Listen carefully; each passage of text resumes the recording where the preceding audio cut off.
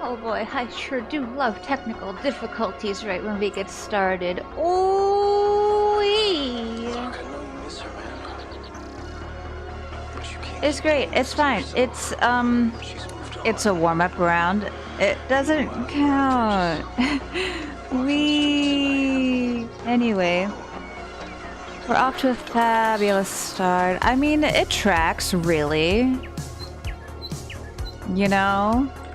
I'm trying to do stream pre-caffeine so early in the morning. It's fine.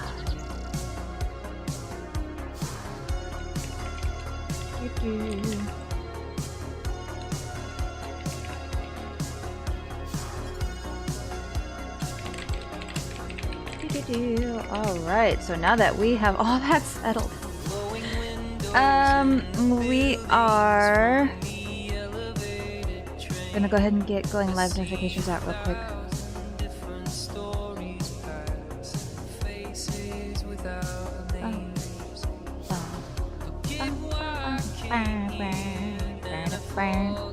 I gotta say though, technical issues aside, because I'm goofy and silly and just so very slow at my job, I do quite enjoy this whole, like, starting co-working streams, like hitting go live the moment my husband walks out the door to go to work.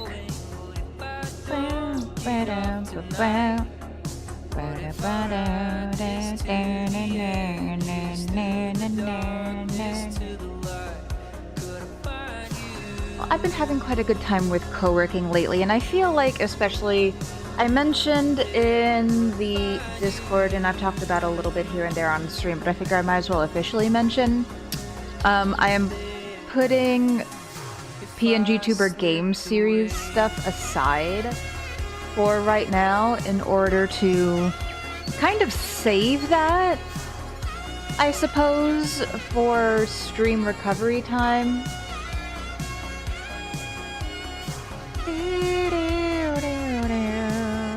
Okay, do I have closed captions on? How much shit do I need to redo? I need to redo everything. Oh my god. Okay, it's great. It's fine.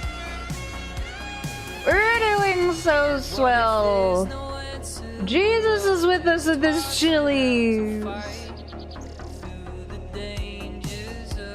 Anyway.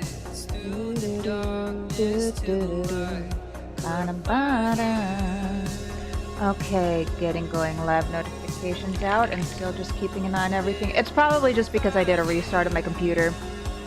Whenever that happens, things tend to get a little higgledy-piggledy. So, you know, it'll be like that sometimes.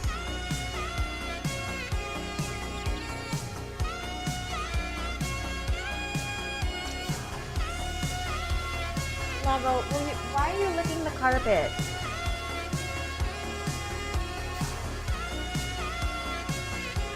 I wish you would stop. Simply cease. Cease and desist. Hold up, I must wrangle the puppy. The puppy, come here, puppy.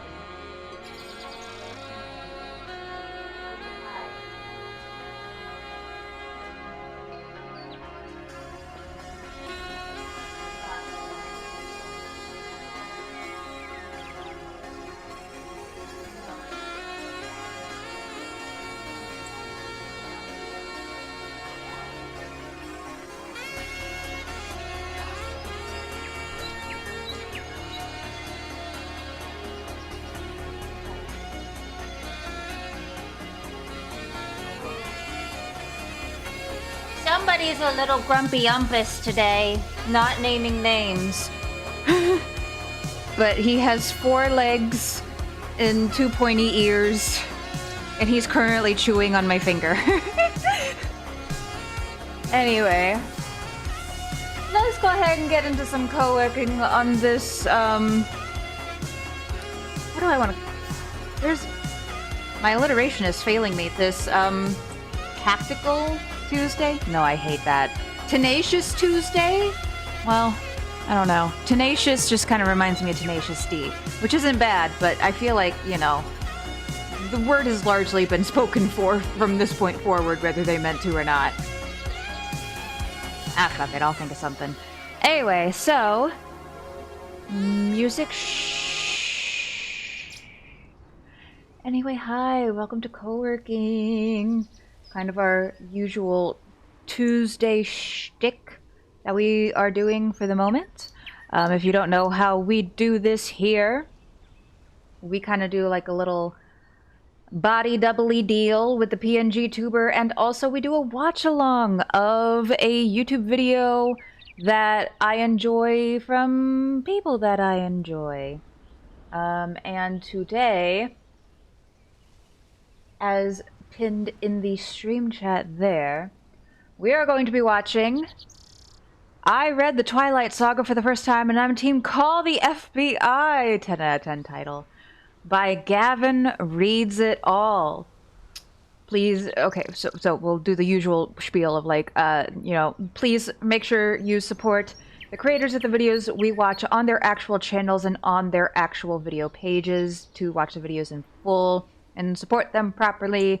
Because, you know, here, just in case, you know, we try to avoid potential, like, copyright gobbledygook, because a lot of the videos we watch tend to be, you know, like some type of like video essays or media analysis or some whatever, so they use like movie or TV show clips, copyrighted music, etc., etc. So we do throw some audio and visual filters on top of that to try to avoid such bleh, such bleh.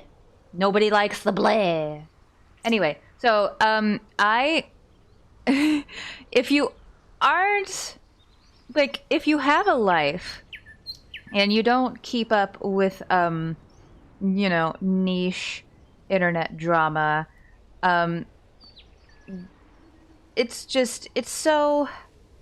Where do I even begin? I'm not going to explain the whole thing here, but Gavin Reads It All is a channel that I've recently discovered because of some YouTube drama regarding Adam McIntyre, shout out Muckers, and Joshua David Evans, former husband of Colleen Ballinger. And it's just been such a time. I can't even, like, there are drama channels who go into it far better than I can. It's just, Gavin unfortunately got caught in the crossfire and he was done real dirty, and but he seems to be thriving now, which I love that for him. Honestly, the best thing about this whole drama situation that's been going on, where Joshua David Evans was done acting a fool, oh Jesus, anyway. The best thing to come out of all that was that I was able to, myself and many others, we were able to discover Gavin's channel. And so I would very much like to watch Gavin's Twilight video today, because I've been checking out some of his content and it seems really enjoyable. And so we're going to do that today. It's like the two main channels that I've discovered out of that whole mess was Gavin Reads It All and Fat Sajak. Love both of them. Excellent. And so, yeah, if that's cool with y'all, we're gonna get into that. Gavin Reads It All is a booktuber, which honestly, I feel like you'd have to be really talented and entertaining to be a successful booktuber, which I believe Gavin is, like, thoroughly and wholeheartedly. Because, like, let's be so for real, like, making a YouTube channel, which is largely a visual medium, about books, which is just text on paper, like, objectively, that can very easily get pretty boring, you know? So you have to, like, do some really cool stuff in order to make it interesting to watch and to translate that into a visual medium, which I believe Gavin thoroughly has. Like I said, I love his channel, even though I'm still, like, fairly new to it. I'm still just dipping my toes into his content, but he does stuff like you'll see he does with this Twilight video. I watched the first, like, few minutes before I kind of like, okay, let's maybe put this to the side and then save it for, like, a co-working stream. but he like does costumes, he goes to locations, like he's gone to scary locations to read horror books, like stuff like that. It's so cool, and you can just really tell he really enjoys what he does, which really just, that above all else, really, I feel like makes content excellent. So as my dog sits here licking my desk, oh, there we go, now he is settling. Okay, great. So we're gonna go ahead and get into this video, get some co-working going. I got my to-do list. We're probably not gonna get it all done today, but that's fine. A reminder, the video we are watching today is I Read the Twilight Saga for the first time, and I'm Team Call the FBI by Gavin Reads It All. Once again, please go support creators on their channels and the proper video pages and watching their videos in full there without the filters and my silly ass goofy commentary. Thank you. Anyway, also remember to turn on closed captions this time. Let's go ahead and get into it. This is the skin of a 33-year-old man reading the Twilight Saga for the first time while dealing with ever-increasing back pain and recurrent hemorrhoids that I've had since April 2023. Bella. Look at me, I'm sparkling. Hi, welcome back to Gavin Reads It All. And if it's your first time here, hi, my name is Gavin. I'm 17. And I've been 17. I know that wouldn't wash, would it? May saying I'm 17, that wouldn't wash. I'm 17, and I've been 17 for a while.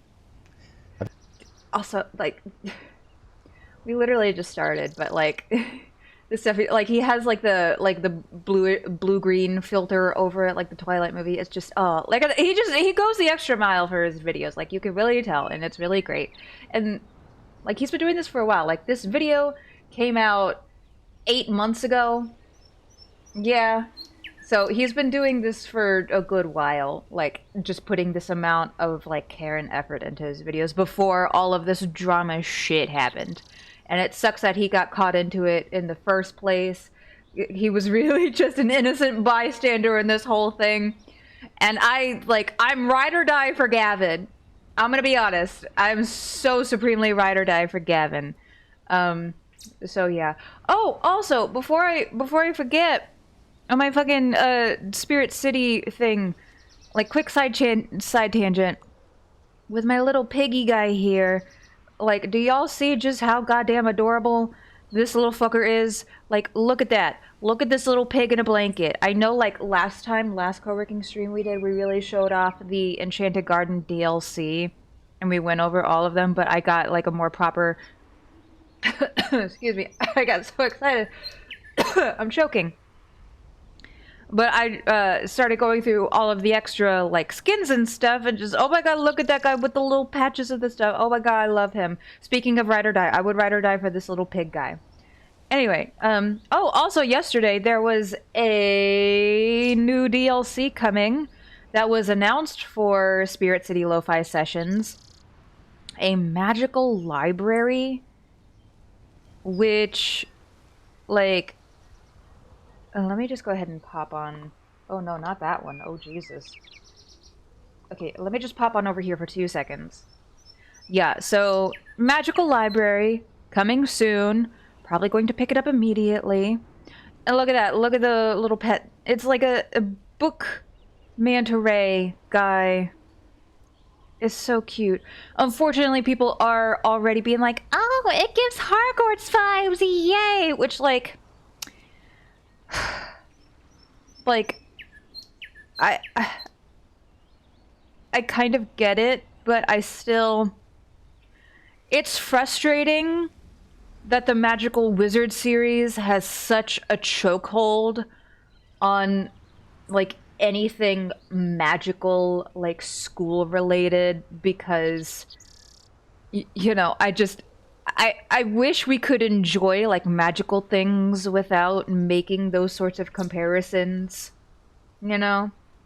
I would well and thoroughly love to leave J.K. Rowling, I don't know how to pronounce her name, but I'm gonna be so honest and for real, I don't fucking care if she's gonna dead name and disrespect trans people, then I'm not gonna be bothered to learn how to properly pronounce her name, Joanne. Anyway.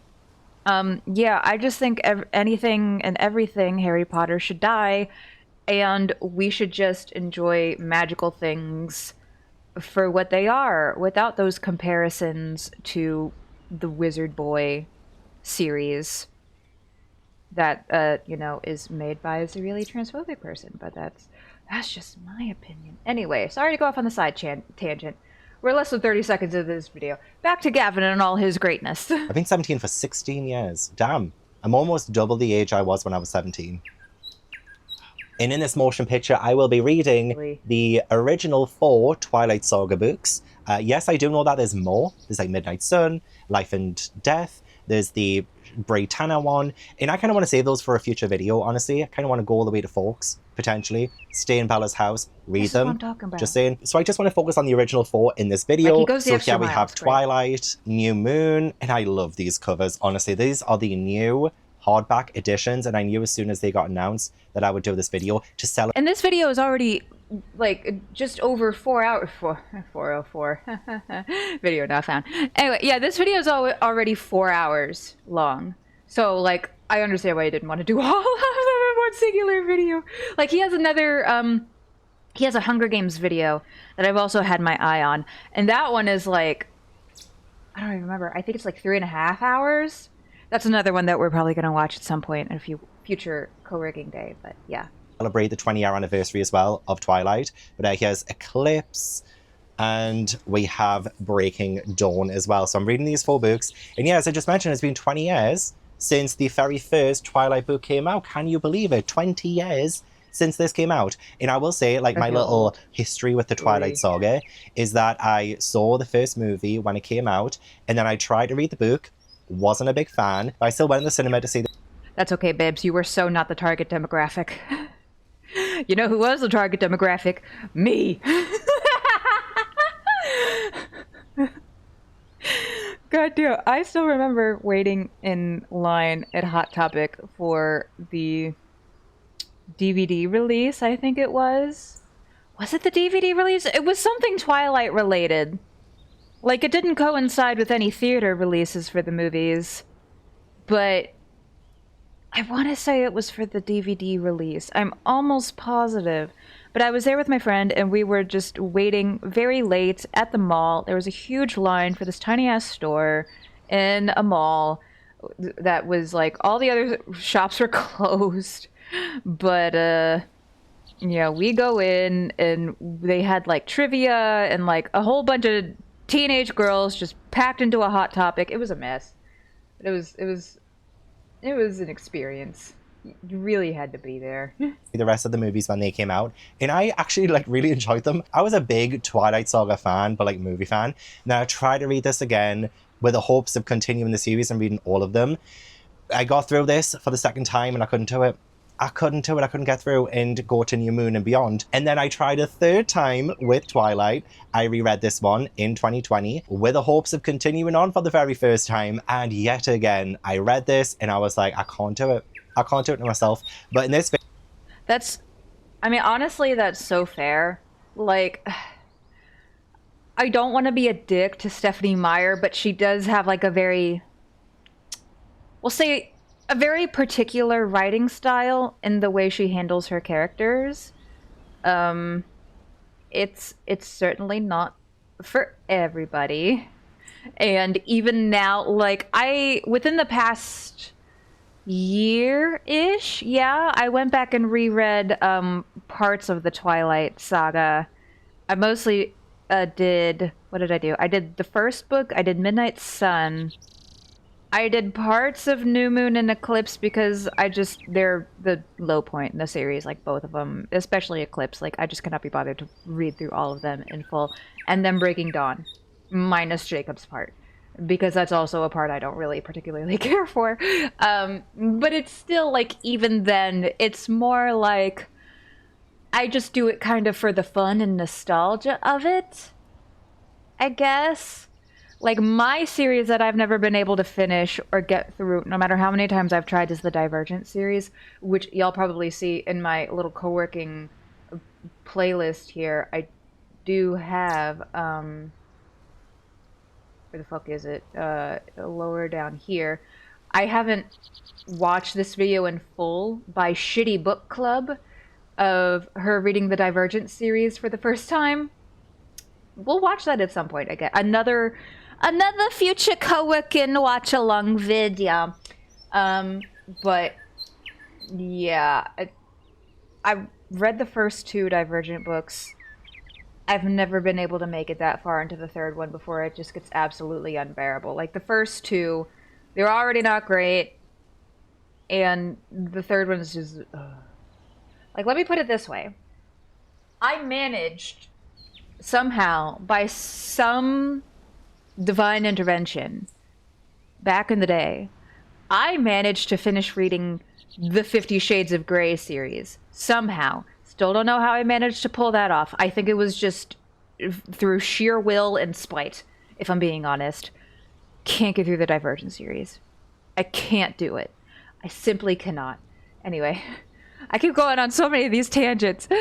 Video, sorry. I will la push myself to continue the series. I just Reading have Moon so for the much first to time, say. Eclipse for the first time, and Breaking Dawn for the first time. I have already read these two books for this video because I've been a little bit busy. I went to New York recently where I took Twilight and New Moon with me. In spoiler alert, I am enjoying these. I'm not gonna lie, I'm enjoying it. I'm enjoying it. So this is not going to be one of those videos where I'm reading something and I'm hating my life. I mean, there are definitely still issues. There are definitely still some problems with these books, absolutely. And we will be talking about them all because this video will be filled with spoilers, all my thoughts, everything on these books. But for the majority of the time, I do feel like I'm just going to be nostalgic and it's just going to be a good time. We're just here for a good time, okay? So even if you're a Twilight fan or not a Twilight fan, hopefully this video should still be for you. And let me know down below as well, are you Team Jacob, Team Edward? I, at the minute, am Team Edward and I always have been. Reading these books, though, I'm kind of feeling different feelings. I'm not going to lie, I'm feeling different things. Not that I'm saying I'm Team Jacob either, because, again, there's like some things there that wasn't there before. Team Everyone is terrible. There's another YouTuber, another booktuber actually, that I really enjoyed. Kind of, sort of combined a booktuber film tumor. Tumor? Oh my god, sorry. Like I said, the caffeine has yet to soak its way into my bloodstream. Like a combination sort of like booktuber, film tuber, called Dominic Noble. He has a series on the Twilight books, which again, another thing we'll probably dive into at a future co-working stream, all that stuff. And you could just tell, like, he starts off the books, or the series, I should say, like, just going through it, and he's like, yeah, I don't really like Edward, and then at New Moon, he's like, ooh, you know what? Jacob seems like not too bad of a guy, and then you hit Eclipse, and then it's like, yeah, everyone is terrible, and I hate it here. That's about how it goes. That's the usual trajectory. So I'm just very excited to actually like get started on talking about these books, analysing them a little bit, even though I'm not that smart, going really in depth with all of the teen angst and the teen angst that are in these books. But yeah, grab yourself a drink, get yourself all nice and cozy because I imagine this is going to be a long video. So be sure to like the video if you enjoy, subscribe if you haven't already, and hold on tight, Spider Monkeys, because we are about to start the entire original 4-book Twilight Saga series. Oh my god, I'm so excited. I'm so excited. And now it's time to wash this off, if it'll even come off. Smells like hoa hoa hoa. I just love how, like, how he goes the extra mile. Even just as something simple as the Twilight font. You know? It's just so many little touches that really make it splendid. La da, la da da da. Ah, blah, blah, blah, la da. Copyright is a bitch, and I don't want to deal with it because I don't have the patience. Oh my god. La push. Yeah, that was okay. So that's there's a lot of the Twilight Saga that you could just kind of like dismiss as a little bit of like, hello, Lawrence, good to see you. How are you? Hope you're doing so very swell. Like, there's a lot of the Twilight Saga you can just kind of dismiss as like fun, silly, like, you know, you just don't take it too seriously. You can still enjoy it. But the whole like co-opting, like, real life Native American tribes and giving them the supernatural stereotype is just that I feel like is like tied for first with the ickiest part of the whole series. Maybe second. Yeah, now that I think about it, probably second. Because the first is absolutely the whole imprinting shit. Oh my goodness. Doing all right, about to make some coffee. Thank you for tossing up Witcher. Congratulations on being our first... Oh my god, where's my button? Congratulations on being our first beautiful bean of the day! Hey. Well, I hope you enjoy your coffee. I'm still working on my own energy drink. Waiting for the caffeine to absorb into my bloodstream. It's early. It's not all that early. It's past 8 in the morning for me, but it's still like... My brain takes a while to boot up. My brain is still on dial-up internet. So, yeah. Anyway, so, let's go on and get back to this. Okay, Gavin, how much more? Gavin, I love you. How much more copyrighted music are we gonna have in this? Please, babes. Gavin, I beg you. I love Charlie. Oh my god. Well, we 95% love Charlie. There's definitely one point that I don't know if Gavin points out. He might, maybe. I haven't watched this video yet, but I hope he does. Where Charlie kind of like advocates for the assault of his own daughter by her childhood friend, which is gross and horrible anyway. My gosh, this is quite the montage. With the copyrighted music. Ah! You know what? We may just have to embrace the copyright. It's just, you know... I don't presume we will tangle with DMCA Daddy. Probably. But really, who the fuck knows, you know? He do be a fickle bitch.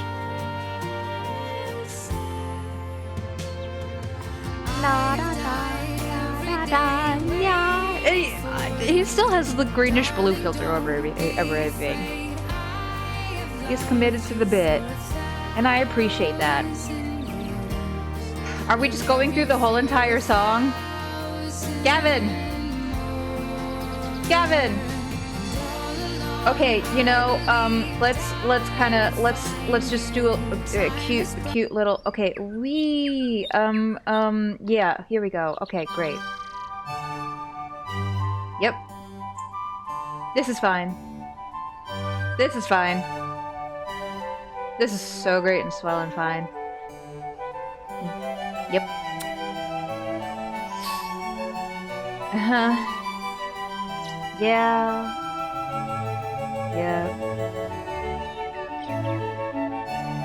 Just gotta get to the copyrighted music montage.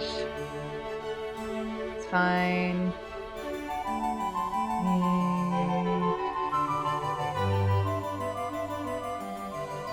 I mean, like, for like the 99% of viewers who are just like watching this casually and not on stream, I'm sure it's fine and a nice touch. But, you know, I don't count myself in that category because I am in fact watching it on stream. Come on, Gavin, I got things to do, man. You see, I have my task list. My task list is here. I got things I need to do. Please, I beg.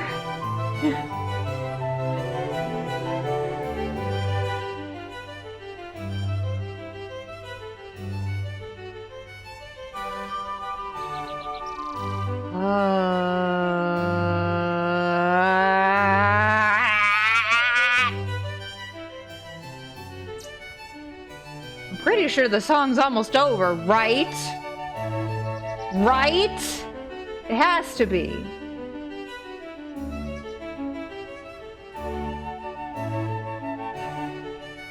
Is it over? Oh, there we go. Phew.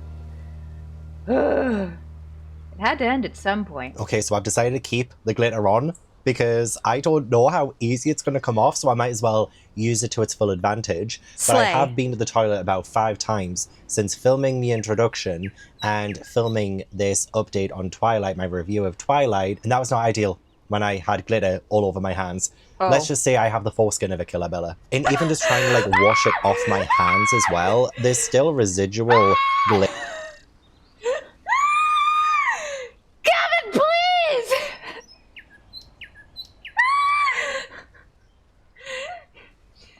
You can't just say shit like that and just casually move on to the next thing. You can't do that to me without giving me time to recover. I'm not okay.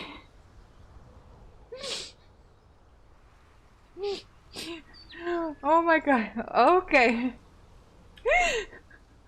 That's not ideal when I had glitter all over my hands. Let's just say I have the foreskin of a killer, Bella. And even just trying to like Jesus wash Christ. it off my hands as well, there's still residual glitter like everywhere. So yeah, I've kind of dreading washing this off now, so I don't know if I have a choice in the matter whether or not I keep this on. But I did think, you know what, I need to get my money's worth out of this glitter. So here we are doing my review of Twilight in my Edward Cullen cosplay. But anyway, let's talk about Twilight. This is it without the dust jacket, a little boring. A little boring without the dust jacket on. But I'm going to tell you right now that I don't think this is, you know, high literature. I don't think this is the best written story I've ever read, but damned if I wasn't entertained. And damned if I didn't find some enjoyment reading this story. And I feel like that's kind of the gist of how, like, even former fans such as myself, like, that's really kind of how it is these days. It's like, yeah, like, no matter how obsessed we were with it back in the day as, like, high schoolers and preteens and all that shit, like, we can read it now as adults and collectively acknowledge that, like, yeah, the writing and some of the themes and stuff, it's not good, but it's fun. There are definitely, like I said, some problematic things that should be addressed and discussed and not just brushed under the rug, but, you know, everything gets its due diligence. with it being the fourth time I've read it, and every other time I've been like, no, I don't want to continue reading, this has been the first time, as a 33-year-old adult, I might add, where I've actually wanted to continue. I actually want to continue on with the entire series. And it's so weird to me, but it does feel weirdly nostalgic reading this. And I do think this perfectly captures the, 2005 essence, the mid-2000s, the feelings of teen angst. For better or worse, it definitely captures those feelings. And while there's still a lot to raise my eyebrow over, yeah, I had a great time.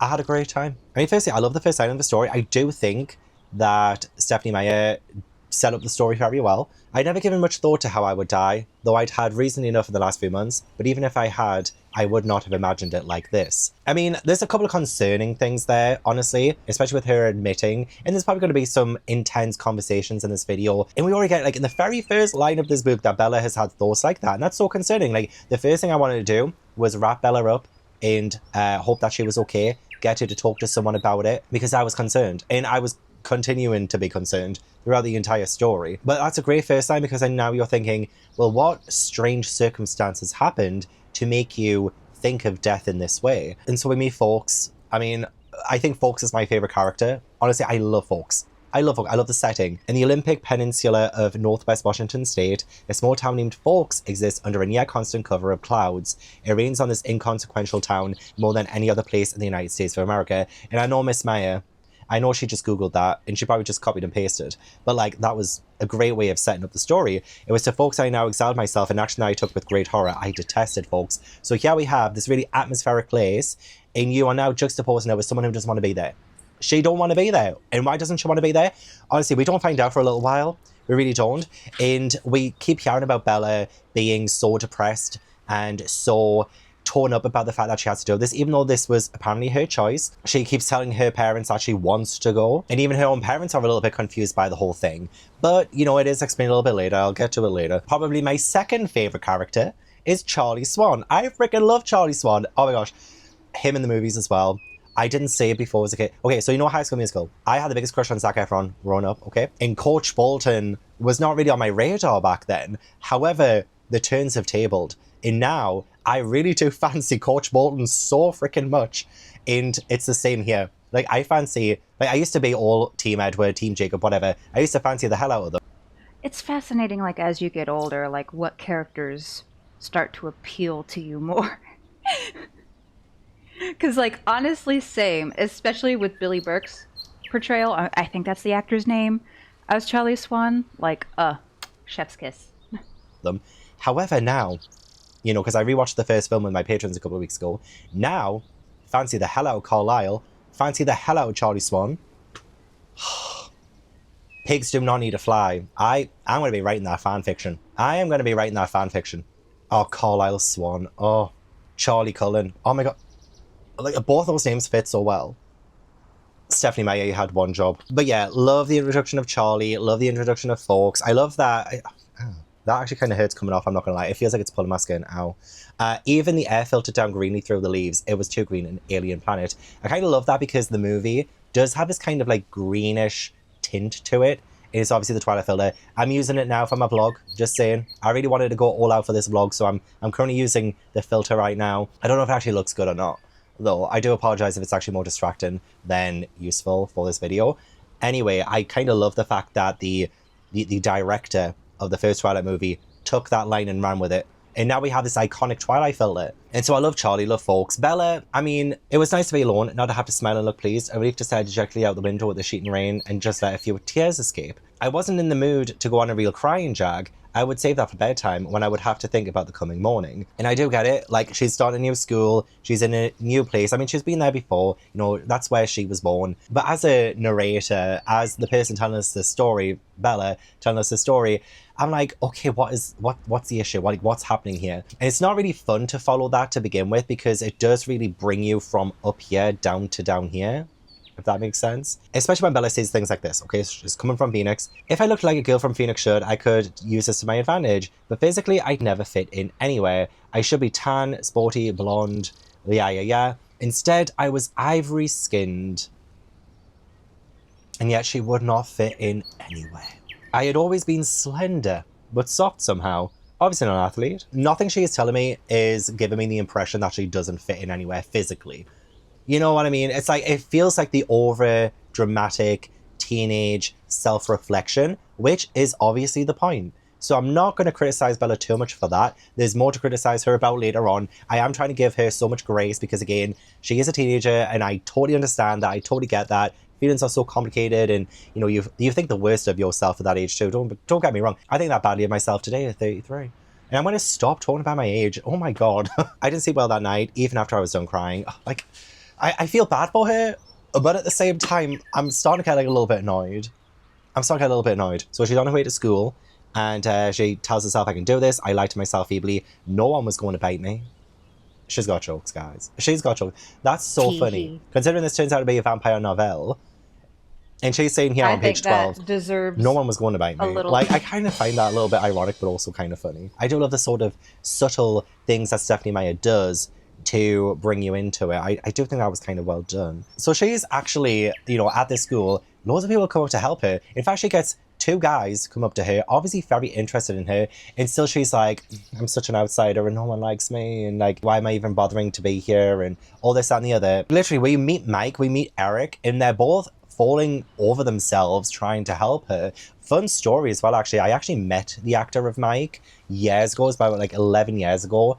I looked like shit. He looked pretty good. So yeah, that's a little fun fact for you. You know, when you're doing the icebreaker questions, when you know, meet people, you have to do like 2 truths and a lie. Sometimes I'll whip out I met an actor from Twilight, and everyone always says I'm bullshitting, but... You know what really surprised me about reading this book, even though I've read it 3 times before, is how quickly we meet the Cullens. They are actually introduced on page 15. 15, we actually meet the Cullens. It was there, sitting in the lunchroom, trying to make conversation with 7 curious strangers, that I first saw them. And I was like, yeah, we fucking go. So they didn't look anything alike of the 3 boys. One was big and muscle like a serious weightlifter with dark curly hair, Emmett. Another was taller, leaner, but still muscular and honey blonde, Jasper. The last was lanky, less bulky, with untidy bronze-coloured hair, Edward. The girls were opposites. The tall one was statuesque. She had a beautiful figure, the kind you saw on the cover of Sports Illustrated swimsuit issue, the kind that made every girl around her take a hit on her self-esteem just by being in the same room. Her hair was golden, gently waving to the middle of her back. So Rosalie, of course. And then lastly, the short girl was pixie-like, thin in the extreme with small features. Her hair was a deep black, cropped short and pointing in every direction. So there we have Alice. So it was really nice to actually meet them pretty early on. But then I will say it takes so long to even like approach them again. Like, we do get obviously a lot of Edward, but it's nearly page 200 before we really get more of like a conversation with them. And this is page 15. And so like, I feel like one thing, I do enjoy this book in a sense. One thing I don't think Stephenie Meyer does well is like the pacing of it. I do think she kind of underutilizes a lot of the characters outside of Bella and Edward. Takes too long to really get to know them. And there's like other reasons why. Okay, so I'm gonna play devil's advocate here shortly, and I feel like that's kind of more intentional. Also in the way that, you know, there's been some like discussions in the time since then, especially around like New Moon and things like that. Like, turns out, oh, you know, like Bella's kind of a shitty friend. And I think that's on purpose because she has literally only eyes for Edward. Like, I don't know if Stephenie Meyer specifically like meant for Bella to be as terrible as she was, where like she only gives a shit about Edward and like none of her friends while he's there. But I think that's kind of the whole point, is like the moment she sees him, like everything else just takes a nosedive down the priority list. You know? That's my take on it, personally. But yeah, anyway, I'm a Stephenie Meyer defender apparently today, except for the weird shit she puts in her books. But, yeah. I think this later on, and when we get to it, I will explain a bit more in depth. But then even like with Jessica, her, you know, Bella's friend, and Mike, even at times Angela, you don't really get too much of them. And I do understand it's because it's from Bella's point of view. So she obviously doesn't really care that much. All she really cares about, and you're going to hear this like 25 million times, all she cares about really is Edward. So you do get so much more of him than you do anyone else. I get it. But from a narrative standpoint, from a kind of world building standpoint, it isn't really that effective because it makes all of the other secondary characters feel so, you know, dry, so two-dimensional, and I can never really feel any kind of connection of Bella with anyone else but Edward in this book. Is that a genius move from Stephenie Meyer, or was that an oversight in the writing, you know, aspect of this story? I'll probably never know unless I reach out and ask for an interview. Do you think she'll be up for it? I doubt it. But no, I love that Bella is giving kind of bisexual vibes looking at the Cullens. And honestly, I would have loved it if this story had have pursued a more sapphic route. She's calling all of them devastatingly and humanly beautiful. It was hard to decide which was the most beautiful. Maybe the perfect blonde girl or the bronze-haired boy. Like, come on. It's so funny when Jessica tells Bella their names. Edward and Emmett, Rosalie and Jasper, Alice. Bella says, strange, unpopular names, I thought. I mean, Alice is a strange and unpopular name. Edward is a strange and unpopular name. I mean, I know I'm in the UK, so maybe they are more popular here than they are in America. But still, Alice? You think Alice is an unpopular and strange name? I mean, Emmett, I would probably say a bit. Rosalie, don't meet many of them. Jasper, yeah, also don't meet many of them. Really, Edward and Alice. So the first, like, very iconic scene is obviously the scene where Bella walks into the classroom and Edward has a sniff. And he's like, ooh, bitch, it stank. That is the first, like, iconic moment. Happens on page 19.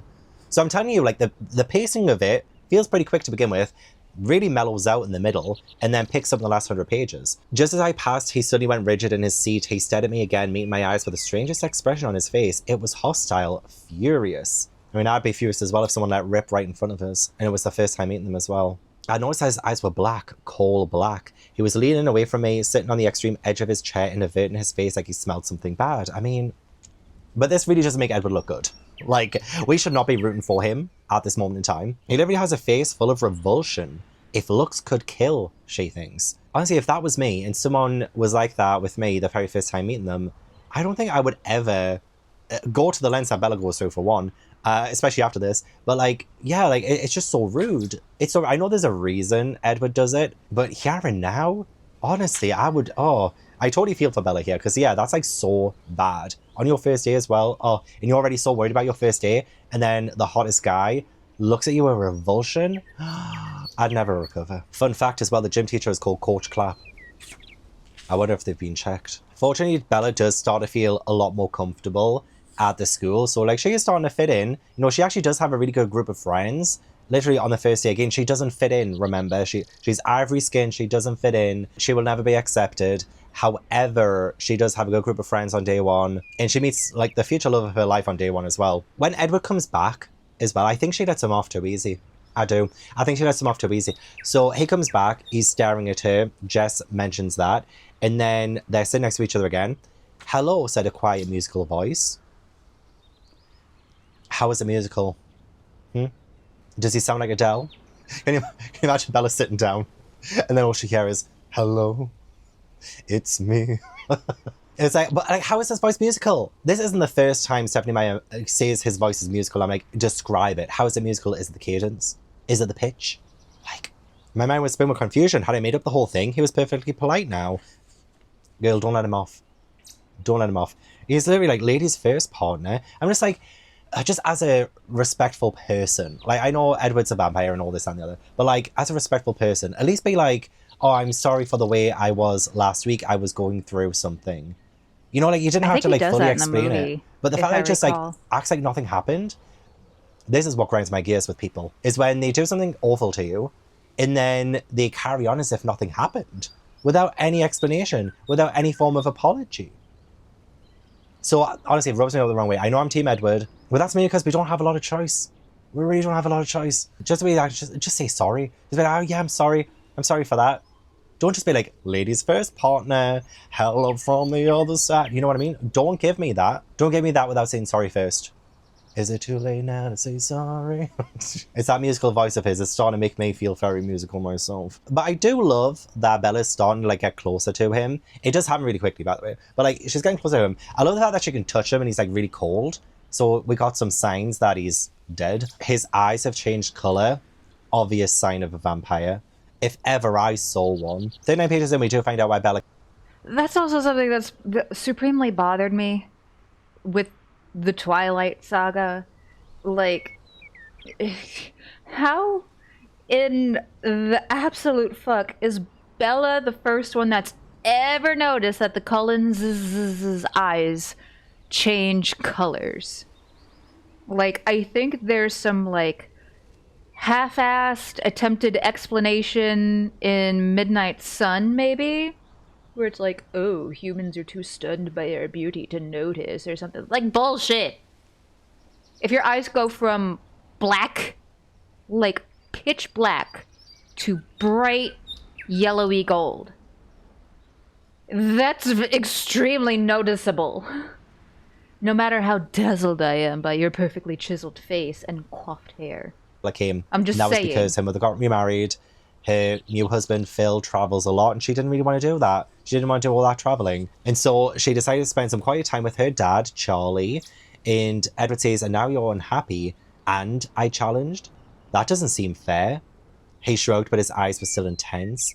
I laughed without humour. Hasn't anyone ever told you life isn't fair? I'm sorry, that was very overdramatic.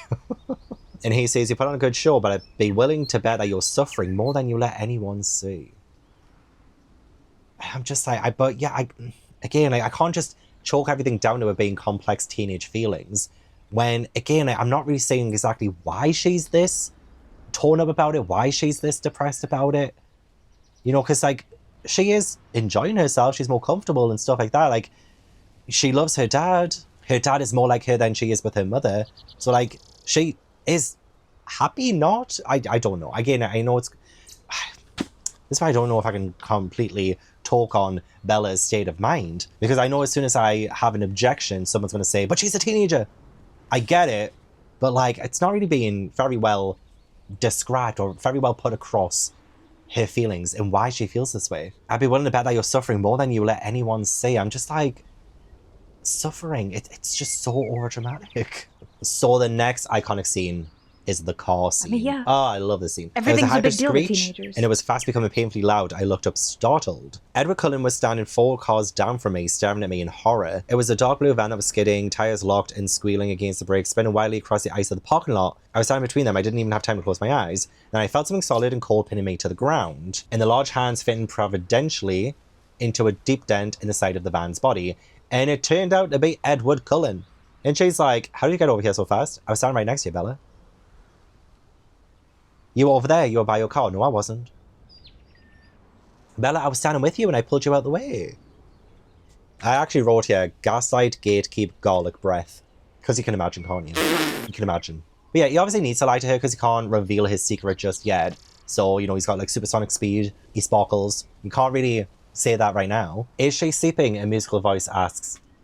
Again, why is Edward's voice musical? I love that we meet Carlisle, but literally the description of him is shit. It's so bad. Then a doctor walked around the corner, my mouth fell open. He was young, he was blonde, and he was handsomer than any movie star I'd ever seen. He was pale though and tired looking with circles under his eyes. From Charlie's description, this had to be Edward's father. That's it.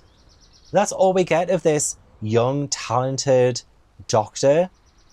Like, I'm not swooning here. I'm not swooning here. And I always find it so lazy when people are like, oh, he looks like a model. Oh, he looks like a Greek god. Oh, he looks like a movie star. Like, what movie star?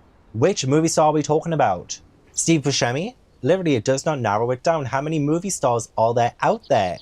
Too many to name. Most of the school seems to be in the waiting room. Like, it So shows true. you how much these secondary characters do actually care about Bella. 51 pages in, and again, Bella doesn't really reciprocate. She don't reciprocate, which honestly doesn't make her very likable. And I'm, again, giving Bella so much grace. I do fundamentally like her, but she is very frustrating. She can be very unlikable, and I probably feel pity for her more than anything else. I'm like, this is a green flag for your friends. She shows zero appreciation. Okay, so when we get back to Edward, he is stroppy again. Okay, Stephanie Meyer, question. Why is your penis on a dead girl's phone? I'm kidding. That's a How to Get Away with Murder reference if you do not know. Why are we having such a stroppy mood, kind of up and down kind of love interest here? It's honestly like the most repelling kind of introduction to a love interest I've ever read. Because one minute this guy seems to be so nice, the next he's not. He just makes trouble for himself. If you ask me, Edward makes trouble for himself. He loves to be like, oh, I'm so dangerous and I can't be a friend to you because I'm so dangerous and I could kill you, blah, blah, blah. And then he still does the opposite. He's like the most hypocritical character I've ever met in a book. So Stephanie Meyer, why did you think that was an endearing introduction to your predominant love interest in the first Twilight book? And again, this could be a teenage thing. Maybe people are just attracted to guys like that. Guys who can like flip the switch in 1 second. Oh, he's just so rude. He's literally just... Well, you see, girls are taught from a young age that if a guy is mean to you, that means he likes you. And that sentiment needs to burn and die a fiery death and never, ever, ever be spoken again. So, yeah, that's shitty, terrible, leads girls into abusive situations. But yeah, I mean, I would not be horribly surprised if that's sort of the angle that Stephanie was going for, maybe a little bit. I don't know. Yeah, I'm being very rude, I know, but it's better this way, really. And yet he keeps coming back for more. It's better when our friends, trust me. You think I regret saving your life? I know you do, I snapped. You don't know anything. He was definitely mad. Yeah, whose fault is that? Whose fault is it that she doesn't know anything? You're giving her such hot and cold, yes and no, in and out, up and down messages. Hilarious though when all the boys were asking Bella if she would ask them to go to the spring dance. That was hilarious. Mike, Eric, Tyler, everyone's like, what do you ask me at the spring dance? That was so funny. Okay, Bella is not allowed to say that she cannot fit in anymore. She's being portrayed as so desirable by 4 men in the first 64 pages of this book. She's so hotly desired by these people. And I get it, you know, her own self-worth, well, is not connected to herself. Her self-worth is connected to Edward, as we will soon see. But again, I'm getting so many mixed messages from the actual book itself. Honestly, Edward, I can't keep up with you. I thought you just want to be my friend. I said it would be better if we weren't friends, not that I didn't want to be. It will be more prudent for you not to be my friend, but I'm tired of trying to stay away from you, Bella. All of this was in the same chapter, by the way. All of this was in the same chapter. I'm like, slap that man. Slap him. And especially after all of this. And again, like, I totally get the infatuation of it all, but the way that she falls so quickly after the way he's been and the way he's treated her, she's like, well, she doesn't see him at dinner. Disappointment flooded through me as my eyes unerringly focused on his table. The other 4 were there, but he was absent. I'd lost my appetite. I bought nothing but a bottle of lemonade. I just want to go sit down and sulk. So it's definitely not healthy, for one, for you to completely lose your appetite when somebody who you are starting to fall for isn't there, and for you to not eat. That is very unhealthy. I'm going to say a lot of unhealthy things coming, unfortunately. Aren't you hungry, he asked. No, I didn't feel like mentioning that my stomach was already full of butterflies. That's kind of corny. That's kind of corny. Sometimes I forget this is a romance. And then a line like that gets me and I'm like, oh. Like, it's kind of corny but kind of cute at the same time, you know? Like, that's cute. There are other times when it's not. And I just love how Edward keeps trying to push her away, but like also keeps her close. What if I'm not a superhero? What if I'm the bad guy? Duh. What if I'm the bad guy? You're dangerous, I guessed. It's honestly, it's so funny, isn't it? When you have a guy, you know, being this way, and he's like, I'm so bad, girl. Comes across a little bit try-hard. And I don't fully hate Edward. I really don't. Like, I do think he's full of himself. He's very conceited. Sometimes the banter between him and Bella is pretty good. Like, they do have good banter. So obviously, speaking of Edward, Bella, the love between them, we can't really move forward with that until we talk about Jacob Black. So he is introduced on page 96 in my copy of Twilight. The boy who noticed me was named Jacob. He looked 14, maybe 15. And this was again when I was like, oh, he's too young. He is way too young. Bella is 17. He is, well, 14, just turned 15, as Jacob confirms. And while Bella knows his older sisters, it's still very weird and a little bit icky to think of like any kind of romance between them. At least coming from my perspective. I mean, it's absolutely... I always forget about how young Jacob is compared to Bella. I mean, like, when you're an adult, sure, like, my husband and I have a 7-year age gap. But, like, by the time we started dating, I was still, like, I was already in my mid-20s by then, so it didn't fucking matter. But, like, that's weird. That's weird. Yeah, that's weird. It's all right if you do. But I'm like, you know, 14 turning 15. I don't know. I don't know about that, guys. And especially since Bella does use him in this moment to get more information about the Cullens, and like she kind of like flirts with him a little bit, and she even feels guilty herself for doing that. And I do feel like it is extremely odd to do that when she didn't really need to. I think Jacob was obviously like, you know, pretty, you know, swell with her anyway. She didn't need to go the extra mile and like pretend to flirt with him in order to get this information. They do get on so well. Like, she says he's very easy to talk to and he's very happy to talk to her. So she didn't really need to do that. She didn't need to do that. Interesting to hear about the fact that the Cullens don't come here. They don't come to La Push. It is their territory. And it does talk about like werewolves and vampires. And I'm like, this is like such an on-the-nose kind of unfolding of that mystery. You know, because it seems like everyone should pretty much know about it already. And like, no one does. Like, Jacob doesn't seem to get the hint. And Bella definitely doesn't get the hint just yet. Like, oh yeah, like our descendants were descended from wolves, and you know, the cold ones and the bloodsuckers aren't allowed to come on our, you know, patch, and we're not allowed to go on their patch, and they're the same cold ones in like they're vampires and stuff like this. And it's just a story. It's just a story, like silly us. But the fact that we're having all of this information right now is kind of crazy. Like, we're 100 pages in. Bella hasn't made the connection yet about the vampire thing, and to have it come out this way, I don't know. It didn't come across as. I mean, in the movie, I remember it happening pretty much the exact same way, but I don't know, it didn't feel as natural reading it. And yeah, Bella does feel guilty knowing that I'd used him, like knowing that she'd used Jacob. But I really did like Jacob. He was someone I could easily be friends with. And you're going to see how Bella progresses with that in New Moon. It's interesting. It's interesting. Oh, and like, how on the nose can he be as well? Bella has a nightmare. Too many dreams and nightmares, I must admit. But like, she has like a nightmare where she sees Jacob and she shouts Jacob. Jacob, I screamed, but he was gone. In his place was a large red-brown wolf with black eyes. Like, how obvious can he be there, Miss Maya? How obvious did you want the reveal of Jacob being a werewolf in the second book to come across as a surprise? The fact that you're showing us right here, and Bella obviously doesn't get it. And yeah, Bella asks a question on page 113. Why is your penis on a dead ghost falcon?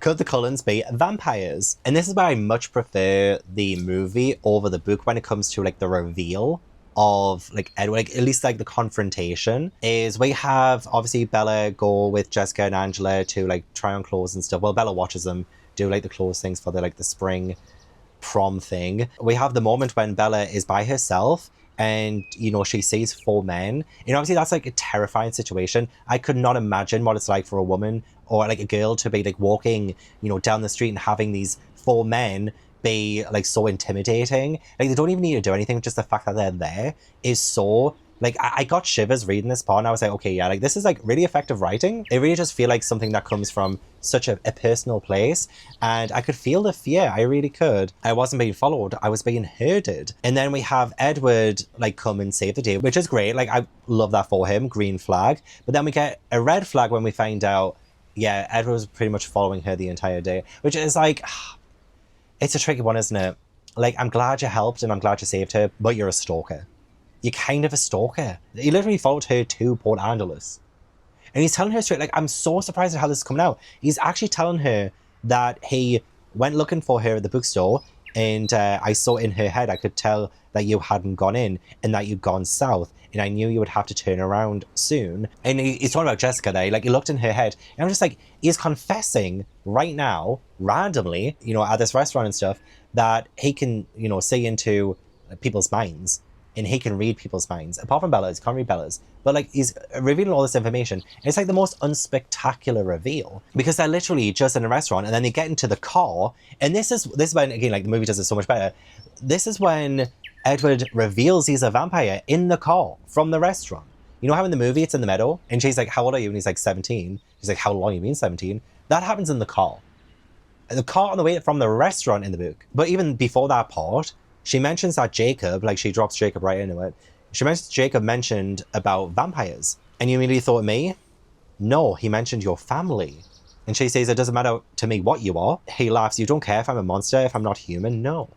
How old are you? 17, he answered promptly. And how long have you been 17? I love that quote though. That's a great line. Like, oh, I'm 17. Yeah, but how long have you been 17? That is good. That is good. I love that. His lips twitched as he stared at the road. A while, he admitted. So that is the confirmation that he's a vampire, and it's in the freaking car. Like, it's so underwhelming.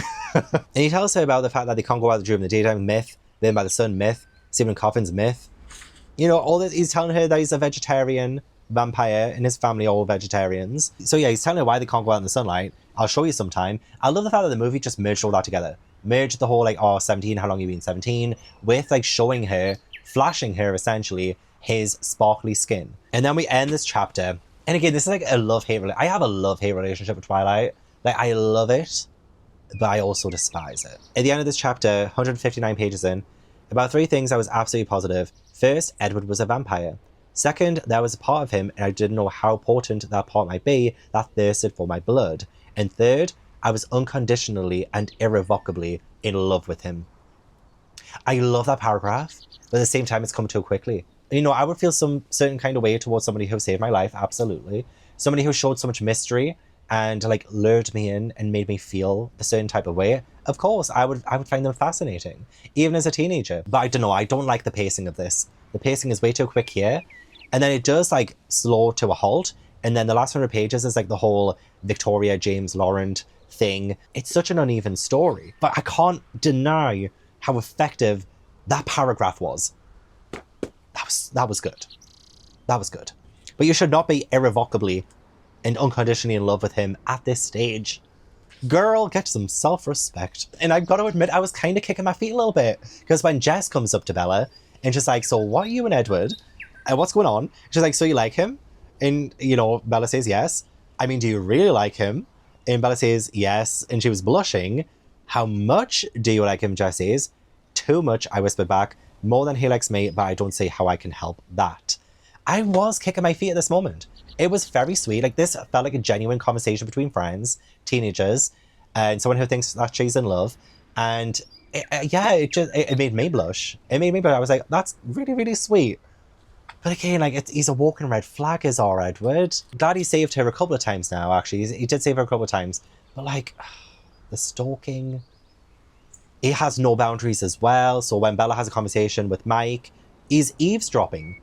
He is that really intense boyfriend who does not let you have any control of yourself. You know, like, he wants to have control. And that's a really scary thing. That's a really unhealthy thing. And we should not be romanticizing that. We really shouldn't. So that is why I'm conflicted about this, because on a very real human level, everything that Edward is doing is showing him as a controlling and an emotionally manipulative and abusive person. He's shown us that already. We're 170 pages in, and she's already in love with him. And on the flip side of that as well, he's a vampire. He is a monster. He's supposed to be bad for her. I get that part too. I do. I see both sides of the argument. But it's like these days when I watch The Little Mermaid, I'm on King Triton's side. Ariel is way too young to be going off with someone she hasn't even really fully met. She's only seen him from a distance.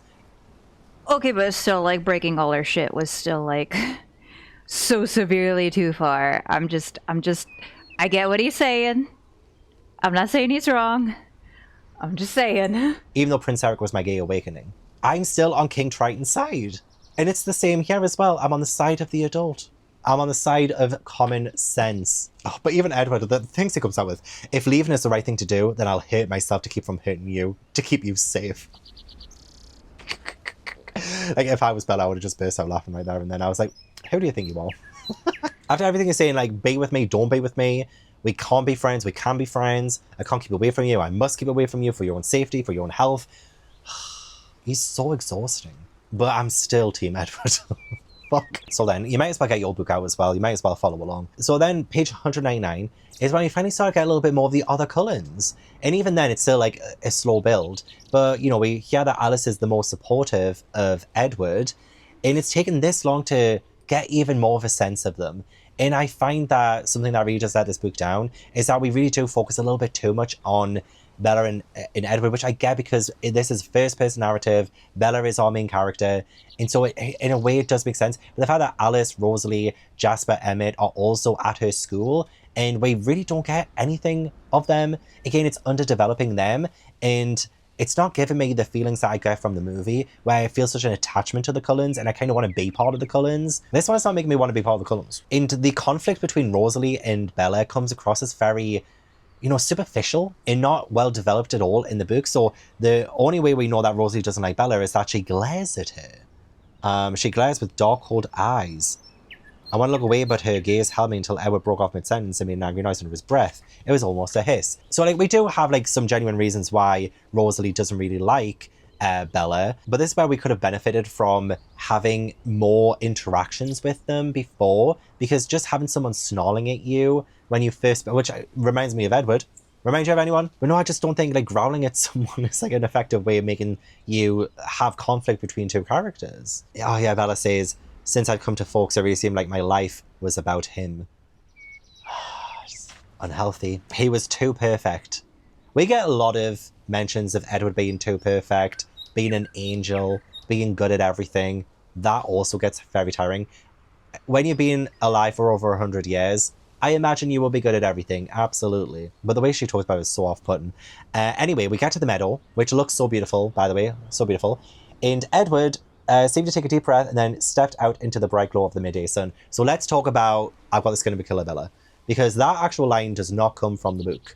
It isn't in the book. His skin, white despite the faint flush from yesterday's hunting trip, literally sparkled. Like thousands of tiny diamonds were embedded in the surface. Just like me. A perfect statue carved in some unknown stone, smooth like marble, glittering like crystal. Now and then his lips would move so fast it looked like they were trembling, but when I asked, he told me he was singing to himself. It was too low for me to hear. Yeah, because to top off this entire interaction, he's fucking singing. What is he singing, you ask? It'll be some Adele song. Go easy on me, baby. I don't scare you, he asked playfully. I don't scare you? Like, imagine, this is me asking you. I don't scare you? Right now? I don't scare you. Are you sure? Are you sure I don't scare you right now? Oh my god. Of course, Edward does not scare us while he looks like a vajazzled dildo. I'm the world's best predator, aren't I? Everything about me invites you in. My voice, my face, even my smell. As if I need any of that. Yeah, there was a line in Midnight Sun where, like, it tries to justify his, like, what's the word I'm looking for?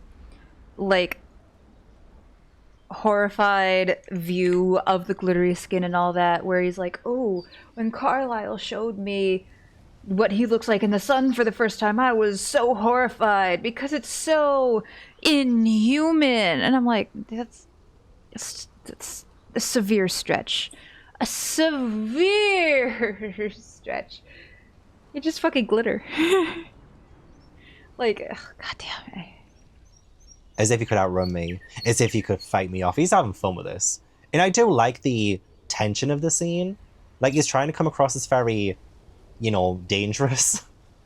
Very hard to pull off, honestly. Very hard to pull off. He's trying to come across as very dangerous.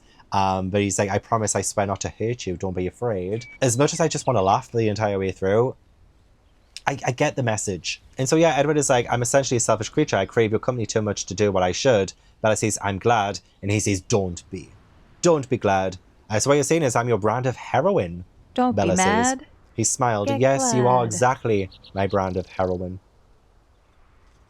I do like that finally 220 pages in, he explains why he reacted the way he did when he first met her. But yeah, it's Bella's response to it that I'm just like, damn. So she's saying, I was filled with compassion for his suffering, even now as he confessed his craving to take my life. Bella, I couldn't live with myself if I ever hurt you. You don't know how it's tortured me. The thought of you, still, white, cold, to never see you blush scarlet again, to never see that flash of intuition in your eyes when you see through my pretenses. It would be unendurable.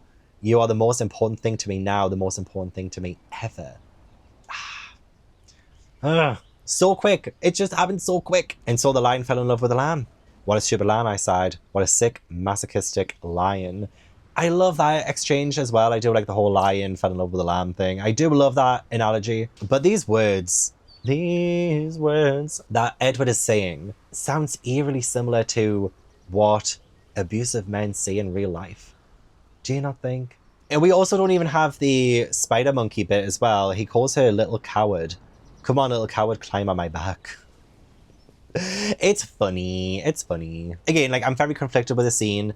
There's just too much that's too reminiscent to real life horror stories of how men treat women. But also I get that this is a conversation between a vampire and a human. And obviously like how that comes across as. I feel like I would feel more comfortable with this if it was like adult and not teenagers. But again, when I was a teenager myself, I did eat up the movies. Not the book, the movies. I ate it all up. They have their first kiss, which, his cold marble lips pressed very softly against mine. But what neither of us was prepared for was my response. Blood boiled under my skin, burned in my lips. And she kind of like has like such a passionate reaction to him. And you know what's really weird as well is, and it, again, like should be a big red flag for Edward from Bella, is that when they kiss again later on, Bella collapses. Bella collapses. Like the way that she has thrown herself so utterly and completely at his mercy, and the way that her body reacts to him, again, unhealthy. That's going to be the word of the day. Oh, God. We get to like some of the worst parts of this as well, by the way. So we find out that Edward knows where she keeps the hider key. He's already unlocked the door. I was curious about you. You spied on me? But somehow I couldn't infuse my voice with a proper outrage. I was flattered. Flattered. He was unrepentant. What else is there to do at night? Literally anything else. Ew. Read a book. Ew. Watch some TV. Go for a walk. You do not watch her sleep at night. I come here almost every night. I whirled, stunned. Why? Yikes. You're interesting when you sleep, he spoke Yikes. matter-of-factly. You talk. You did say my name, he admitted. I sighed in defeat a lot. How much do you mean by a lot exactly? He needs boundaries. This is insane. This is too much. Look, I don't care how much in love I was with someone. If I found out that they'd been secretly watching me sleep for weeks, they knew exactly where my hider key was. They'd already opened the door with it. Oh my God. And this is why Bella's reaction to this is that she's flattered. She isn't repulsed. I mean, she's a little bit embarrassed, but like, this is not all on Bella as well. Don't think I'm blaming Bella for everything, okay? Again, she's a teenage girl, I get it. But I need there to be more consequences for this. He says all the right things as well. I never imagined anything like this. I didn't believe I would ever find someone I wanted to be with in another way than my brothers and sisters. And then to find, even though it's all new to me, that I'm good at being with you. Look, he's good at everything. He's perfect. That was the first time I came here. I wrestled all night while watching you sleep, with a chasm between what I knew was right, moral, ethical, and what I wanted. As I was sleeping, you said my name.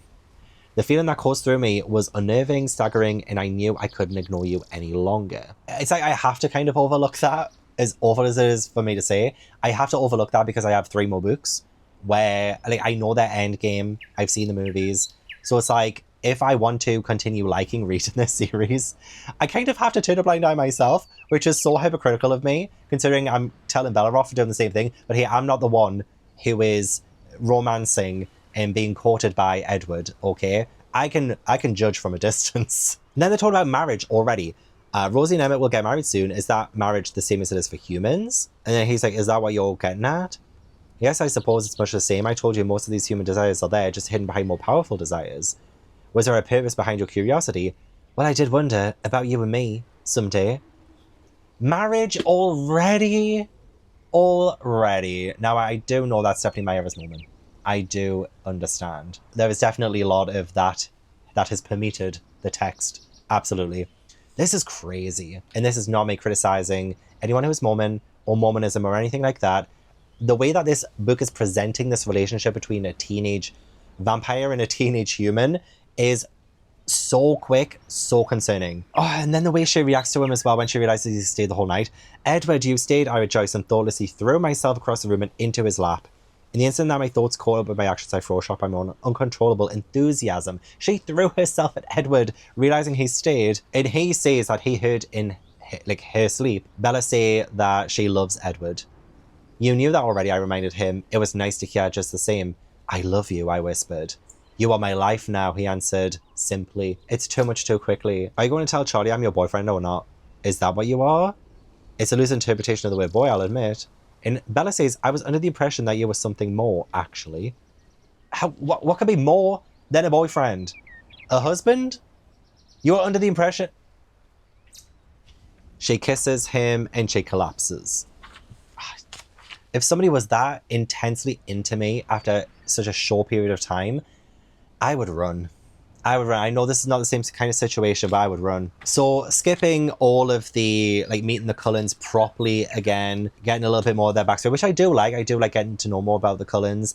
I do like getting, more information about Carlisle, about Esme, and stuff like that. And even getting some, vampiric lore as well, how to kill them. Although we don't find out how to kill them, just that they're very hard to kill. But I really want to talk about the ball game.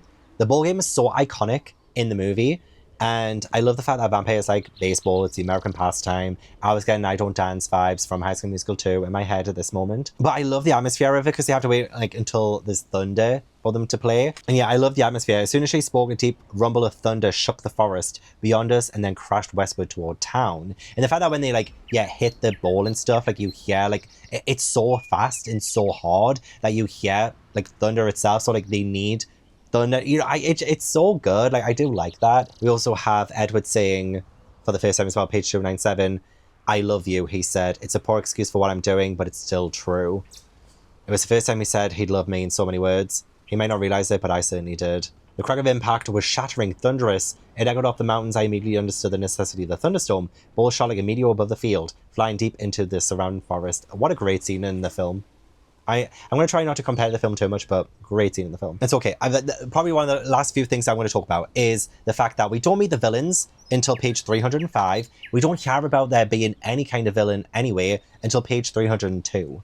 It takes over 300 pages for the proper conflict to come into this. Which is why I'm saying Stephenie Meyer did not do the best job at pacing this. Something that again, the movie did better was sprinkling in before the introduction of Victoria, James, Laurent, the attacks, just hearing about the attacks, just seeing the attacks and stuff. Even if Bella had said, and we do get this in New Moon, but even if Bella had thought, oh, Charlie, he's talking about these random attacks happening, we don't get anything like that. But then 302 pages in, Alice can see them. Alice suddenly gasped. I didn't say I couldn't tell, she whispered. They were traveling much quicker than I thought. I can say I had the perspective wrong before. They heard us playing and it changed their path. And we don't know what's going on. We don't know who they are, what she's talking about. And I kind of love that we kind of just suddenly changed to have this really dramatic kind of event start to happen. We have these 3 vampires coming for Bella. Or at least they're not coming for Bella now. They heard all of the commotion, the game happening, and so they're on their way to see them. So they're not after Bella right now. But it's so tense, especially since Bella is human. and she shouldn't be there. Man in front was easily the most beautiful. His skin olive-toned beneath the typical pallor, his hair glossy black. He was of a medium build, hard-muscled of course, but nothing next to Emma's brown. But yeah, I like their introduction. Like, they seem to be rather, you know, friendly at first, until, you know, it goes balls to the walls crazy. James, his nostrils flare, and it's not as dramatic as in the movie, but like you can sense something is wrong. And this is when Bella's like, okay, I need to tell my dad I need to leave, and like she needs to get out of there because James is a tracker and he's not going to leave her alone, so we're going to have to kill him. This is when the story really started to pick up in the last 100 pages of the book. Like, there was an actual plot in the last 100 pages of the book. Oh, and poor Charlie as well, when she's like, I want to leave this boring stupid town, like, Mom, hate it, I can't stay here another minute, just let me go, Charlie. I repeated my mother's last words as she'd walked out the same door so many years ago. Like, how devastating. Charlie does not deserve that, but I get it, I understand, but it breaks my heart because Charlie, I love him so much. And honestly, I don't even think there's like that much more to say about like the end. I do really enjoy the last 100 pages of this. I love that Alice and Jasper help Bella. I love the plan. I love how they're working together. I love that Alice can see and she can sort of, you know, help with the situation, know that their plan is kind of going to work, but only up to a certain point. Because if someone changes their mind, she doesn't see it when they change their mind. She only sees what someone's like decided now, kind of thing. So I like that, and I like that it hasn't overpowered Alice. I do think Stephenie Meyer did a good job with Alice's powers. And I know they're still like trying to sell this whole Bella and Edward love story. It's been almost a century that Edward's been alone, and now he's found you. You can't see the changes that we see, where you have been with him for so long. Do you think any of us want to look into his eyes for the next 100 years if he loses you?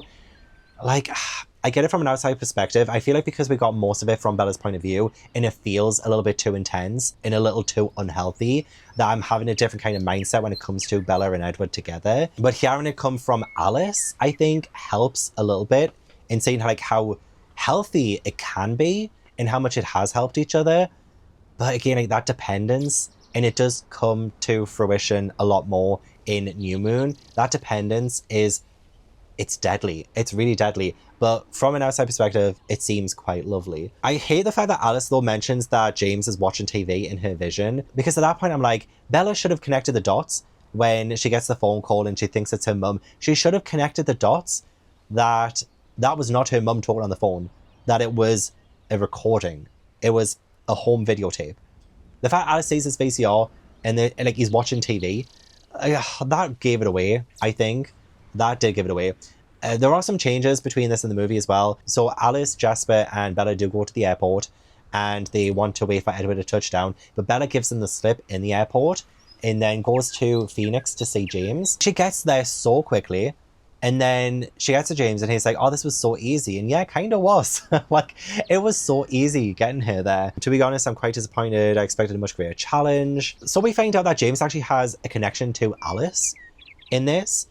So Alice was the only other person who ever escaped him in the past. I can't remember if the movie ever mentioned that. And I only just rewatched it as well a couple of weeks ago. Did James mention that he has history with Alice? Yeah, so it was because of James chasing Alice. Her master decided to change Alice to save her from James. So that's the reason why she's a vampire. And he destroyed the old one in vengeance. And he was surprised to see her in the clearing. I don't recall that being in the movie. I don't know if that overcomplicates things, but yeah, I don't recall that in the movie. Yeah, Edward comes, he is the angel, he helps, he saves her.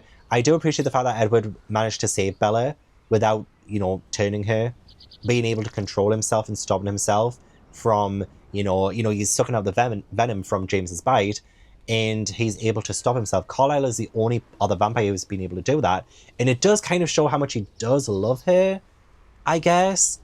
Because he was able to stop. It was impossible to stop. Impossible, but I did. I must love you. That is sweet. Can you tell how conflicted I am? But this is when I'm like really frustrated with the portrayal of Bella here. Because Bella wants to die. She is willing to give up her life to become a vampire like Edward. To be with Edward. Not because she really wants to be a vampire. Not because that's something she's always wanted or anything. But because she loves Edward. She's willing to give up her life. She's 17. She's asking him why he stopped. Why did he not turn her? Her excuse is, I'll be the first to admit I have no experience with relationships, but it just seems logical. A man and woman have to be somewhat equal, as in one of them can't always be swooping in and saving the other one. They have to save each other equally. But like, she's not saying it in a way of like, oh, she wants to save Edward herself. She's saying it because she just wants to be with him. She's saying her life was over. I wasn't giving anything up. No, like, that's not true. Edward even says, what about Charlie? What about Renee? I struggle to answer his questions. I can't take care of them forever. I have my own life to live. Exactly, he snapped, and I won't end it for you. So this is when I really respect Edward for, like, just not turning her, in allowing her to die at 17 to be with him forever. Because that's essentially what it is. I get him, I may not die now, but I'm going to die sometime. Every minute of the day I get closer and I'm going to get old. And he says that's how it's supposed to happen, how it should happen, how it would have happened if I didn't exist, and I shouldn't exist. And apparently Alice already saw her become a vampire, so way to spoil later on in the series. She knows I'm going to be like you someday. She's wrong, she also saw you dead, but that didn't happen either. So obviously, like, her visions can change. So, like, it's not really giving it away too much. But even just planting that seed into our heads as readers is not great.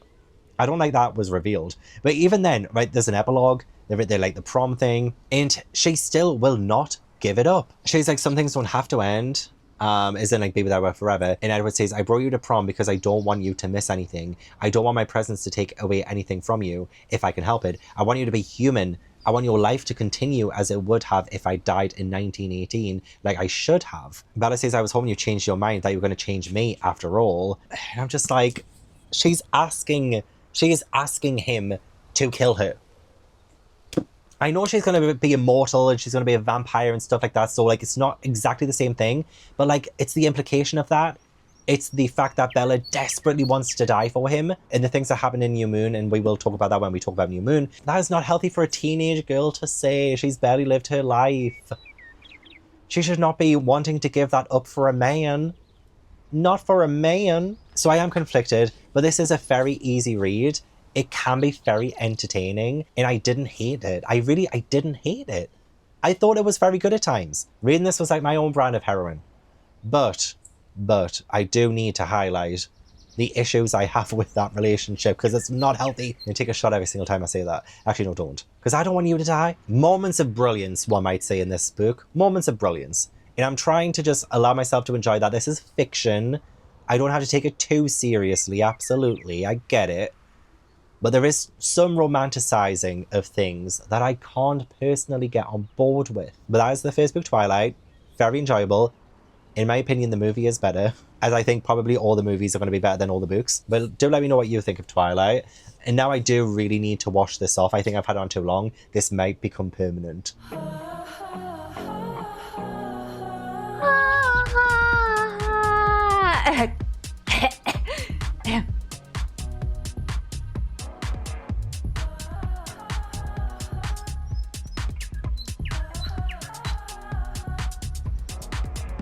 Oh boy.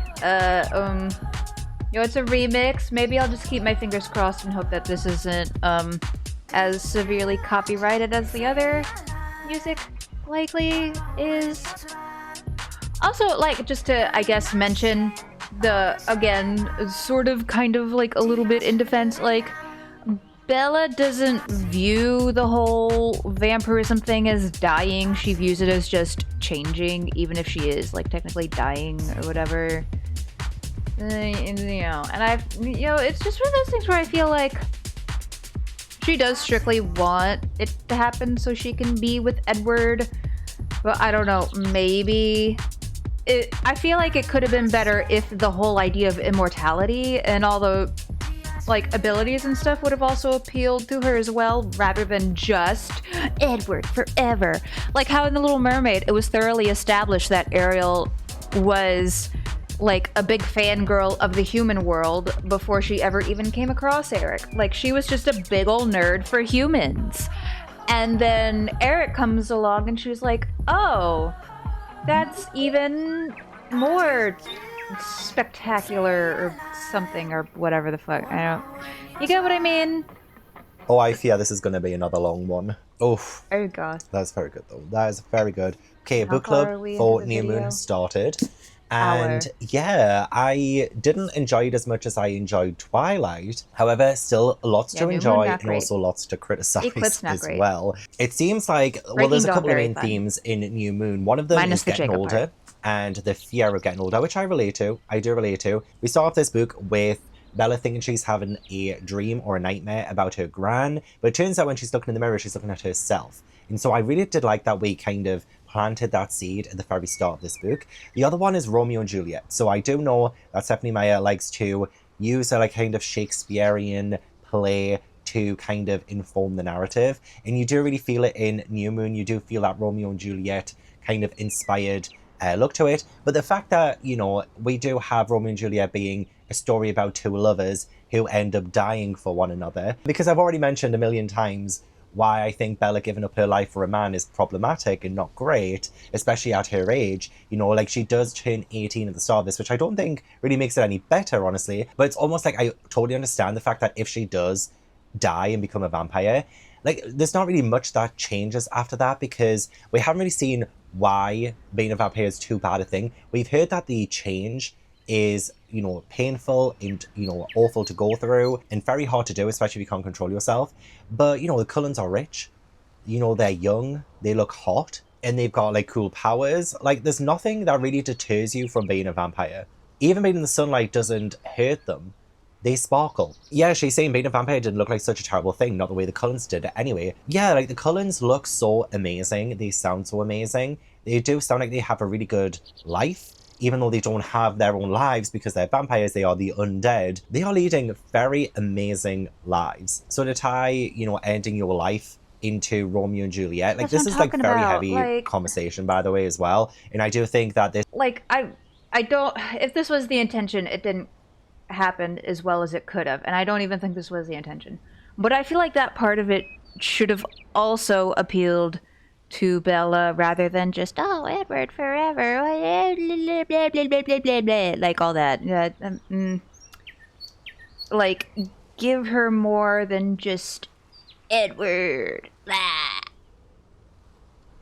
I'm so good at words. I'm good at explaining early in the morning. It's fine. It's fine. this book does tackle mental health and the idea of, you know, taking your own life and things like that. That is mentioned quite a lot. It is a very depressing and kind of a hard book to read. It's kind of the same with the movie as well. I do think New Moon, from what I remember anyway, it's been so long since I watched it, it is kind of hard to really like sit through and not feel those emotions from Bella. And I think what kind of makes this a harder read than it is a harder watch is that we're in Bella's head. We hear her thoughts a lot. And I do think in the movie, Kristen Stewart does narrate some of Bella's thoughts, but it's not as much as it is in this book. So I do think this would have benefited actually being third person and seeing more of the outside looking in rather than being on the internal, because there are many things that is not great with, you know, Bella in how she deals with things, in how she completely makes her own self-worth be tied to a boy, whether that be Edward or Jacob. It's again very unhealthy, and it's something that's only further romanticized rather than criticized in the text. And I don't like some of the conversations about it as well. So we have Edward being envious of Romeo and Juliet, and he says, I don't envy him the girl, just the ease of the suicide. You humans have it so easy. All you have to do is throw down one tiny vial of plant extracts. What? I gasped. It's something I had to think about once, and I knew from Carlisle's experience that it wouldn't be simple. And he goes to tell Bella that when it looked like she was about to die, and he was focused on finding her alive, part of his mind was making contingency plans. Like I said, it's not easy for me as it is for a human. So it's just a big yikes, you know, to have a couple that are like, if anything happened to you, I'm going to take my own life because of that. You know, it's just, I understand that love is so powerful, and, you know, I can imagine those feelings, but to like state it so crystal clear, and the fact that both Bella and Edward do things to risk their own lives because of one another is, again, I would be separating the hell out of those two. And they do for a good time in this book. Like, this book is very depressing because we have the Cullens leave and Edward leave Bella, and that is like so awful to see. But like, it's one of those things where I'm kind of like conflicted again, because you see what it does to Bella when they do get split up. And then you see her kind of moving on, but then you see her overdependence on Jacob when that happens. And then you see that Charlie is doing the best he can, because, you know, Charlie is definitely still one of the best characters, even though I do think he should have got Bella help way long before he even, like, brings it up with her. He should have gotten help way earlier. But I think what New Moon provides to me is further proof that they should not be anywhere near each other. Edward saying, well, I wasn't going to live without you, but I wasn't sure how to do it. I knew Emmett and Jasper would never help, so I was thinking maybe I'll go to Italy and do something to provoke the Volturi. Like, he's known Bella for 0.8% of his life. Like, he's been alive for a very long time, and he's known her for not even a year yet. Like, it's been, I think, about, like, 8 months or something like that, because we do get, like, the 1 year anniversary of her coming to Forks later on, and there's, like, months between, you know, that and then. So I think this is, like, September we start the book in, so he's known her for 8 months. She moved, like, mid-January. It's now mid-September, like 8 to 9 months he's known her. And he's saying all of this stuff. I just think it's way too quick. I don't mind, like, the intensity of their love in this book as much because they have known each other for some time. Whereas in Twilight, it was a little bit too much because it was way too quick. So I didn't mind it, like, as much of this because, like, okay, they've known each other a lot longer. Whatever. But I loved hearing about the Volturi. I think that's a really good way of kind of bringing in the plot that is going to come up later on. I think that was a very neat way of introducing that idea, even if I don't like the conversation that Edward is having, because I don't like the idea of anyone being so frivolous with the idea of taking one's life. Because Edward is saying all of this to Bella, like, what kind of effect does that have on her, hearing that? And she does say as well, you must never think of anything like that again. No matter what might happen to me, you are not allowed to hurt yourself. And he's like, well, what if the situation was reversed? She's like, that's not the same thing. What if something did happen to you? Would you want me to go off myself? She tells him. I guess I see your point a little, but what would I do without you? Like, get a life. Get an afterlife. Like, I guess I just don't understand when somebody puts their entire worth into someone else. I guess I'm just too much of an individualist. I'm too single for this. Like, I can't wrap my head around it. But again, like, I do know there will be people out there, absolutely, and that's not me undermining those people or anything. But, like, I can't get these two well, obviously Edward's older, but, like, Bella, a teenager, known for 9 months. This conversation, really. Anyway, I do really want to move on from that and go into, like, the main plot points of this book, because they can be a little bit few and far between. But I do think Stephenie Meyer did a better job at plotting this book, because you do get more of, like, the plot coming into it earlier. So we had the mention of the Volturi, and then we also have, like, mentions of, like, bear attacks, which turns out would be, like, the werewolves, although they're not actually attacking people, but there's, like, sightings and things. So, like, to have that be sprinkled in throughout was really well done, considering none of that happened in the first Twilight book. We only got to see the antagonists of the story 300 pages in without any indication of them prior in the text. Whereas in this one, I do like that we have actually spoon things. So I do think Stephenie Meyer improved her writing in this. But I kind of love the fact that the plot of the story kicks off and, like, all the drama that happens after this kicks off because of a paper cut. And it's, like, such a minute thing. Obviously, it's a massive thing when you are in the home of the Cullens and these vampires are, like, sniffing blood and Jasper is around. And the way it happens is so melodramatic as well. So, like, paper sliced my finger, a single drop of blood oozed from the tiny cut. It all happened very quickly then. No, Edward roared. And I don't know why, but it just plays in my head. It's very silly. The way that he's just, like, roaring, no, and, like, the slice of a paper. Obviously, again, I get it, like, the implications of that is very big. And we do see Jasper try to attack Bella because, you know, he hasn't controlled his thirst just yet. But it's the whole Edward saying, no, I don't know, I just have it in my mind that it's, like, in slow motion and the camera cuts between all of the Cullens and their faces are so shocked, and oh my god, it's just, I feel like it's just kind of funny the way it comes across as. And I do think it's even more funny the fact that this plot does kick off because of this, like, instance. The whole, the Cullens leave, Edward leaves Bella, is because of this little moment here kicks off everything. Unnecessarily so, I would say, in my humble opinion. But yeah, I love the way the first chapter ended. Dazed and disoriented, I looked up from the bright red blood pulsing out of my arm into the fevered eyes of the sexually ravenous vampires. Although that's kind of a, you know, a misleading thing, because the only ravenous vampire was Jasper.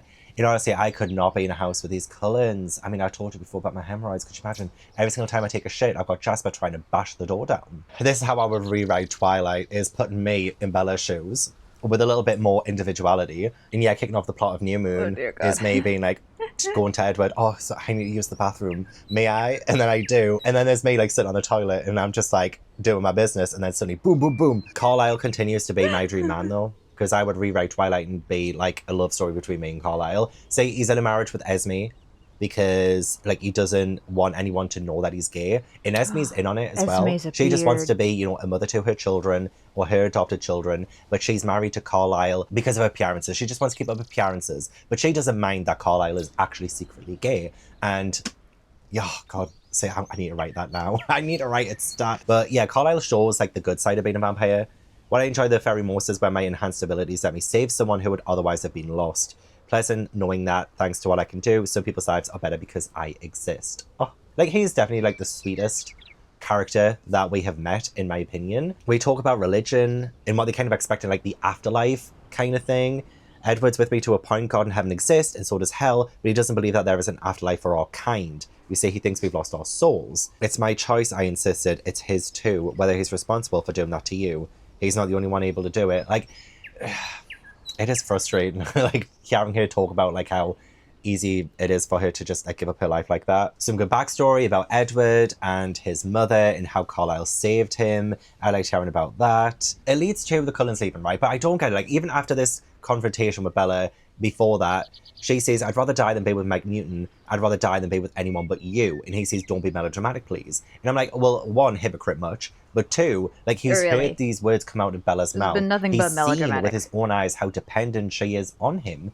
And yet he still leaves in such a callous way, in my opinion. Like, the way that he just gets up and leaves and tells her, yeah, like, me and the Cullens were leaving, sort yourself out kind of thing. It does come across as a little bit too, like, too wrong for, like, what he does and how he knows her mental state is and how he knows how much she depends on him is. I don't get it. I know he's saying, oh, we don't want to be a danger to you. Like, you having this paper cut is, you know, proof of that we could kill you. And I get that, I do, but we haven't seen enough of, like, how he is actually a danger to her and not, you know, much better for her. Yeah, what am I even saying? Like, it's not good for her, really. But surely he knows that just abandoning her is not going to turn out good. And especially with, you know, Victoria on the prowl as well, which he even admits later on that he was tracking her or trying to track her. So, like, he knows that threat wasn't over. And so, like, the Cullens just leaving was honestly the most stupidest idea that they even had. They definitely did way more harm than good. And I know they probably thought that they were doing good, but they genuinely didn't think it through at all. And you would think an entire family of 100-year-old vampires would know that. Yeah, he just says, Bella, we're leaving. Bella, it's time. How much longer can we stay in Forks? After all, Carlisle can barely pass for 30, and he's claiming 33 now. We'd have to start over soon regardless. I don't think that was a good enough excuse. Carlisle looks the same. He actually looks 33. I mean, I'm exactly 33 right now, by the way. I'm 33. How many times have I mentioned that? But I don't think a lot of people, their appearance changes all that much. Between 30 and 33, I do think I pretty much look the same. So I'm like, that doesn't wash with me. These vampires, the Cullens, have built their own life in this place. And to just leave because of Bella, again, that doesn't make sense to me. They've only known her, again, for 8 to 9 months. And to just leave because, oh, we might end up hating this girl? No, I don't buy that. Bella, I don't want you to come with me. You don't want me? No. Of course, I'll always love you in a way, but what happened the other night made me realize that it's time for a change because I'm tired of pretending to be something I'm not, Bella. I am not human. I've let this go on much too long, and I'm sorry for that. Yeah, like, he was saying that over and over and over and over and over again in the first book, and then he was like, oh, wait, no, I'm too selfish. Like, I need to be with you. I love you. But I can't leave you. But actually, I'm going to leave you now because I know I'm not good for you, like I've always said. But, you know, you're completely and utterly, you know, dependent on me, and I just need to leave. Best of luck. Best of luck to you, girl. She says, I don't care, Edward, I don't care. You can have my soul. I don't want it without you. It's yours already. He tells her not to do anything reckless or stupid. You understand what I'm saying? I nodded helplessly.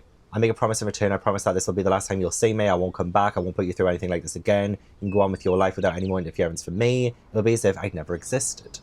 And they're already all gone. Alice's gone. Carlisle's gone. They didn't say goodbye and stuff like that. And he just leaves her in the middle of this place. And she tries to follow him. She gets lost. A search party ends up having to find her. And it's like, the way that he just, like, leaves her in the middle of that forest. Charlie, if he knew her at all, he would know that she would not go back home. She would not go, she would try and follow him. She would do something drastic, and she kind of does. And so, like, he should have made sure it was a lot more of a safe, secure spot if he was going to break up with her and tell her he's leaving. Or at least, like, saw her home. You know, instead of just being like, okay, I'm out, peace. And then leaves. Completely leaves her. I'm just like, wow. wow. It genuinely is so insensitive considering he should know her and he should know what she would do. I'm just saying, like, not that anyone else's, again, it's such a tricky conversation, not that you should be responsible for someone else's mental health, and that responsibility of their life should not be on your shoulders, which is why, again, I'm side-eyeing this entire relationship. But at the same time, like, he should still know her better. If he feels that intensely for her and feels that love for her, he should not have done this. Should have done it in a much better way. Should have gotten all the Cullens involved. Should have gotten her to the house, or, you know, maybe in a safe public place or something, I don't know. And just put it on her gently. Which I guess he does really want her to move on, so he kind of had to be a little bit more aggressive with it. But come on, like, he should know her. He should know her. But what I love is that we end up getting these blank chapters. We have October, November, December. That's genuinely good. To January. Oh my god, like these blank months are unironically amazing. Like, I think 79 did a really good job at portraying mental health by saying nothing. You know, which is so good. I feel like it was so effective. Very good. The months just passing by. Whoa, what is this fly?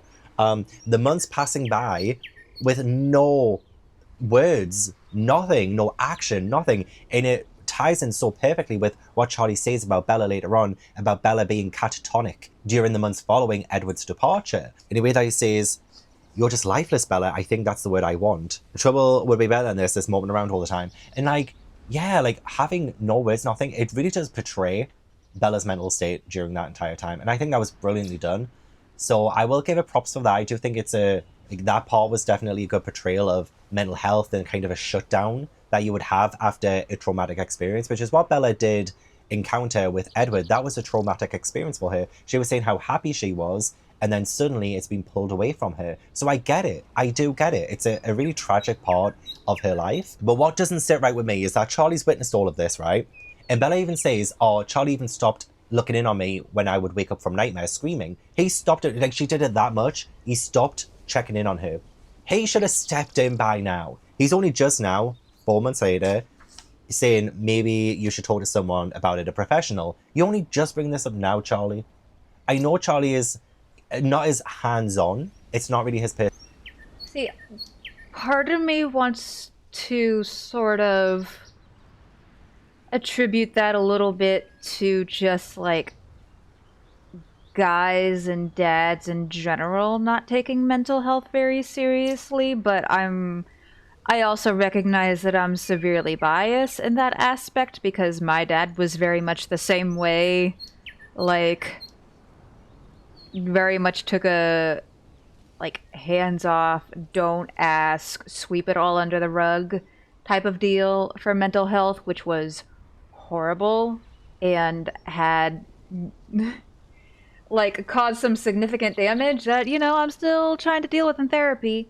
But I mean, I don't know, that it could be just kind of like a, because I know especially for men even today, it's like mental health is not taken very seriously, and I imagine especially back then even more so. So it could just be kind of like a male or like a dad type of thing, or maybe just kind of more reflective of the mindset of the time in general.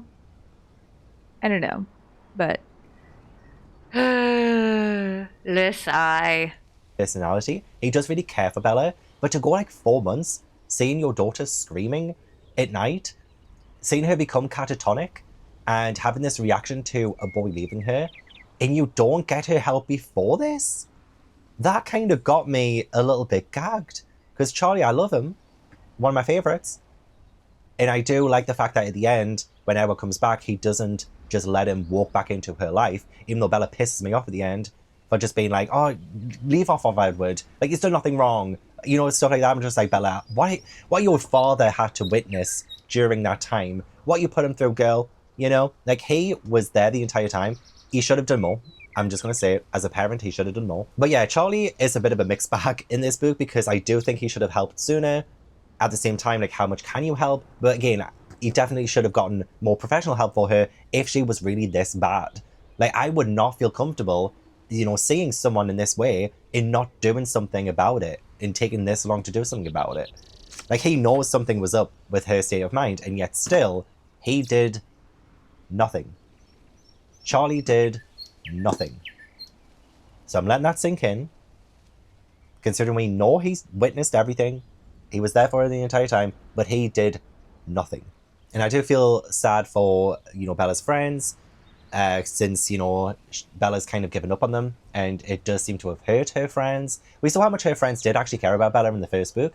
So it does, hopefully her friends do understand that she went through something really traumatic, but at the same time I do hope Bella, because she doesn't really apologize to them, she doesn't apologize to Jess. She wants to, get Jess to do something with her, and she's kind of scared to ask her. But, if Bella was, forthcoming and apologetic about being hey, I know I haven't been a good friend, I've been very rude and ignorant to you, I shouldn't have done that, and she doesn't do any of that. She's just hey, Jess, will you, come to the movies with me? And without confronting the elephant in the room, it does make things worse. And I do feel bad. Jess is still a little bit underdeveloped, but she's utilized a little bit more, and I do understand Jess's feelings. Jess hasn't completely written Bella off, by the way. She's still willing to do it for Bella, but yeah, it's kind of odd, the way that she kind of just skirts past the problem when it really should be confronted. I think that's again, probably a teenage thing, is just not confronting things and just kind of letting things fester because you don't want to, say anything about it. So I do kind of get it, but I do think Jess deserves a little bit better. And it does show Bella is a little bit unlikable later on as well, when Bella actually, and I'll get to that point when I get to it, but Bella does admit she doesn't care what Jess thinks. She doesn't care about her feelings. And there is a moment in that I do have proof. I have proof that Bella says that. So again, I have so much empathy for Bella, but Stephenie Meyer's portraying her in a bit of an unlikable way, considering she doesn't care about her friends. And it's kind of evident in this book. The only thing she cares about is Edward and then Jacob. But one thing I will say I absolutely do love that Stephenie Meyer did is that she did confront the idea of, suicidal thoughts, very, very explicitly. So when, Jess and Bella are together, they say the men who were potentially from the first book, and Bella goes up to them and she starts to feel something. And this is very good to explore as well, because when you've felt nothing for so long and being able to feel something through putting yourself in danger, I think it's something that a lot of people have gone through. But I like that Jess asked, are you suicidal? And Bella says, no, I'm not. My voice sounded defensive, but it was true. I wasn't suicidal. Even in the beginning, when death unquestionably would have been a relief, I didn't consider it. I owed too much to Charlie. I felt too responsible for Renee. I had to think of them. I am so glad that was stated in this book, because we have been towing a very fine line between, death and giving up your life for someone else and stuff like that. So it was very nice and refreshing to actually get a direct confirmation that Bella is not wanting to take her own life, which I do appreciate a lot. So Bella starts to hear Edward's voice in her head whenever she does put herself in danger. And obviously that leads her to want to continue doing that and to rebel. So we get this whole rebellious teenage phase of Bella's life where she does want to disobey Charlie and she wants to get motorcycles and stuff like that, which I do find kind of interesting to follow at first, especially since it leads her back to Jacob. And did you know that Jacob is actually the name of Stephenie Meyer's brother? And she actually named Jacob after her brother. Is that weird to you? Do you think naming your main love interest... That's extremely weird. I will say, that is extraordinarily weird. If Jacob had just stayed the childhood friend character, maybe even if he had, I don't know, I still feel even if he had a little bit of a crush still on Bella, that would have been weird because, girl, that's your brother. And you're writing from the perspective of this main character, and it's just, it's weird, it's so weird. And then especially some of the things that Jacob does later, it's extremely weird, in my opinion. It should have never, ever, never, ever. Jacob should have just stayed the platonic, always childhood friend, something, yeah. Don't ever cross that line into romantic territory when you're naming a character after your sibling. It just, I get it's fictional, but it feels weird. Interest, or one of your main love interests after your brother. And especially since Bella as well says at times, I kind of wish Jacob was my brother, or he feels like a brother. Is that weird to you guys as well? It's a little bit weird for me. So we have Jacob Black, he's back. And yeah, like I remember the movie, like I had such a big crush on Jacob.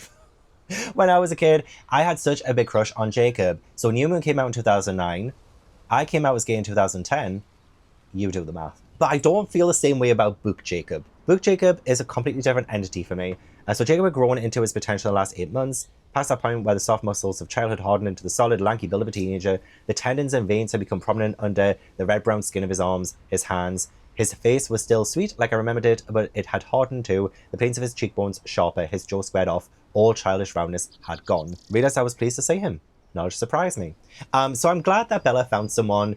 And if we continued this as a genuine friendship, then I would have loved it. Honestly, like exploring a friendship with someone else and kind of having that be your way back to happiness. But the thing is, it's not really a friendship. And Bella, she's very confusing with all of this. And I get teenage feelings are very complex. And sometimes she tells him this can't be more. And yet she kind of does the opposite. And also Jacob should totally take the hint. So it's not all on Bella, definitely not all on Bella. And I'm not blaming her for everything. But like Jacob as well should take the hint. And he tells him multiple times, I'm persistent. I'm going to keep going until you kind of cave and accept me as your mate. You know, like you get that vibe from the dynamic.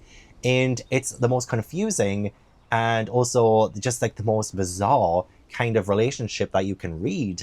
And so after having a book filled, you know, in Twilight, Bella and Edward falling in love, and then having this book where she's like falling in love with someone else, and she does admit that she's fallen in love. So it's like, it is like the same story, but like different. We don't get the Cullens, we barely get the vampires. So in a way, it's like a lesser book than Twilight, in my opinion, because I think what this book misses is the Cullens. Jacob says he's just turned 16.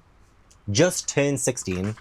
And Bella turned 18 several months ago. And it does show you Jacob's like immaturity to begin with. So like he does agree to help her with the motorbikes, and Bella says, only a teenage boy would agree to this. Deceiving both our parents while repairing dangerous vehicles using money meant for my college education. He didn't say anything wrong with that picture. Jacob was a gift from the gods. But it does show his immaturity. It shows he's not old enough. And you know what's even worse as well? Is that when they go to the movies with Mike later on, Jacob says like he's not old enough to see this film. And that itself should have been a huge red flag for Bella too. Like you don't take someone to the movies who's too young to see that movie. What are you doing? I mean, if they were a friend, and like I'm telling you, mean, like okay. they're not. I'm lenient on the whole, like taking, like having younger folks see rated R movies, depending on the material and all that. Because I was a child who was viewing like horror movies and other R-rated movies at a young age. Shout out to my mom for letting me watch The Ring when I was like 7. That's pretty much the only thing she ever let me do that that was questionably age appropriate. But you know, it's like that I don't really care about, especially since Jacob is like, how old is he? Like 15, 16? And they're going to see like a slasher movie or something like that. Like at that point, who cares? Really? Like, I feel like that's one of those things that like you don't need to be like insanely strict about it, in my opinion. But just the mention of like, oh, they're going to see this movie, but Jacob's not old enough to get into the theater by himself. Like he needs to have an adult with him, and that adult is Bella. That's fucking weird. It's so weird. Oh my god. Yikes. Not friends, like they are definitely something more. Bella admits that there's something more. So like if it were just friends, she was just like sneaking a friend into an 18 when he's 16. Fair enough. But it's the fact that he's just too young to see this movie that she is allowed to see and he's not. And that's just like one of the many things that's just like a little bit wrong. And I think it just like highlights just like how wrong it kind of is that she is even that interested in Jacob. I get that he makes her feel safe, he makes her feel warm and all this and the other. And that would be, again, fantastic if they stayed friends. But we have this love triangle and we need this love triangle for the romantic drama of the series. I get it. But like, why did Jacob have to be this young? Why could they not have been the same age? Could they not have been the same age? That would have been so much better for me. I just find it a little bit icky that there are so many constant reminders of how young Jacob is, and we keep trying to just... I don't know how certain this is, but now that I think about it, like this is literally something that just literally just occurred to me. But I think it's very possible that the character of Jacob originally was supposed to just be that younger, like, childhood friend type person, and so that's why he was written so young originally. But then, getting ideas for a sequel, and then, oh, well, what if we make him the other love interest? Because, ooh, love triangle. Like, there's, like, really, who are the other choices? Like, these silly, stupid human boys? Like, no, can't do that. And so then it's just, then it just kind of, the idea then started moving from there, and it just got to, no, Stephanie, girl. Yikes. Yep. Okay. Yep. Now that I think about it, that's definitely one of those, like, no. I think that might be what happened. If I had to guess, I have no, like, inclination that is truly what happened. This is literally just purely a guess. But yeah, especially because she named Jacob after her brother. At least I hope that, she would have never originally intended for Jacob to become a love interest, having named him after her brother. That's gonna fuck me up until the end of time. Anyway. Justified as well. We keep trying to justify his age. Like, even they're playing this game of like, oh, I can do this, I can do that, so mentally I'm 40 and you're like 33 and stuff like that. We keep trying to justify his age in this story. Oh, Jacob's wise beyond his years, and he's actually a lot older than he seems, and so I'm like, that doesn't make it any better. So yeah, Bella meets... That's what groomers say! Like, oh, you seem so much more mature. You seem so mature for your age. Ew! Ew! Ew!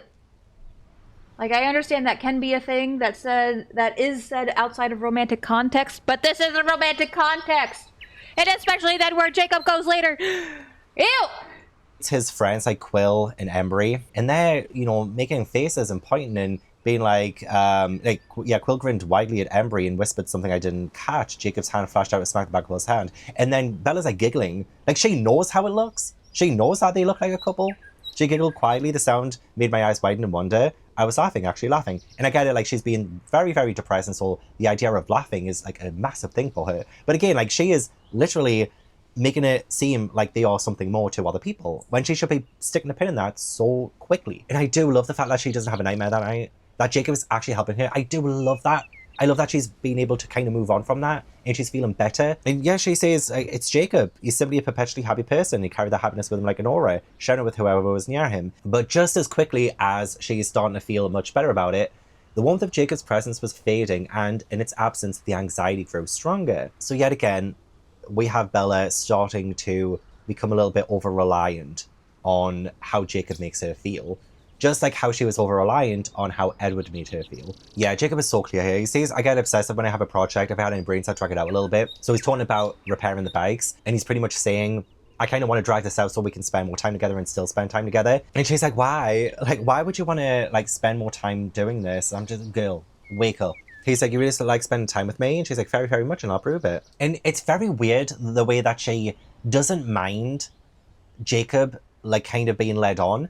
But when it comes to Mike, for instance, so when she's talking to Mike and he's like, oh, like, can we go for a movie? And Bella's like, what are you talking about? Like, we can't be dating and stuff. Even though, like, Mike is her friend and he's asking her to go to a movie, when Bella does the same thing to Jacob, it's like, how can you be that way with Jacob and not with Mike? Do you know what I mean? Like, the way she reacts to Mike about, like, something as innocent, I guess, as asking to go to the movies. Like, if you're friends, like, that's kind of something that you would want to do with a friend, right? But she reads way too into it. I mean, obviously Mike does want to be, with Bella, but, like, she reads very much into it, as in, like, we cannot be doing anything together because that would look bad.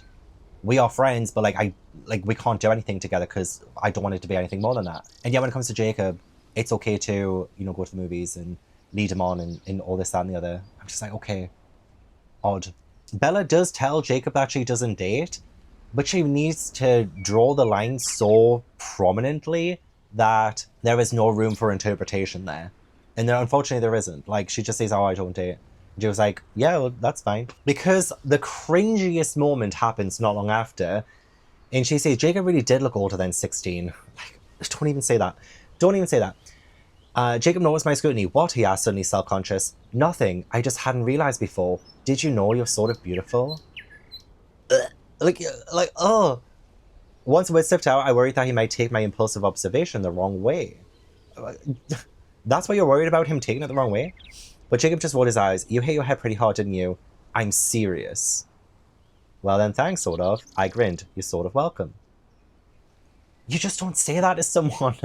You don't say that to a 16-year-old who is obviously wanting to date you. It was so cringe. And he tells her that bears won't eat her because she'll probably taste too good. And she's like, well, not the first time I've heard that. Ugh. Jacob asks, so are you going to be my Valentine since you did get me a 50-cent box of candy? It's the least you can do. And then Bella says to herself, I started to feel uncomfortable. I'm like, only now you're starting to feel uncomfortable? And when Jacob asks about Mike, you know, the one who thought you were his girlfriend, is he still confused? Bella says, some people are hard to discourage. And then Jacob says, then again, sometimes persistence pays off. And that's what leads to them going to the cinema with Mike. And it's a little bit of a very awkward kind of moment. And it does lead to Jacob, you know, starting to become a werewolf, which we will get into. Yeah, I'm not old enough to get into this one, Jacob reminded me. Red flag, Bella. Red flag. Yeah, both Jacob and Mike have their arms up like that, with Bella in the middle. Both of them expecting her to take their hand. He asks her if he likes her, and she says yes. But, like, that's all. Which I'm glad she says. Like, again, like, she is telling him sometimes, yeah, we are just friends, can't be more than that. Let me just get a little bit closer. And he says, that's okay, you know, as long as you like me the best and you think I'm good looking, sort of. I'm prepared to be annoyingly persistent. I'm not going to change, he said. But don't get mad at me for hanging around, okay? Jacob said. Because I'm not giving up. I've got loads of time. And she says, you shouldn't waste your time on me. It's what I want to do as long as you still like to be with me, Jacob says. Can't imagine how I could not like being with you. I can live without, Jacob beamed. Just don't expect more. And I'm glad she says that. Like, I really am glad she says that. But again, I want to get into all the things that she does later on that totally conflicts that. It was so wrong to encourage Jacob, pure selfishness. It didn't matter that I tried to make my position clear. If he felt any hope at all that this could turn into something other than friendship, then I hadn't been clear enough. But she only wants to feel something. She only wants to feel happy. And so she doesn't mind leading Jacob on if it means that she will be able to come out of her depressive funk. Heaven knows I never wanted to use Jacob, but I couldn't help but interpret the guilt I felt now to mean that I had. Even more, I had never meant to love him. Only thing I knew was how love gave someone the power to break you. I'd been broken beyond repair, but I needed Jacob now, needed him like a drug. So yeah, she is using Jacob. She's using the 16-year-old because he makes her feel better. And like, again, like as a friend, I can imagine the friendship could revolutionize her and make her feel amazing. But as a romantic love interest, that's when it gets like really tricky because we know that it's not going to pan out the way that she or he expect. So Jacob goes a little bit MIA because he's like having his transformation, and yeah, she's getting obsessive again. Like, I called again several times a day for the next 2 days, but no one was ever there. She rang like every half an hour. I'd give Billy a week, I decided, before I got pushy. A week was generous. A week was long. By Wednesday, I was sure I wasn't going to live till Saturday. Again, like, she's too obsessed. She's putting too much of her self-worth into a guy again. Jacob must have changed his mind, just like I'd feared. He was going to take my advice and not waste any more time on someone who couldn't return his feelings. I felt the blood run out of my face. What do you want from him? She lies about spending time with Jessica, and Charlie says, you've been spending so much time with Jacob, your other friends are going to think you'd forgotten him. And then this is where Bella says, I smelled and nodded as if I cared what my other friends thought. She genuinely doesn't care about making amends with her friends, anything like that. It's just, it makes her so unlikable. I wasn't going to call Jessica. As far as I could tell, Jessica had crossed over to the dark side. Like, what do you mean by the dark side? That she feels hurt? That you ignore her and you haven't been a friend to her for a long time? You know, like, she doesn't say her own behavior is bad, which I just kind of want to shake her and be like, I know you're 18 years old, but like, come on. Loved that Laurent came back though. Loved that nearly 200 pages in, we start to get more of a plot again. And so, yeah, Laurent comes, he mentions Victoria, and she's like, oh, she's going to be so mad at me if I kill you, kind of thing. So I'm like, okay, finally, we get back to the plot. We get back to the plot. We're not seeing this really awkward, uncomfortable love forming between an 18 and a 16-year-old. And I love the entire scene. I really do. I love that Bella has Edward's voice in her head and he's telling her to lie to him. Because like she thinks, oh, Laurent is good because, you know, he didn't attack me last year and like he was a good vampire. And yet the voice in her head is saying, lie to him. Don't give anything away. And the tension does pick up and it does feel very, very scary. It is pretty convenient that the wolves come and save her, like just at that moment. Like very, very convenient, but I'll give it a pass because, you know, she had to be saved, I guess. And this is the first instance we get like the werewolves and the vampires kind of clashing. So Laurent runs away, the little coward. Jacob's still MIA. On Wednesday, I called every half hour until after 11 at night, desperate to hear the warmth of Jacob's voice. Girls, stop. Stop this. Jacob has definitely changed again. He's grown up very, very quickly, which must be a werewolf thing. And again, I think it's another reason to justify the love between Bella and Jacob. And again, it doesn't wash with me. And when he tells her, go home, Bella, I can't hang out with you anymore. And she says to him, are you breaking up with me? When did they become boyfriend, girlfriend? Because that didn't happen. Are you breaking up with me? The words were all wrong, but they were the best way I could think to phrase what I was asking. After all, what Jake and I had was more than any schoolyard romance. Stronger. Ay, ay, ay. Like, the love between her and Edward was, like, so passionate and, like, the best love story of all. And now we have what she has with Jacob being stronger than a schoolyard romance. I'm sorry that I couldn't before. I wish I could change how I feel about you, Jacob. I was desperate, reaching, stretching the truth so far that I curved nearly into the shape of a lie. Maybe I would change, I whispered. Maybe if you gave me some time, just don't quit on me now, Jake. I can't take it. I get the idea of being abandoned again would destroy her. But again, this is where the problem comes into it, where she has been too reliant and too dependent on boys. Jacob does try and tell her the truth about him becoming a werewolf, and it takes her way too long to fit the puzzle pieces together. He's like, I'm confused, I'm so confused. He's like, remember what I told you about the vampires and the werewolves? Do you remember that? And she's like, yeah, but I still don't get it. And he's like, oh yeah, all my people, we have a feud with the cold ones and bloodsuckers. Yeah, I still don't get it, Jacob, I don't know what you're trying to tell me.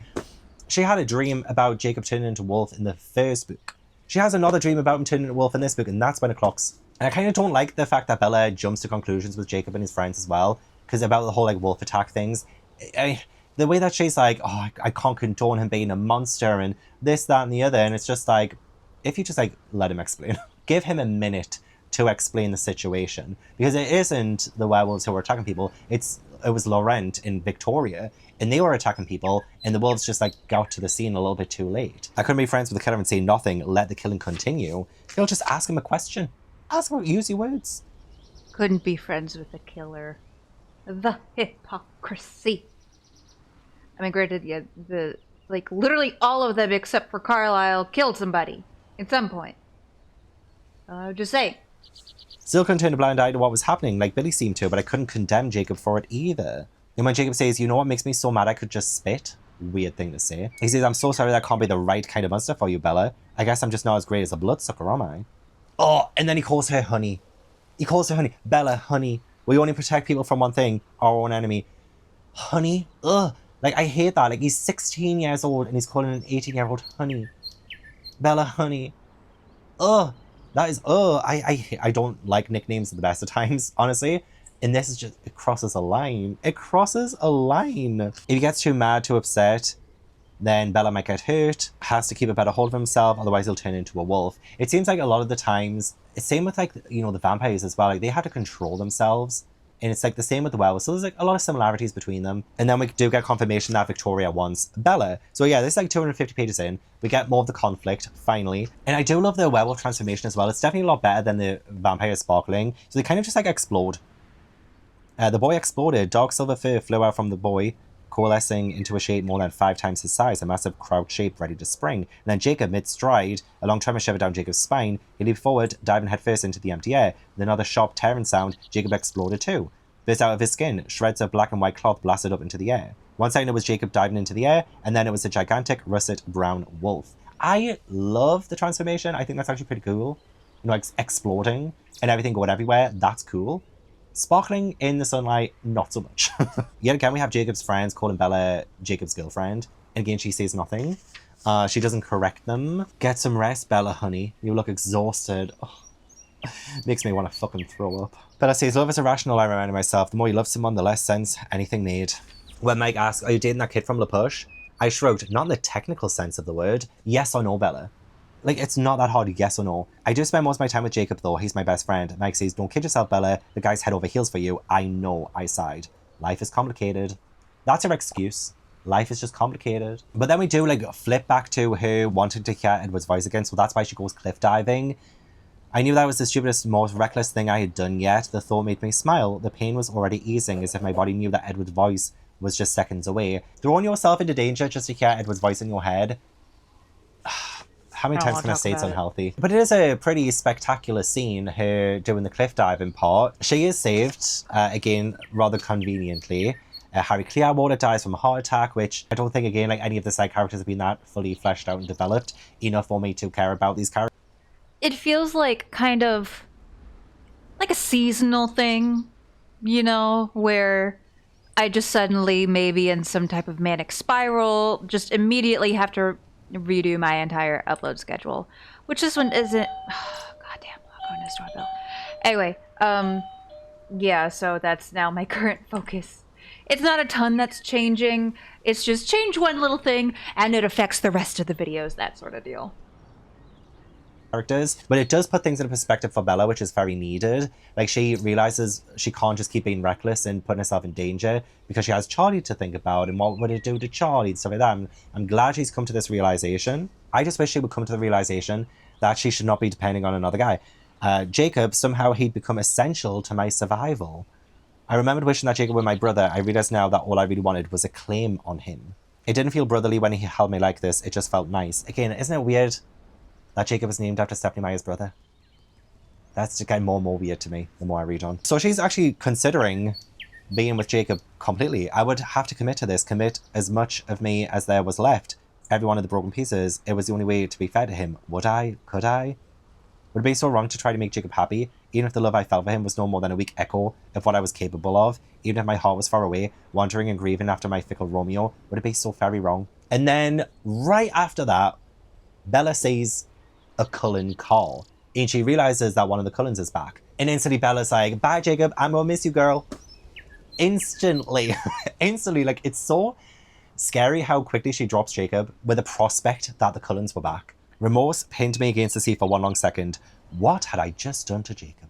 I loved having Alice back, though. I really missed her. Again, like, one of the reasons why I think this book doesn't hit the same as the first book is because of the absence of the Cullens. They were gone for far too long, and it just doesn't hit the same. Like, as a story, like, I love the whole vampire aspect of it. I really do. I love the Cullen aspect of it. I really do. We didn't get enough of that. So as soon as Alice comes back, the relief I felt, not just Bella, but the relief I felt was immense. Bella had to tell Alice that she wasn't committing suicide, that she did just jump from it without the intention of that, because it was like cliff diving, it was a thing. But like, this leads to so many misunderstandings, which again is something that I think this book is another prevalent theme, is misunderstandings, not using your words, miscommunication to make more problems. So when Jacob picks up the phone and it was actually Edward on the other end, and he tells Edward that Charlie was at the funeral, oh my god. Instead of fact-checking, Edward puts it upon himself to provoke the Volturi and end his existence, essentially. And it doesn't help as well that Rosalie also said something to him. So I wasn't a big fan of that. But I mean, I do like the last, again, like, this is all happening in the last 100 pages. Just like the first book, everything pretty much happens in the last 100 pages. Like, the proper exciting part of the plot is Bella going to save Edward, which I do like is kind of the exact opposite to what happened in the first book, where Edward was kind of like rushing to save Bella. So I do like the opposite of that. But yeah, they know how fickle Alice's visions are. So the fact that Rosalie went out of her way to get in touch with Edward to tell him, oh, Bella's dead. And then Edward believing Jacob that Charlie was at Bella's funeral, not like a different funeral. I totally get like the lines of miscommunication there, and I get why Edward would assume that. But again, it's an assumption. It isn't confirmation. So the whole idea of going to the Volturi City, I loved how high stakes that was. Alice says, listen, Bella, whether we are in time or not, we will be in the heart of the Volturi City. I will be considered his accomplice if he is successful. You will be a human who not only knows too much, but also smells too good. There's a very good chance that they will eliminate us all. I love how dramatic that is. I love that they're talking about, oh, if Edward gives into his theatrical tendencies, then we have a chance. And of course, Edward wants to give into his theatrical tendencies. Of course he does. I love finding out about the Volturi family a little bit more as well. They enforce the vampire rules, sometimes a little bit too much. So they do come across as rather antagonistic. So I like the discussions around them. And then it only takes about like 10, 20 pages for Bella to reach Edward. I could see him now, and I could see that he could not see me. It was really him, no hallucination this time. So it happens very quickly. I slammed into him so hard that the force would have hurled me to the ground if his arms hadn't caught me and held me up. And so, like, that part is kind of like a little bit over. Like, she managed to save him. Glad for it as well. He was about to, you know, expose vampires by exposing himself. But then we fall back on old habits with Bella having the prospect of dying. She's like, at least I could be with him again before I died. That was better than a long life. It's not, girl. It's really not. I wish I could just have a sit-down conversation with Bella and tell her directly, your life is worth way more than you're giving yourself credit for. And she really does need someone to tell her that. She really does. Like, she does need help. She needs someone to talk to who can hopefully help her understand that her worth is so much more than she is giving herself credit for. And so we actually meet, like, the Volturi and stuff, and I find them so fascinating. I love Arrow. He's like, I love a happy ending. They are so rare. But I want the whole story. How did this happen, Alice? Your brother seemed to think you were infallible, but apparently there was some mistake. And so, like, we do, like, find out more about, like, their powers and stuff, and, like, what they have to do to convince them to let them leave and stuff. I find that quite fascinating. I do like that. I'm gratified by his success, yet somehow I'm happy to be wrong. So we find out that Bella's pretty much immune to vampire powers. And so they find her fascinating, so now she's on their radar, which is brilliant, because it does mean that she has a little bit more purpose to the story. She has a little bit more, like, kind of bite to her without her actually becoming a vampire. Although the only reason the Volturi let them go is because they say, oh, we can't just let a human know about our existence. Or you... Also, apologies that stream has kind of taken a bit of a shit. It says my internet connection is still fine. Who knows? Once in a while, sometimes it just kind of likes to do just like a cute little dip. Cute little dip in and out. So, apologies. Just enough to kind of, like, unsettle and start unraveling things. Anyway, sorry about that. You're going to turn her. And so now there is a reason to turn her, and that's in order to save them. And the way that Alice gives them the vision, and then they're like, oh, that was interesting. Okay, now you can go. Again, that confirms to us that Bella is going to become a vampire. To say the things you've seen, especially the ones that haven't happened yet, Arrow says, and then Alice says, but that will. And he says, yes, it's quite determined. Certainly, there's no problem. So, like, it's confirmed in this moment that Bella's going to be a vampire. Like, confirmed.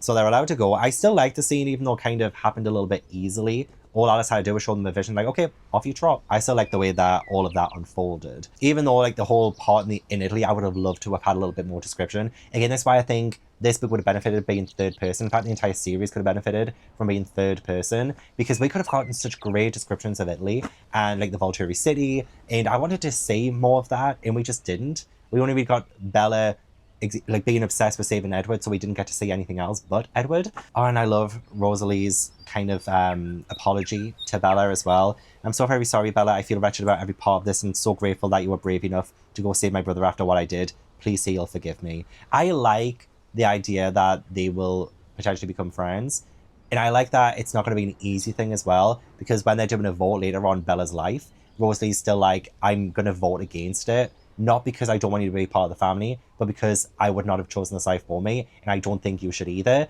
I love that she's still sticking to her morals, and we're not just, like, brushing past, and, like, she's not just, like, trying to lick Bella's arse, trying to get her favor again. So I love that she's sticking to herself, but I do like the idea of her and Bella becoming closer. I do love a good enemies to friends storyline. Oh, and then Edward comes back home, goes to Forks, and as soon as Charlie sees him, he's like, I can't believe you have the nerve to show your face here. And Bella's like defending Edward and all this and I'm like, oh, for God's sake. Like, after what he put you through, Charlie, he saw you at your worst. He saw what he did to you. And so just let him rant. Let him have this confrontation with the boy who broke your heart. The boy who left you catatonic. The boy who had you screaming every single night for like 4 months. Imagine having a dad that's protective of their daughter. Yikes. Couldn't be my dad.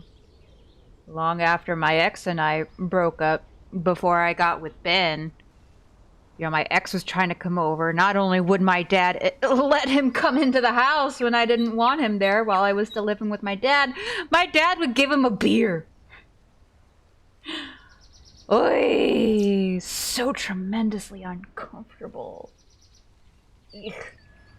You know, like, oh my god, he is your father. And the way that she threatens him, she threatens Charlie that she's gonna like leave and move out. He's like, well, do you want me to stay? He's like, well, of course I do. And she's like, oh, well, me and Edward are a package deal, so we'll lay off him. I'm just like, young girl. Yeah, she's over like, I want to have a few words with my father. Perhaps it would be a good time to remind him that I was over the legal age of adulthood. It doesn't matter at this moment in time. It doesn't matter what he put you through. What he put you through. Oh my god, it's so infuriating. I like that Edward is very apologetic for what he did. But yeah, like, he's saying, oh, I had no idea about the mess that he was leaving behind. No idea that Victoria would come back. And then a page later, this is where I think the writing falls apart. A page later, it's like, oh, Edward was tracking Victoria. So it's like, he did know that she was a threat at some point. Because if he was trying to track her miserably, I might add, then surely he did know that she would be some kind of threat. So again, you knowingly left Bella in danger. You know what I mean? It's like, he's trying to justify, but it's just not, it's not worth the justification. And Bella says like how much anguish Edward is in. And she's like, I didn't want to be a source of guilt and anguish in his life. He should be happy no matter what it cost me. Are you just going to let him off the hook that easily? Like 4 months. 4 months. You saw your state of well-being. Like, please fight back a little bit more. Like, the thing is, though, I feel frustrated with Bella because I think she should be giving him hell. She should be giving him hell for what he did to her. And she is letting him off too easily. I love that he's apologizing, but she's making it too easy for him to gain, you know, her favor again. You say, sorry because I hurt you, sorry because it was a worthless effort, sorry that I couldn't protect you from what I am. I lied to save you and it didn't work, I'm sorry. So, like, in time, I will probably forgive Edward for what he did, but like, don't make it easy for him, please. So yeah, the whole vote with the Cullen family, kind of ending this book with that, for her mortality, again, rubs me up the wrong way. You should not be having other people voting for your life. The worst the Volturi can do is kill me. You can leave me, I explained. The Volturi, Victoria, they're nothing compared to that. So yeah, pretty much all the Cullens apart from Rosalie says yes to her being turned. But they do promise to do it, you know, once she's left Charlie's house and once she's graduated. And she's saying she will not go past 20. If you're staying in your teens forever, then so am I. And Edward's like, then you'll have to meet one condition. What condition? And Edward says, marry me first. Edward, please be serious, she said. Literally, at the end of the first book, she was talking about marriage. In fact, it wasn't even the end of the first book. It was like in the middle of the first book. She was talking about marriage. She was like, well, I was wondering about us, you know, about marriage because, you know, Rosalie and Emmett are married, blah, blah, blah. And, like, now she has a really cold response to it. She's like, well, marriage isn't exactly that high on my list of priorities, you know? And yet she brought it up in the first book. And, like, she's head over heels. Somebody correct me if I'm wrong. I could very likely be misremembering. But when Bella's like, oh, well, you know, I did think you and I someday, I thought she was referring to, let me in, I'm trying to fuck! You know? That's what I remember her referring to with that line of, well, you know, I thought you and me someday, blah, blah, blah, blah, blah, rather than specifically marriage. Maybe I'm wrong. I could very well be wrong. I don't know. But if I am correct, then all of that still tracks with her, you know, marriage adversion or whatever. I don't know. I don't remember. Heels in love, like she doesn't have a life outside of Edward. And she has this response to it. It's so weird. Like, I don't want them to get married like this quickly, you know, and stuff like that. But at the same time, her response doesn't make sense to me considering she's fallen head over heels in love for him and she has done all this for him. She can't live without him. And she even brought it up in the first book. It doesn't make sense. Charlie is all right, though. I don't trust him. He's rotten for you. I won't let him mess you up like that again. And she says, Dad, I don't want to move out. I love you. I know you're worried, but you need to trust me on this. And you're going to have to ease up on Edward if you want me to stay. Do you want me to live here or not? How disrespectful. She definitely needs grounded. And she is grounded. Leads to Jacob confessing about the Morbegs thing, gets her in trouble, which is very petty, I might add as well. But yeah, last thing I want to talk about this book, and then I'm going to finally move on. I have a live show in like 25 minutes. Oh my god. I think I've been talking about this for like so long. The last thing is there's the treaty again between the vampires and the werewolves. And if the vampires bite anyone, then they've broken the treaty and the werewolves will be able to come and attack. So that means that if the Cullens bite, you know, Bella to change her, to turn her, that will be breaking the treaty. So I kind of love that. I love that angle of it because again, it adds more stakes to it, adds more drama to the story. And we kind of wrap up with some like lingering possibilities for the future. So Victoria was still on the loose. My best friend counted me with his enemies. and if I didn't become a vampire soon, the Volturi would kill me, and now it seemed that if I did, the Quillette werewolves would try to do the job themselves, along with trying to kill my future family. It is a predicament. She is in a bit of a sticky patch there. But yeah, that was New Moon. I didn't love it as much as the first book. I do think there's a lot of nuance to be said about this book when it comes to a lot of the things that were explored in it. And I don't know if I'm the right person for that, honestly, but I gave it my best shot. And yeah, not as good as the first book, not as entertaining as the first book. So I would probably only give this book a 2.5 out of 5, maybe a 2. It just didn't really capture my interest all that much, and I do know the movie as well. It's not one of my favorite movies in the Twilight series, but Eclipse, from what I remember, and I don't remember much, is Eclipse was, I think, my favorite Twilight film, other than the first film. So I am very, very excited to get to the next book and hopefully have a better experience than I did with New Moon, which again wasn't a terrible experience. The book is just wasn't not as better. entertaining as the first book.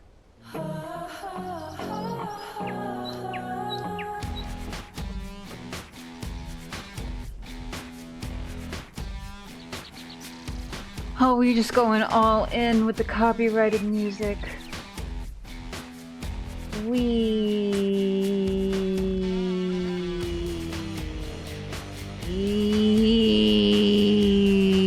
So yeah, I'm still working on manically reorganizing my schedule. I got, I think, like halfway through the Stardew thumbnails that I was trying to do.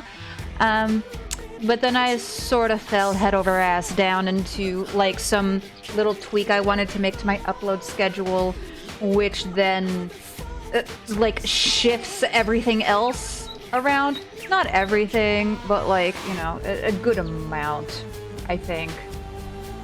So that's kind of what I'm doing, is sort of like readjusting my schedule, what I have going for. What? Did the cat pee on him?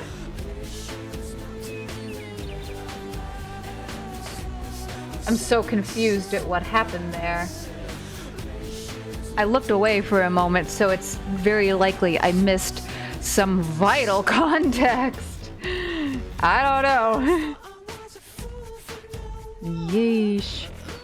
But the gist of basically what I'm doing, this is just completely boring and nobody's really gonna give a shit. This is literally me just trying to talk over copyrighted music to hopefully prevent a copyright claim, which isn't really gonna affect anything anyways because my VOD channel isn't even monetized. But you know, basically what I'm doing is currently at this moment, I upload Dead by Daylight videos every 5th Monday, I think, or something like that, and now I'm switching to every 6th Monday.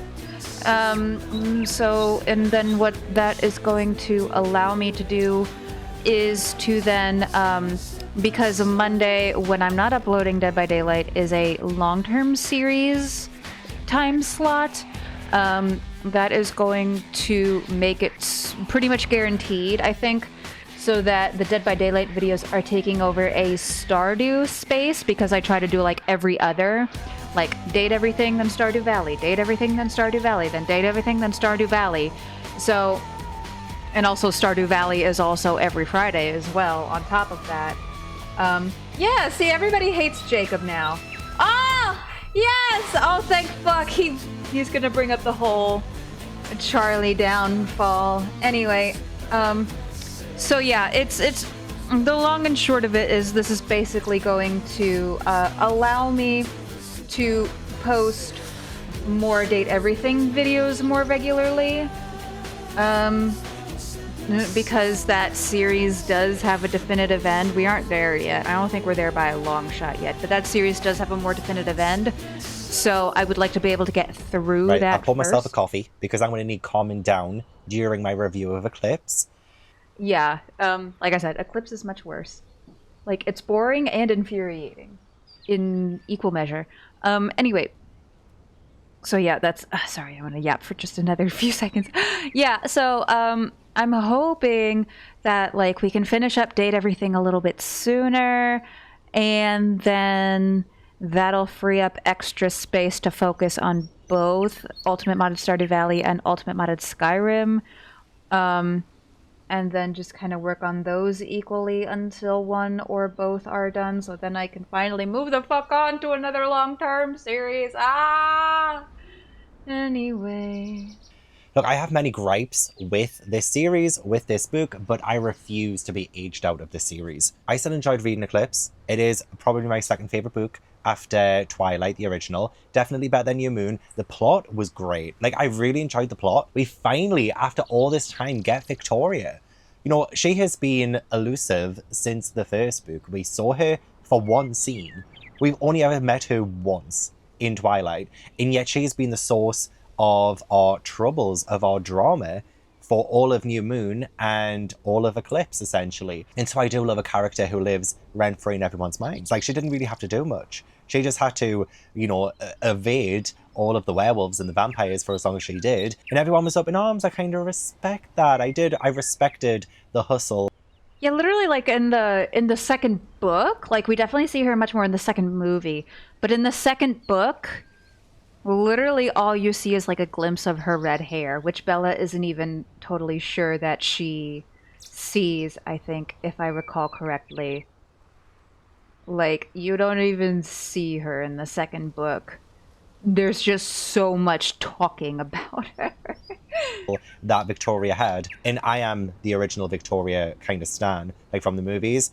Rachel Lefevre, I think her name is. Yes. Superior 1000%. Victoria. But No yeah, offense to loved Bryce the Dallas plot of this. Howard, There was like but this, you know, background kind of plot Rachel with Lefevre did Seattle. much better job. And it does all connect, which I enjoyed. Shouldn't have been recast. So we do hear about mass murders happening in Seattle and how that was kind of being shown in the media because it was so strange and bizarre how these things were happening. Like, one person was abducted from a movie theater. Like, they were sitting with their day for 1 second, and then the next second he was completely gone, and his body was found, I think it was like 30 miles away or something like that. It was really fascinating stuff. Like, I was really enjoying the plot. We also have the fact that somebody had broken into Bella's house as well to get her scent, which was awesome. I'm focusing on the positives now, because we will be ranting in just a minute. But yeah, there was an unknown scent from Bella's room. And nobody has any idea, like, what the hell is going on. And I really liked that whole scenario, especially since the Cullens were theorizing that a whole bunch of newborn vampires were running amok in Seattle, and there's the threat of the Volturi coming. So we did meet the Volturi in the second book, and so I was really liking how These closed a lot of captions are these trying threads real were hard. connecting. And I think They're Stephanie trying. Meyer did a good job finally by book 3 to kind of have the pacing and the plot down and not just introducing something so last minute in the last like 100 pages where we end up having like have this, you know, breakneck speed of a finale, whereas the rest of the book was kind of at a slower pace. This one felt like it was pretty fastish pace for the majority of it. Still some issues, but like I definitely think that we are improving. Stephanie Meyer is not off the hook though. She's not off the hook. I wonder what she finds romantic. And honestly, like as a kid, as a teen, watching the movie, I can't remember how it is exactly portrayed in the movies, a lot of the stuff that happens in this specifically. But yeah, I feel like a lot of us were duped back in the day of what we would find romantic. And like I hate to admit this, but I think I'm woke. I think I am woke. I really do. You know, I want to tackle the Eclipse section of this video by kind of focusing on characters first. So we'll start with Bella.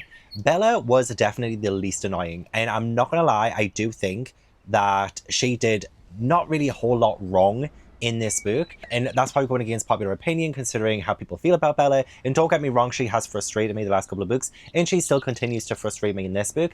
But honestly, in this one, well, especially in the last book, so we left Bella off with her getting grounded by her dad and her being so unreasonable with him, and I was like, young lady, you watch your mouth, you know. But she was actually accepting responsibility at the start of this book. She seemed to have grown somewhat since the last time we saw her, and she did feel guilty for what she put her dad through. So okay, we are learning, we are growing, and that's amazing.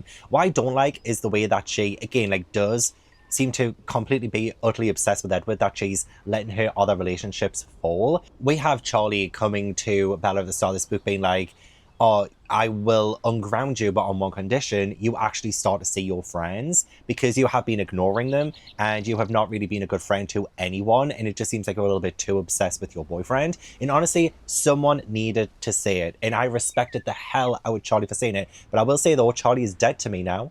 I'm not because of that. There's other reasons why Charlie is dead to me now, but I'm going to get to it in a second. But at the start of this book, Sigh. like, someone needed to tell Bella that, and I was so glad it was Charlie. And he was very pushy about Bella making amends with Jacob, and all of that because, you know, he did get her in trouble. But obviously, like, Charlie seems to have like a little bit more of an ulterior motive as the book goes on. But yeah, he seems to be rather pushy about the whole Jacob thing. But obviously, Jacob won't talk to Bella as well, so it's kind of like a little bit awkward. But you know, teens being teens. The other point of Bella being so thoughtless is when Edward realizes that Bella's birthday gifts were all like kind of trashed. And Bella was like, not even caring about that. Edward was like, well, do you not think that, you know, that would offend, you know, Alice, that would offend Emmett? And Bella just doesn't seem to care. Like, she genuinely doesn't seem to care about anyone else's feelings. And then, as well, Esme gave Bella some tickets, some plane tickets, so that she can go and see her mum. And obviously, that's so sweet of Esme to do. I will say with Esme, all she ever does is whenever she has a line, it's always like, oh, Bella, honey, everything's going to be okay. Or like, Bella, honey, you're safe now. Like, those are the only times we hear from Esme. Like, she is, like, filling in the whole, like, mother role, absolutely. But I'm like, she says absolutely nothing of substance. You know what I mean? So I'm having a bit of issues with Esme. But yeah, Edward rightly points out to Bella that Esme would also probably be offended if you didn't take her up on this really thoughtful gift. And Bella is just like, she's just like, you know what I mean? It's like, oh my God, Bella. But all of that kind of happens at the start of the book. She does start to, you know, see her friends a little bit more. And like, I don't really care about her friends, to be honest. Like, she does have a better bond with Angela than she does with any of her other friends. We barely see Jess as well. We barely see Anna Kendrick. She is mentioned pretty much once when they're graduating. But like, I feel no connection and no affiliation with any of her other friends because, again, like, they were so underdeveloped. Bella definitely did not care about any of them. I mean, she did soften to Angela and Ben the most, but even then, those scenes were just like, I really found them rather boring and tedious. But Bella does kind of try, and I guess that's all you can ask for, really, from Bella. So those are like kind of the only individualistic parts of Bella that I can really talk about until we come to like Edward and Jacob and like her connections to them. So going on to Edward, okay, so he is definitely controlling, manipulating, and not a great person. Again, I've mentioned this before. I've said their relationship is so unhealthy by this point. But at the same time, I'm... this is so bad of me. Like, part of me is turning a blind eye to it because I know, especially after reading the past with Jacob Black, I know that this is like, I guess, the best option for Bella, and she totally loves him. She's obsessed with him. Renee even says to Bella, and I find this hilarious actually, when Renee says to Bella, oh, like, it seems like you're really obsessed with Edward. Every single time he moves, you seem to move with him, almost like a compass kind of thing. And I'm finding that hilarious because I'm just imagining, you know, Renee standing over there, Edward is like moving around and stuff next to me, and like pretend I'm Bella. And like every single time like Edward moves like a hand and stuff, like I can just imagine Bella just starting to do this. Like every single time Edward moves and trying to have a conversation with Renee. And it does sound romantic in theory that like her natural kind of body thing is just gravitating towards Edward. Like, it sounds romantic in theory, but honestly it looks so ridiculous in my head when I'm seeing Bella probably like spinning a full 360 when Edward's like running around and there's Bella just spinning in a chair. You know what I mean? That would be so funny. Anyway, yeah, like, so Edward, he doesn't want Bella to go and see Jacob, and he doesn't want Bella to go to La Push because Alice can't see the werewolves, and so her vision goes dark. And, you know, there's like some reasons, like, and also werewolves are very unpredictable, as are vampires, so like there's a lot of hypocritical stuff there. But the way Edward goes about it, he definitely is way too controlling. He gets, you know, Alice to babysit Bella when him and Emmett go hunting, and it does feel like Bella is trapped and like locked away almost. Definitely feels like a prison cell, and that's exactly how Stephenie Meyer portrays it as well. So at one point Jacob does, you know, spur of the moment say, Bella, hop on, and then Bella runs onto the motorbike because obviously Alice can't say that because Bella wasn't planning ahead. And the exact phrasing was something like Bella saying, it feels good to be free. And so obviously that reflects very poorly on Edward, who is making Bella feel like she is trapped, like she is unable to escape. And I find that like so, again, like icky when it comes to relationships. Even Jacob mentions at one point, you know, I was reading a lot about, you know, abusive and toxic teenage relationships, and Bella like stops him right there and then. And like, Jacob is not wrong. He's not wrong. But I will say, Edward does undergo transformation by the end of the book. He does seem to have probably the best character arc out of all of the the main characters, while Jacob definitely has the worst. Because Edward, like, he's definitely old-fashioned, absolutely, and he has to kind of learn to not feel like he has to control every situation. And there are definitely moments when he is a lot more compromising when it comes to things. Like, obviously he does still have unrealistic demands. The fact that he wants, you know, them to be married because he wants to protect his virtue. Like, that was mentioned. Like, he has already lost so much, and obviously he doesn't believe that his soul will ever, you know, see heaven or anything like that again. But like, he's holding on to the last part of his virtue. And when Bella gets really horny later on, and she is like really wanting to do the deed with him, and Edward's like, no, it's too dangerous. I can't have sex with you, Bella. It'll be too much. The main reason for that as well is because the only thing Edward has left is his virtue. Okay, and he wants to protect that.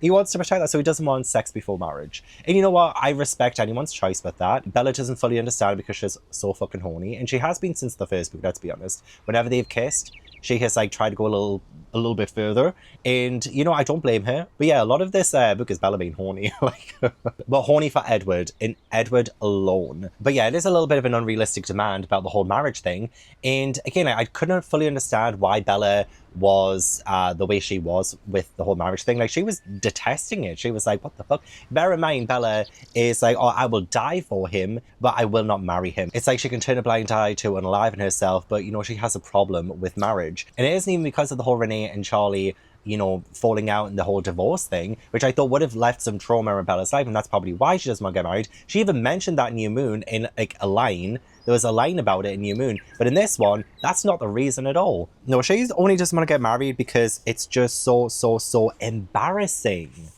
I'm not that girl, Edward. The one who gets married right out of high school like some small town hick who got knocked up by her boyfriend. Do you know what people would think? Do you realize what century this is?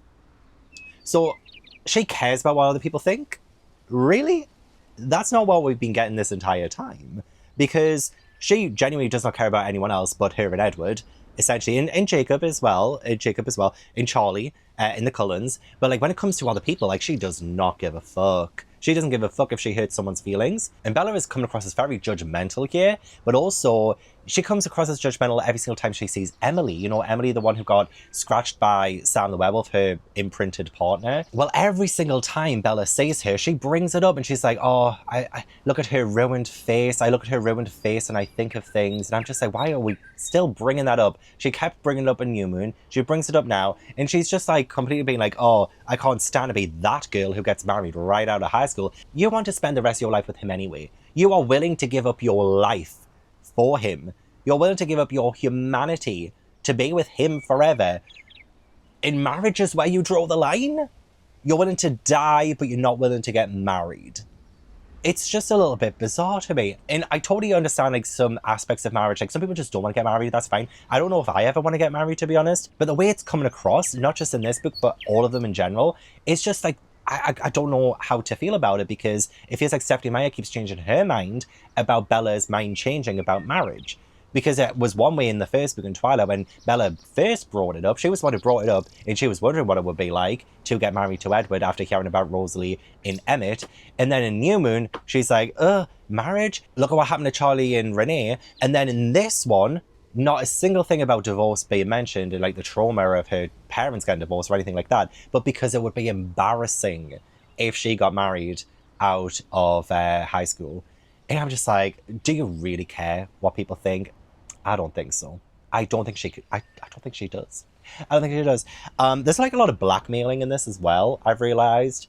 Like, Bella was blackmailing Edward about like, oh, I will not get married until we have sex, essentially.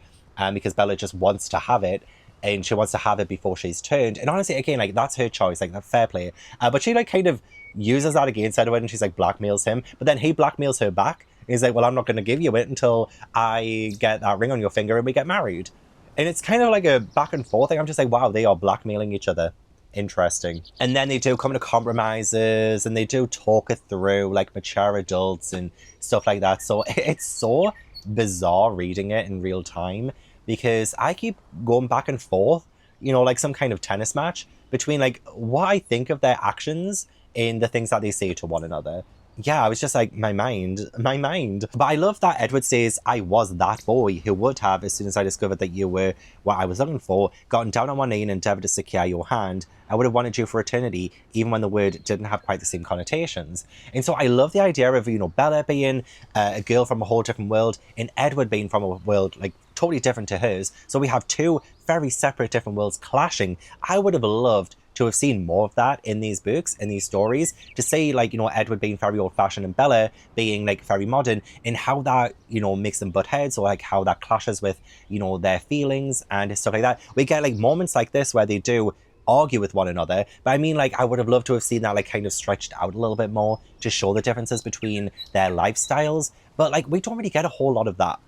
Mainly because Bella does just, like, do everything for Edward, and it's just, like, a whole lot of, you know, things that is a missed opportunity, in my opinion. It could have led to, like, some way funnier moments between, like, the clash of them, but yeah, we just don't really ever get to that level, unfortunately. And I love the position Bella tries to take with everyone. She wants to be, you know, Switzerland, she mentioned. She wants to be, you know, the person who is in the middle but not involved. So the whole fight between the werewolves and the vampires, she's very neutral. So she is Switzerland.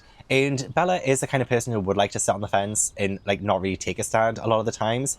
And then sometimes when she does take a stand, it doesn't go quite according to plan, which is honestly fine for her character, because she has been the kind of person who is very klutzy and very indecisive, which is, you know, she's 18 years old, so fair enough. But I am going to talk about Jacob and all of the werewolf stuff, all of the imprinting, the PDF file implications of the imprinting on babies, Jacob's repeated sexual assault of Bella. I'm going to be talking about all of that in this bit here. So I will give a massive trigger warning here for all of that. So if you do not want to hear any of that, then please do skip ahead, because I do think it is very, like, the way it's written in this, it is very hard-hitting, it is very direct. It made me very uncomfortable reading it, but also the way that some of it unfolds makes me uncomfortable with, like, how it's, like, dealt with as well. And Stephenie Meyer does have some war crimes to answer for. So, again, please skip ahead. Probably skip the entire rest of the Eclipse review if you are not ready to hear and talk about all of that stuff. Then hopefully I will see you in the Breaking Dawn section. But please look after yourself, and I am going to talk about it now. Well, first I'm going to take another drink of this because I might down the whole thing. You should have seen me the last 2 days. You should have seen me after reading all this stuff with Jacob. And I can't remember this stuff happening in Eclipse, the movie. I really do need that rewatch. Okay, so a few things, right? Let's talk about the imprinting. So the imprinting is that werewolves, they look at someone and they know that they are kind of like their soulmate, and they will want to protect them for the rest of their lives, and they will love them for who they are and be that kind of person in their life that they will need. And it sounds great in theory, it absolutely does. Like, I could only imagine somebody imprinting on me of age, for one. But yeah, we learn all about the imprinting, and then we find out Quill imprinted. And Quill imprinted on Claire. Claire is 2. Quill imprinted with a 2-year-old? It happens, Jacob shrugged. Or so the stories say. But she's a baby, I protested. Jacob says, Quill's not getting any older. He'll just have to be patient for a few decades. Like, I don't, like, Gross. I think the whole imprinting thing is supposed to be like some kind of thing in romance that can happen. I don't really know the ins and outs of it. I know there's like alphas, omegas, and the whole, maybe Omegaverse potentially. There's a whole thing there. A 2-year-old in Quill is just going to have to be patient for a few decades. I'm glad Bella says, I'm trying my hardest not to be critical, but in truth, I was horrified. Same. Jacob does say, there's nothing romantic about it at all, not for Quill, not now. Like, that makes it any better. Just because he doesn't fancy this baby, this 2-year-old, doesn't mean he's not gonna wait until she is of age. Maybe he might not even wait until then. That's literally grooming. Until she's a little bit older, he's going to be waiting. That's literally The grooming. idea that someone is grooming. waiting That's for you to come of literally age grooming. when you're 2 years old Oh, is motherfucker. Stephenie fucking Meyer has crimes to answer disgusting. for. I don't care if it's imprinting, if it's part of the Omegaverse or shit and fuck like that. That is fucking disgusting. Why would you write that, Miss Meyer? Why would you write that? Jacob says it's more like gravity moves. When you see her, suddenly it's not the earth holding you here anymore. She does, and nothing matters more than her. And you would do anything for her, be anything for her. You become whatever she needs you to be, whether that's a protector, or a lover, or a friend, or a brother. Quill will be the best, kindest big brother any kid ever had. There isn't a toddler on the planet that will be more carefully looked after than that little girl. And then when she's grown up, they'll be as happy as Emily and Sam. Doesn't Claire get a choice here? Of course, but why wouldn't she choose him in the end? He'll be her perfect match, like he was designed for her alone. You know what that sounds like? Sounds like grooming, is what that sounds like. It sounds like you're grooming this 2-year-old girl. You're gonna be like, if imprinting was just about being a kind of like a godfather kind of figure, someone who will protect that child for the rest of her life. That is what imprinting means. It's like not like soulmate in the romantic sense. Like they will never ever be romantic. If imprinting was just about protecting them and being like their guardian angel, I would get on board with that. That sounds really nice. But the implication that this child is going to grow up and not feel like she has a choice for anyone else because she's already been groomed to think that this person is their true love. That they will never ever do any better than the person who has been grooming them since 2 years old. Imprinting equals grooming. Look, if Quill imprinted on someone his own age, fine, fair enough. A fucking 2-year-old. Oh god, it made me fucking sick. And so, just moving on from that little thing there, because again, that was like the first thing I got heated. And seeing Bella and Jacob together is a little bit icky now as well, because, you know, Bella is in a committed relationship with Edward, and she is still, you know, with, you know, Jake. It's fine if they were going to be friends, and they should have been able to move on. But the fact that they're like still holding hands, and they still kind of want things to be like the way they were and stuff, I'm like, times have changed. Times have changed. Bella knows as well, holding his hand, she's like, I wonder what people would think. They would think we're a couple, but, you know, I don't care. He's my Jacob, and this is the way it's always been. Things need to change. Okay, things need to change. But that's the only time I will ever criticize Bella for her actions, because after what happens next, Bella is blameless. In my eyes, Bella is very, very blameless. And I'm just going to say it. You might disagree. I don't care. Bella is blameless. Well, firstly, Jacob tells Bella that she would be better off dead rather than a vampire. Like, he literally says, oh, I would rather you be dead than a vampire. And obviously Bella's like, what the fuck? Like, that's awful. And yeah, it is. Like, that is genuinely upsetting and so nasty to say. Jacob does apologize for it, so I'm like, okay, we can probably move on from that. Okay, but what he does next, I will never, ever, ever, ever, ever forgive him for. Ever. Because he doesn't just do it once, he does it 3 times. Look at this. This is just the start. This is just the fucking start. Okay, leading up to this, the first sexual assault of Bella, we end the previous chapter with Jacob saying, I'm in love with you, Bella. Bella, I love you, and I want you to pick me instead of him. I know you don't feel that way, but I need the truth out there so that you know your options. I wouldn't want a miscommunication to stand in our way. The thing is, though, we already knew this. This is not new information. We know exactly how Jacob feels about Bella. Bella knows how Jacob feels about Bella. Bella has said to Jacob repeatedly, I love Edward. I am with Edward. Edward is my one true love. I don't love you in the same way. We've already had this song and dance. So Jacob is just constantly telling Bella, I love you, pick me. Pick me. Choose me. Love me. It's very off-putting.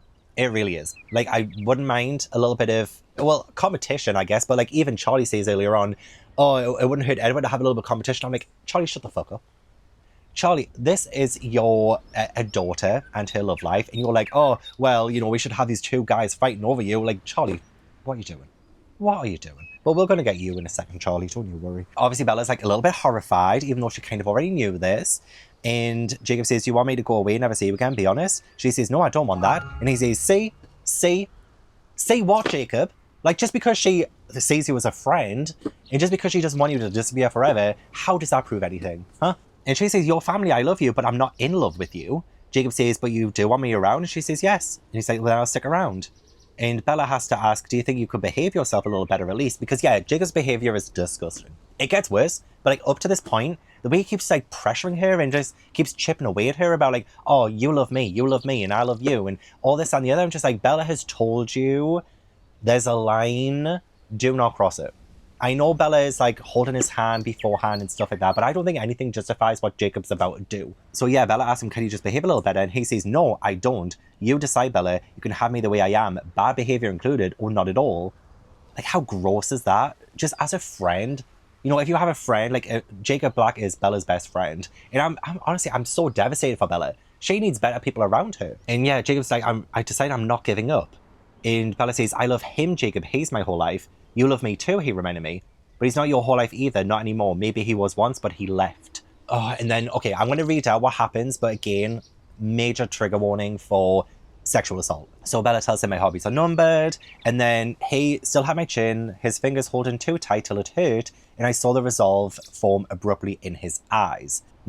I started to object. Bella was about to say no, but it was too late. And again, like I do feel like Stephenie Meyer has an amazing way of portraying the fear and the awful things that young girls and women have to go through when they are, you know, put through things by disgusting men. So in the first book, when Bella felt cornered by those 4 strangers, those 4 men and stuff, I felt that fear through Bella, and that was a thing that really like shocked me, like how well written that was, because I really did feel myself in Bella's shoes. And then the depression Bella went through in the second book, that was, I thought, very well done as well. I felt the depression. And here we have someone, this man is a man now. Well, apparently because of his age, and he doesn't age, but he is older than Bella technically because of his like werewolfness. So he's older than Bella technically, but here we have a man forcing himself on a woman. And I was sick. I felt sick, but I felt it. So I am going to read it out, but it is really hard to read. And again, like, I don't know how you can be Team Jacob after this. I'm not judging you. Any Team Jacobs out there, I'm not judging you. Movie Team Jacob could be a thing. I would need to rewatch the films. But anyway, his lips crushed mine, stopping my protest. He kissed me angrily, roughly, his other hand gripping tight around the back of my neck, making escape impossible. I shoved against his chest with all my strength, but he didn't even seem to notice. His mouth was soft. It happens pretty much the exact same way in the movie. So, like, that's fair if he doesn't remember, but that, yeah, the way it happens in the book, I'm pretty sure it happens pretty much the exact same way in the movie. The only difference is that Charlie doesn't tell him good job, basically, for sexually assaulting his daughter. Despite the anger, his lips molding to mine in a warm, unfamiliar way. I grabbed at his face, trying to push it away, failing again. He seemed to notice this time, though, and it aggravated him. His lips forced mine open, and I could feel his hot breath in my mouth. Acting on instinct, I let my hands drop to my side and shut down. I opened my eyes and didn't fight, didn't feel, just waited. Okay, no, that's... yeah, that... In the movie, she is able to push him away, so it's a much briefer kiss. He still kisses her without her consent, and she clearly doesn't want it, but that's... Ooh. I forgot how involved that was. Yeah, that feels tremendously icky. For him to stop. Like, I'm actually kind of fucking emotional. Like, do you know how... I could feel it. I could feel it. Bella does not want this. Her body is shutting down. Her body is shutting down as he's forcing himself on her. Oh my god, like, I was getting so angry. So angry to the point of, I was nearly in tears. Like, I'm nearly in tears now. Yeah, acting on instinct, I let my hands drop to my side and shut down. I opened my eyes and didn't fight, didn't feel, just waited for him to stop. It worked. The anger seemed to evaporate, and he pulled back to look at me. He pressed his lips softly to mine again, once, twice, a third time. I pretended I was a statue and waited. Like, that was awful. That was awful. I just felt all the blood rush out of me reading that. I just... Oh, I don't have the words, but girls, women have to put up with that, like, all the time. In the real world, in the fictional world, they had to put up with that all the time. Men not knowing their place, men thinking they can just take what they want. And that's exactly what Jacob felt in this moment. Finally, he let go of my face and leaned away. Are you done now? I asked in an expressionless voice. Yes, he sighed. He started to smile, closing his eyes. I put my arm back and then let it snap forward, punching him in the mouth with as much power as I could force.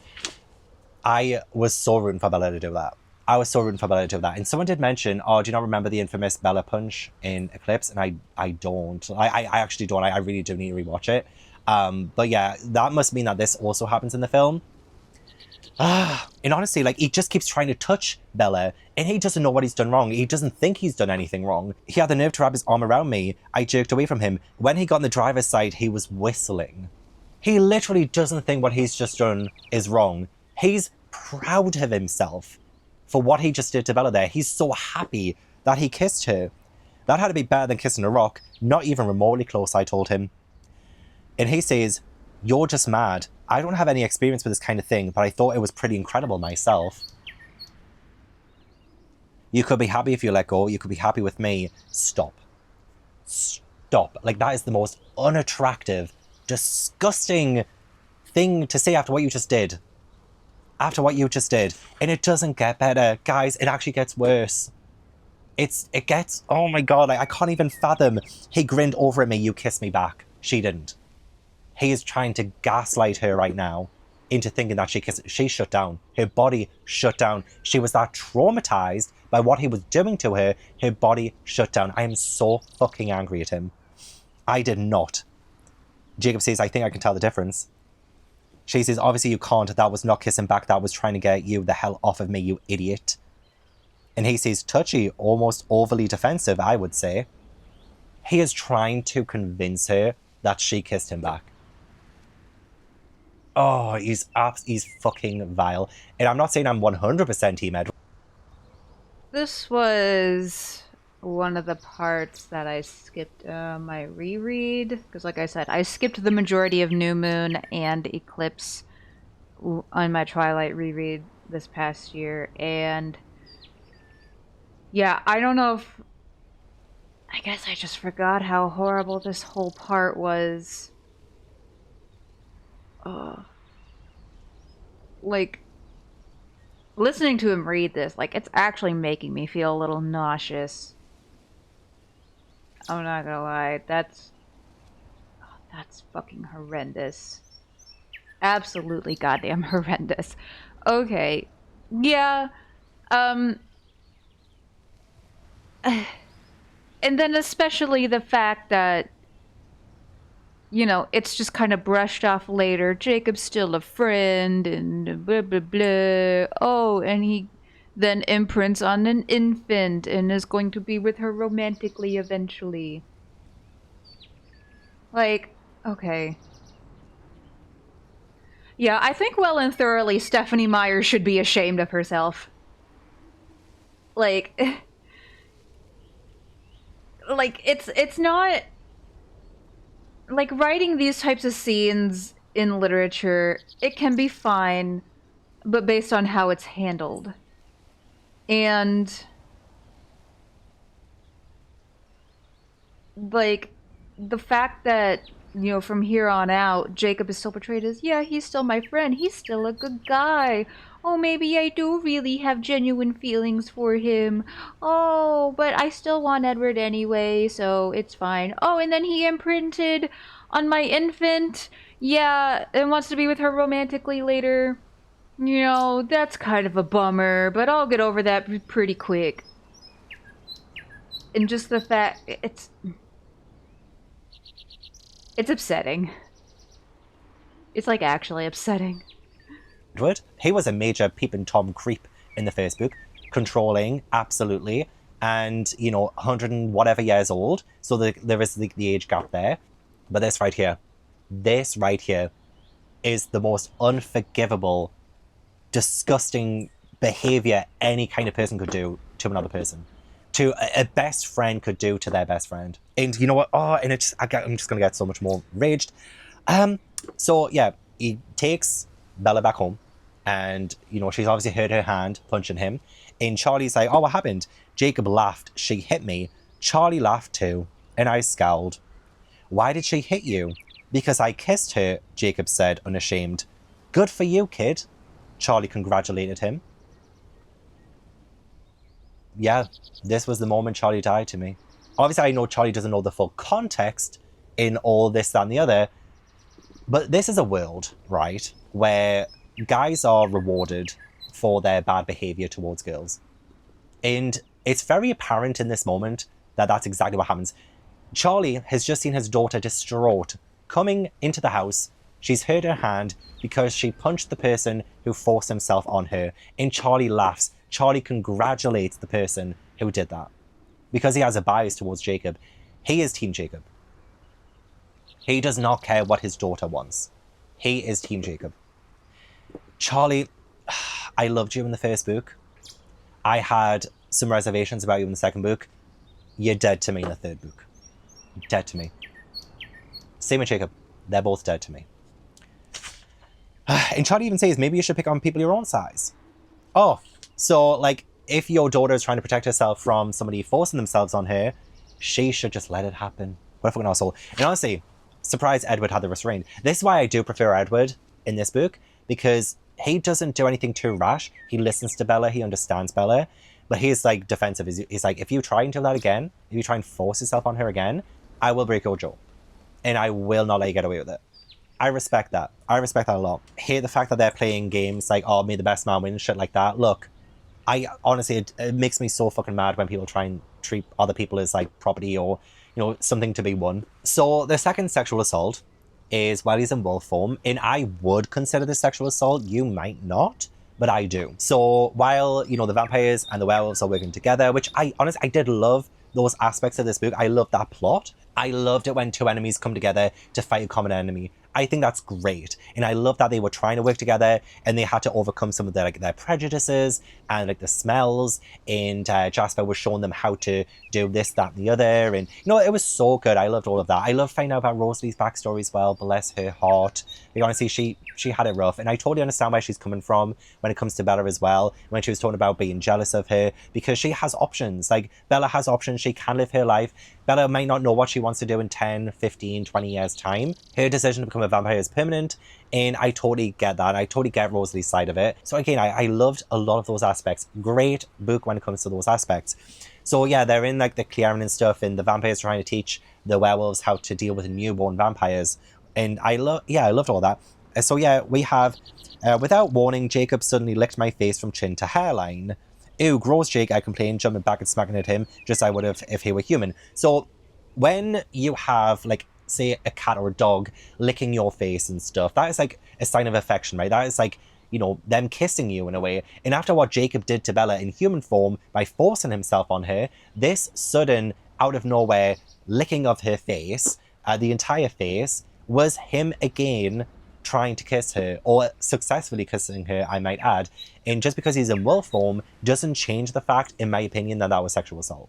That was strike number 2 against Jake, in my opinion. You might disagree. But then Bella laughs.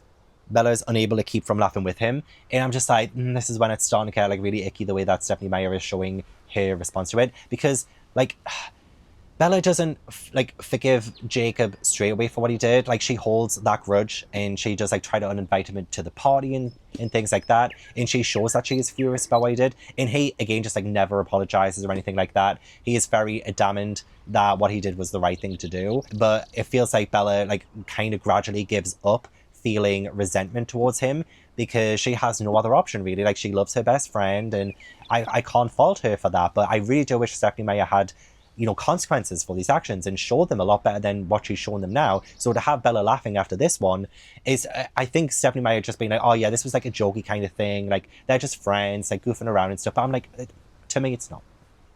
To me it's not. Again, I'm woke. Even before that as well, like Bella is still like really pissed off with him when Jacob comes to the party. Like, Jacob can't keep his hands off her, and I'm just like, he has no boundaries whatsoever. I know Edward doesn't a lot of the times too, but Jacob, he crosses the line. He doesn't just cross it, he jumps, he hopscotches over it. He literally does a song and dance while he is on his way to just grope and touch Bella when she doesn't want to be groped and touched. How can you excuse that? One key thing I will say about Bella and Edward before we talk more about Jacob is Bella does like formally accept his marriage proposal, and Edward gives her the ring that he got from his mother.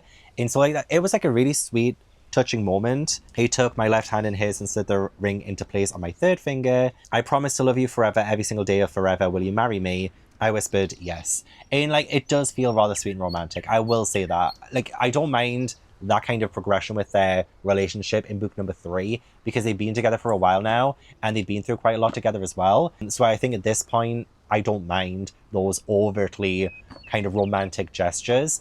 So it was kind of a nice balance to have Bella be with someone who she fully loves and wants to be with, as opposed to the person forcing himself on her. So honestly, I'll just take anything at this point. So one of the scenes that I remember from the movie, is that they go camping in like the mountains and it's very snowy and very cold. And I remember Jacob has to like warm Bella up with his body because he's like a space heater. As a werewolf, he just is naturally hot. And so like they didn't really have a choice. The proximity that Jacob and Bella have in the tent. And it's nice to have Edward there and be reasonable about it as well. And he is like very considerate. Like he doesn't like what's happening, but he knows what's best for Bella, and Bella needs to get warmed up or she'll die. So he's very forgiving. He's very nice about it, which is again like why I'm like so much more Team Edward than I am Team Jacob. But Jacob asks Bella, does that mean he's better kissing than I am? And Bella says, I really couldn't say, Jake. Edward is the only person I've ever kissed. And Jacob says, besides me. And she says, but I don't count that as a kiss, Jacob. I think of it more as an assault. So Bella considers it an assault as well. And Jacob says, ouch, that's cold. It's the truth. It is hard fucking facts, Jacob. And it just shows you his immaturity as well. He's supposed to be technically older than Bella now. He is so fucking immature. And he says, I did apologize about that, he reminded me. It was the bare bones of an apology. He did not acknowledge what he did. He was just saying it just to move on from it. You know what I mean? Like, it wasn't real. And Bella says, and I forgive you, mostly doesn't change the way I remember it. And he keeps asking her for her to kiss him. Because he's like, oh, how do you know if you're going to be with Edward? How do you know if you love him if you haven't tried other people? And I hate that argument. It's like people saying to me, how do you know you're gay if you've never slept with a woman? Because I love cock, okay? That's the bottom line. My God, that's like when I came out to my mom as bisexual. And she was like, oh, how do you know you're bisexual if you've never eaten pussy? And I'm just like, I love my mom. Even when my dad was still alive, I've had a much better relationship with my mom than I ever did with my dad. But like, that's just, I don't know how to tell you. I mean, I don't have to do something with the woman. I mean, I can look at titties and appreciate them. So, you know, I guess there's that.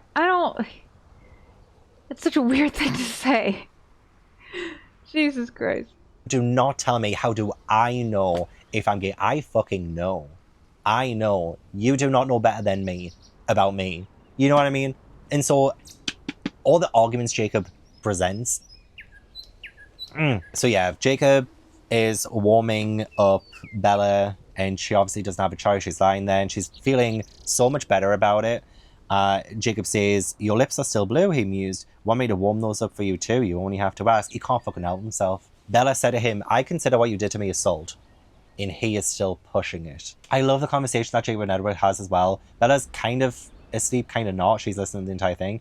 But the conversation between Jacob and Edward was actually quite nice. I enjoyed that. Don't like Jacob being like, oh, can you consider the idea that I might be better for her than you are? Like, she's really not better with you, Jacob, honey.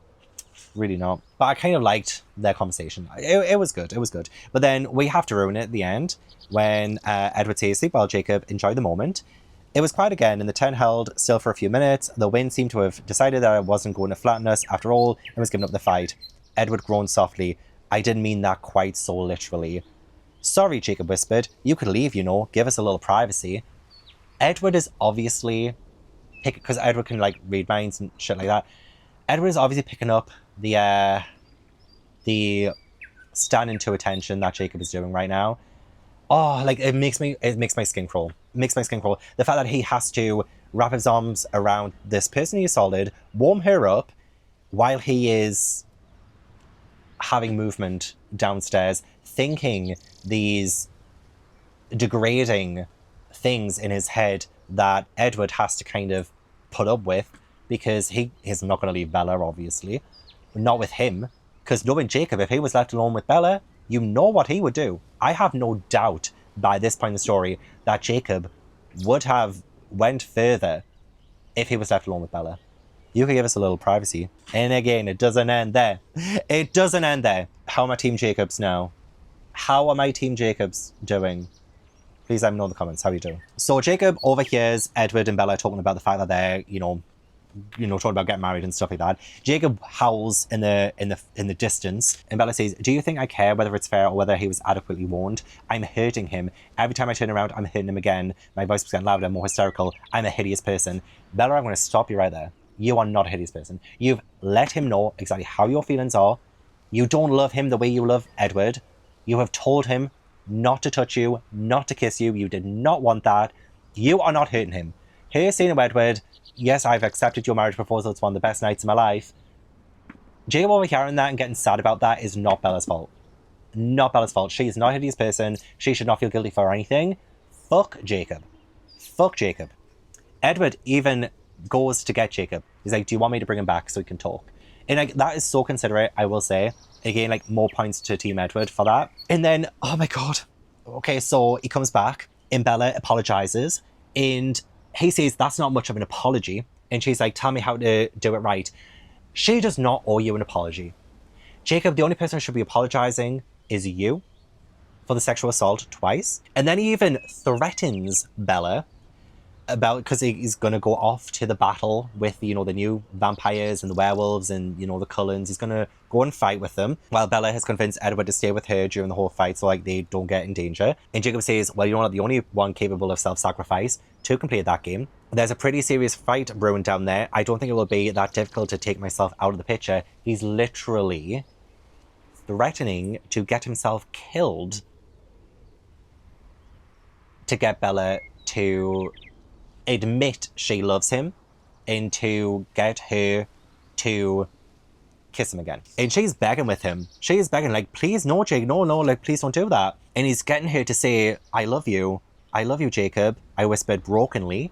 Like, he's broken her down so much by this point. Anything, I called after him in a strangled voice, anything you want, Jacob, just don't do this. I don't really think you mean that. Stay, I begged. No, I'm going, but I could leave it to fate. I don't have to do anything deliberate. I could just do my best for my pack and let what happens happen. If you could convince me you really did want me back, more than you wanted to do the selfless thing, how you could ask me, he suggested. Will you kiss me, Jacob? His eyes widened in surprise. He's not fucking surprised at all. That's exactly what he wanted. You're bluffing. Kiss me, Jacob. Kiss me and then come back. I knew he would take advantage of the situation. I expected it. Bella is only saying to Jacob to kiss her because he's just threatened to end his own life. I want to get so emotional again. I want to get so fucking angry again. And Bella's unsure how far I could go in my desperation to keep him alive. I was watching a channel recently who they do movie, like, first time watching, you know, Twilight, stuff like that. And I was watching one of those videos and the channel seemed pretty okay. I'd seen some of their other content before. But in that point in the movie, they were ragging on Bella for, like, fucking with Jacob. And I'm just sitting there like, oh no, sweet baby angel child, no, absolutely not. No. And then even in the comments was like, no, you guys are whack for this. Like, he was literally threatening to get himself killed. And Bella, like, out of desperation was like, okay, fine, kiss me, please. So, I don't know. We might be watching some of that channel's content in the future, maybe. Because, you know, they don't seem like, you know, bad people or something. And I'm not going to say what channel it is right now, but we will never be watching their Twilight video. I am never watching that Twilight video again. For hopefully obvious reasons. Because I think to put the blame on Bella for it is pretty fucking disgusting. Like, the part of me kind of wants to give them, like, and it was men as well. They have a woman who sometimes joins them. It's like either a group of 2 men or 3 men or the 3 men and a woman. They kind of do like a sort of rotating thing, like depending on who watches what and blah blah blah. I don't remember. I think the woman was watching with them, but it was all the men that was like, "Oh my God, Bella, what are you doing? You're messing with my boy." Blah blah blah blah blah. Like, part of me sort of maybe wants to give them a little bit of the benefit of the doubt. Like, maybe they just misinterpreted it. But, I mean, it seems pretty fucking clear cut. Anyway. I hate everyone and everything in the world. It's bad. The world is The world is She bad. doesn't want this to happen. She really doesn't want this to happen. But she wants Jacob to stay alive. So yeah, I could feel his anger as his mouth discovered my passive resistance. And so like, he's groping her, he's grabbing her. Both arms were constricted around my wrist and his lips found my ear. "You can do better than this, Bella," he whispered huskily. "You're overthinking it." I shivered as I felt his teeth graze my earlobe. This is the third sexual assault. I don't care if Bella said, "Kiss me, Jacob." I don't care about that. She was coerced into saying that. She was forced into doing that. That's right, Himimid. For once, just let yourself feel what you feel. Again, how dare you tell someone else how to feel? He is manipulating her to feel this way by manipulating her emotions. Are you sure you want me to come back, or did you really want me to die? My arms were around his neck, so I grabbed 2 fistfuls of his hair, ignoring the stabbing pain in my right hand, and fought back, struggling to pull my face away from his. And Jacob misunderstood. He was too strong to recognize that my hands trying to yank his hair up by his roots meant to cause him pain. Instead of anger, he imagined passion. He thought I was finally responding to him. My brain disconnected from my body and I was kissing him back. This, I'm going to say right now, she is now disconnected again. She is disconnected. She's going through trauma again. She's going through a sexual assault again. She's disconnected. She is kissing him back, but she's doing that for her own survival and for Jacob's survival, which honestly she should not care about at this point. Let him die. Let him get killed in that fight.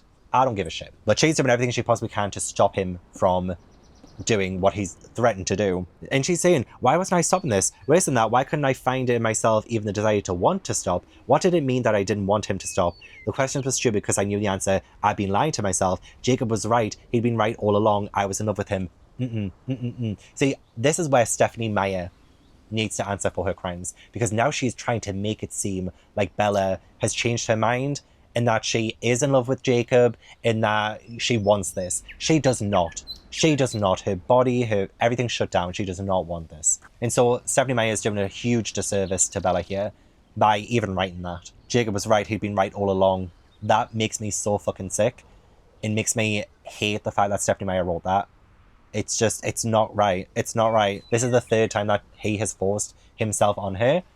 If she thinks that, it's because he's forced that in her head.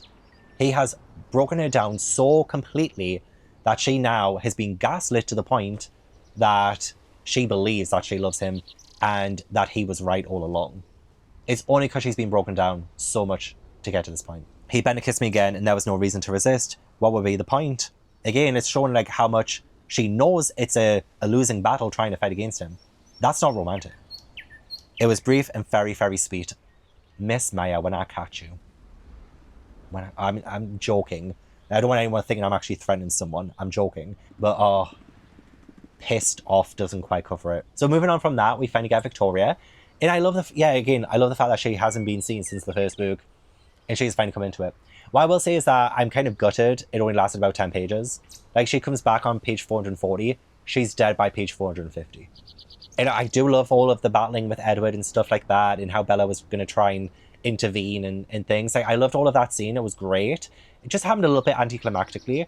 And we didn't get to see any of the fight with the werewolves and the newfound vampires. So that's, like, a little bit sad that we missed, like, probably the best part. But we are, you know, in Bella's POV. So it was obvious that we weren't going to get any of that. So fair enough. But yeah, I love the fact that we had Victoria come back. But it was Edward's burn against her. He says, "Silly to waste so much energy avenging someone who had less affection for you than a hunter for his mount. You were never more than a convenience to him, I would know." And so yeah, like, what Victoria's done for the last like 2 weeks, it's like, was it worth it in the end for a man? You go through all of these lengths for a man. And that's kind of the bottom line, isn't it?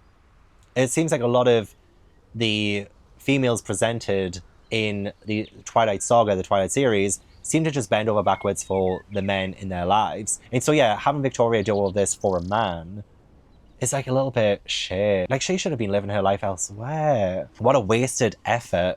What a wasted effort. But yeah, loved the death of Victoria. I thought it was great. And I also loved the kind of climax with the newfound vampire Bree. So I do know that there was that spin-off book, The Short Second Life of Bree Tanner, I believe. And I do remember, I actually read that book. I actually read that novella. And I can't remember what I thought of it, but I do remember feeling like it was tragic. Like, I felt so bad for Bree. You know, she did not ask to be made into a vampire. and, you know, she didn't know what to do. She, you know, didn't have the guidance that she was supposed to have. And I love the fact that Carlisle was even pleading with Jane from the Volturi that they would look after Brie. They will show her the right way of living. She hasn't been raised well, and it's not her fault kind of thing. I love that he was fighting for her. But yeah, it's so tragic that Jane doesn't really listen and gets Felix to end Brie's life, or second life, I guess. And that's that. And that was it. Like, that's tragic. And even that stuck with Bella too. She's like, am I going to end up like that if I turn? So I like all of these doubts that's planted in Bella's mind when it comes to the vampires. But yeah, like the whole Brie stuff, yeah, it was just tragic. Like, fuck Victoria for what she did to her. And like the other newfound vampires as well, that's tragic too. Like, they didn't ask to be turned, and they had their lives cut short because of it. And yeah, they didn't have a choice. It's really upsetting. So I liked that whole scene there. The Volturi were useless though. But I do like Jane. Like, she's very ruthless. Kais will be so interested to hear that you're still human, Bella. Perhaps he'll decide to visit. The date is set, Alice told her. Perhaps we'll come to visit you in a few months. I love Alice. Like, Alice is the MVP of this book again. I didn't really get to speak much about her, but I loved how light she is sometimes. But I also love that we also saw the pressure on her too. She has this ability to kind of see the future, kind of. It is a bit hazy, but there's a lot of responsibility on her shoulders. So when Alice doesn't see something happen, especially when it comes to Bella, Edward is really hard on her, and Alice is like, hey, I can't look at everything at the exact same time, and things change. Like, it's a lot. It is a lot. And I love that Alice was so passionate about Bella's wedding and wanting to be part of it and all of that. Like, that was sweet. But yeah, Alice, love her. She is definitely, I think, my favorite character now. But then we have Jacob trying to make it sound like Bella was the bad one for kissing him. So he says to her, kissing me back like that was inexcusable.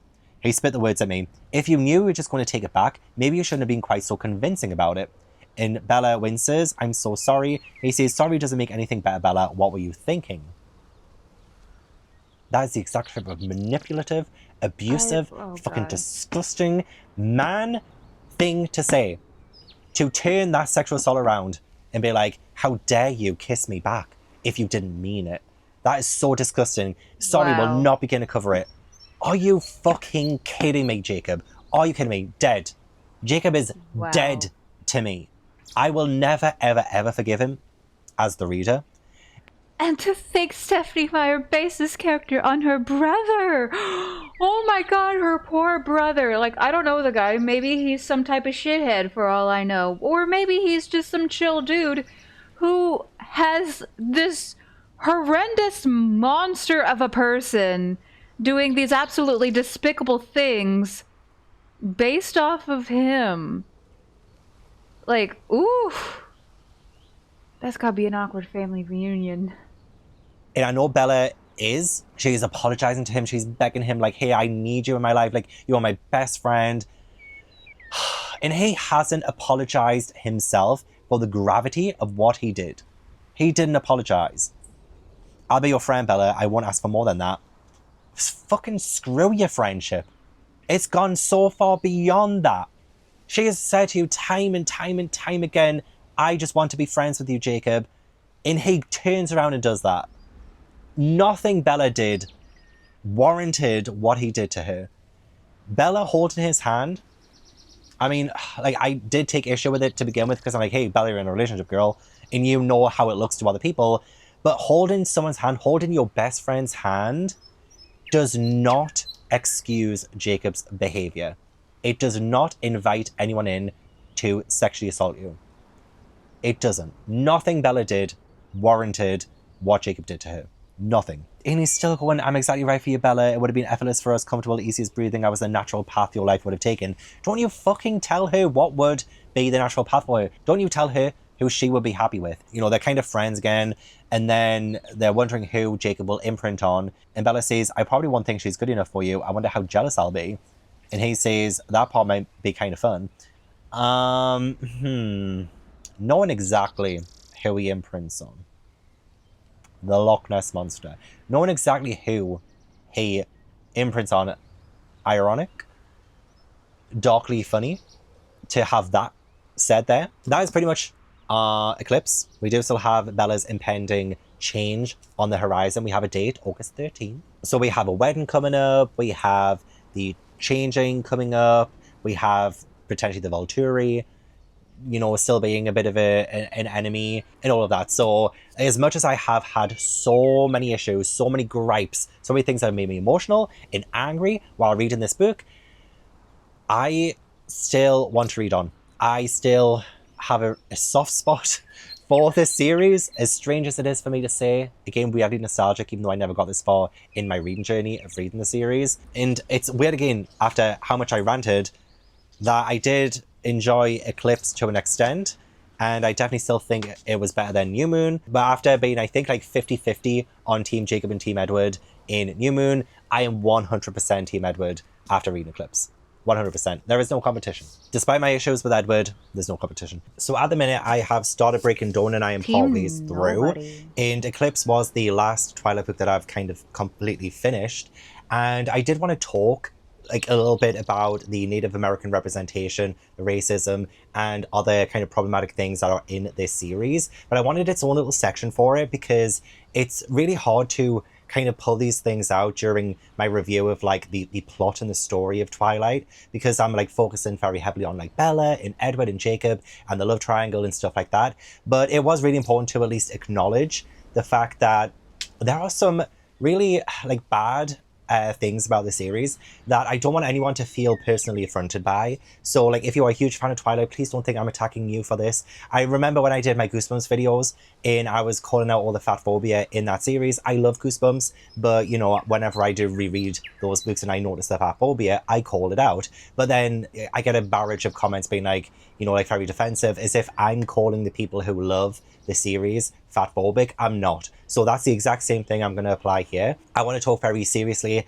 about like the Native American representation, the racism, and I mean, I'm not the best person to talk about it because those are not my experiences. So I've had to do like a lot of research, and I have been watching videos and reading articles about it as well, because like I don't really know a whole lot myself about, like Native American history or American history in general. Like a lot of that just like was not taught to me as I was growing up. I live in the UK, so I know a lot of British history, although actually a lot of that's kind of gone out of my head because it's rather awful. Like a lot of British history is like really fucking awful. But yeah, a lot of stuff that I'm about to talk about, I don't really know a whole lot about in general, but I have been trying to do my research. I have been watching other videos. So I will highlight 3 videos I watched recently that were really good and really informative. So we have Ali Nadi, and they have a video that I will link down below, as well as the Kavarnical and Earth to Nelly as well. So I'm going to link all 3 of those videos down below. They were all very informative, taught me so many things that, as I was, going through those videos, I was thinking, damn, like, yeah, that's like so true. And like a lot of that kind of went over my head. But when you look at the context clues, when you realize, like Stephenie Meyer and her Mormonism, and I don't know a whole lot about Mormons either. I'm not a religious person. I've never been religious. So I don't really know a whole lot about religious, like people, or what those like specific like Mormon churches represent, and all of that. Like I'm very unaware when it comes to the greater kind of conversation around what Stephenie Meyer does in her books. So all I can really talk about usually is just like the plot, the characters, how it makes me feel, stuff like that. But I have a platform and I am doing a vlog reading the books pretty much for the first time. And it's extremely important, I think, for me to, say, hey, like I didn't actually like realize a whole lot of this stuff. I did think the representation of like the Native Americans in the Twilight series, I have said in this vlog as well that it seems a little bit iffy, but I couldn't quite put my finger on some of it as well, but like it didn't feel quite right. And there is the Quillia tribe, and I think that's the right pronunciation. I was looking up YouTube videos of people talking about this. So the Quillia tribe is the tribe in Twilight in La Push, and I genuinely thought that Stephenie Meyer made up this tribe. I genuinely thought La Push was like a fictional place. So the fact that Stephenie Meyer has kind of appropriated an actual real life, Native American tribe is so eye-opening. Like, why would you take a real life community of people and enforce your own kind of things to it? And a lot of the things that Stephenie Meyer has done has just made them seem so like uncivilized and so repulsive. Like the whole like werewolf stuff as well. Like I've even said, like when I was reviewing Eclipse, all of the like the imprinting things and the kind of attributes that she's applied to werewolves has kind of trickled down into her view on Native American people. Like, I can't speak for Stephenie Meyer and say, oh, she definitely thinks this, she definitely thinks that. But when you look at the bigger picture, and I'm telling you, those videos I watched were so informative. When you look at the bigger picture with like the Mormon Church and what the Mormon Church have done to Native American people, especially in like the 50s, 60s, 70s and like leading up to like the year 2000, and I think even like a little bit after that too, but like there was a whole lot of, I got an article here as well from Business Insider about like in the 1950s, thousands of Native American children were placed in Mormon homes for racial assimilation. Now, experts fear an upcoming Supreme Court ruling could allow that to happen again. And this was only a couple of years ago. So like this kind of thing where, you know, people in the Mormon church, and I'm not going to say like every single Mormon person did this. I'm still learning. But like the whole idea that they've taken Native American children and placed them in their homes to kind of, you know, make them feel more civilized, or like to teach them their ways and, you know, completely kind of erase their own culture and make them think so. Like it's really sinister, and it's something that has happened throughout history. But when you also apply to the Twilight series as well and Stephanie's own beliefs, like, does Stephanie think that Native Americans are uncivilized in the way that werewolves are represented in like New Moon and Eclipse, the way that they're so volatile and violent and they can easily just like attack, like, you know, the whole stuff with Sam and Emily, and how Sam attacked Emily because, you know, he imprinted on her, and Emily rejected him because he was dating her cousin Leah. So like this whole like abusive thing that happened is like made even more horrifying. I mean, it was horrifying to begin with anyway, but like it's made even more horrifying when you realize the implications of that and how that represents Native American people.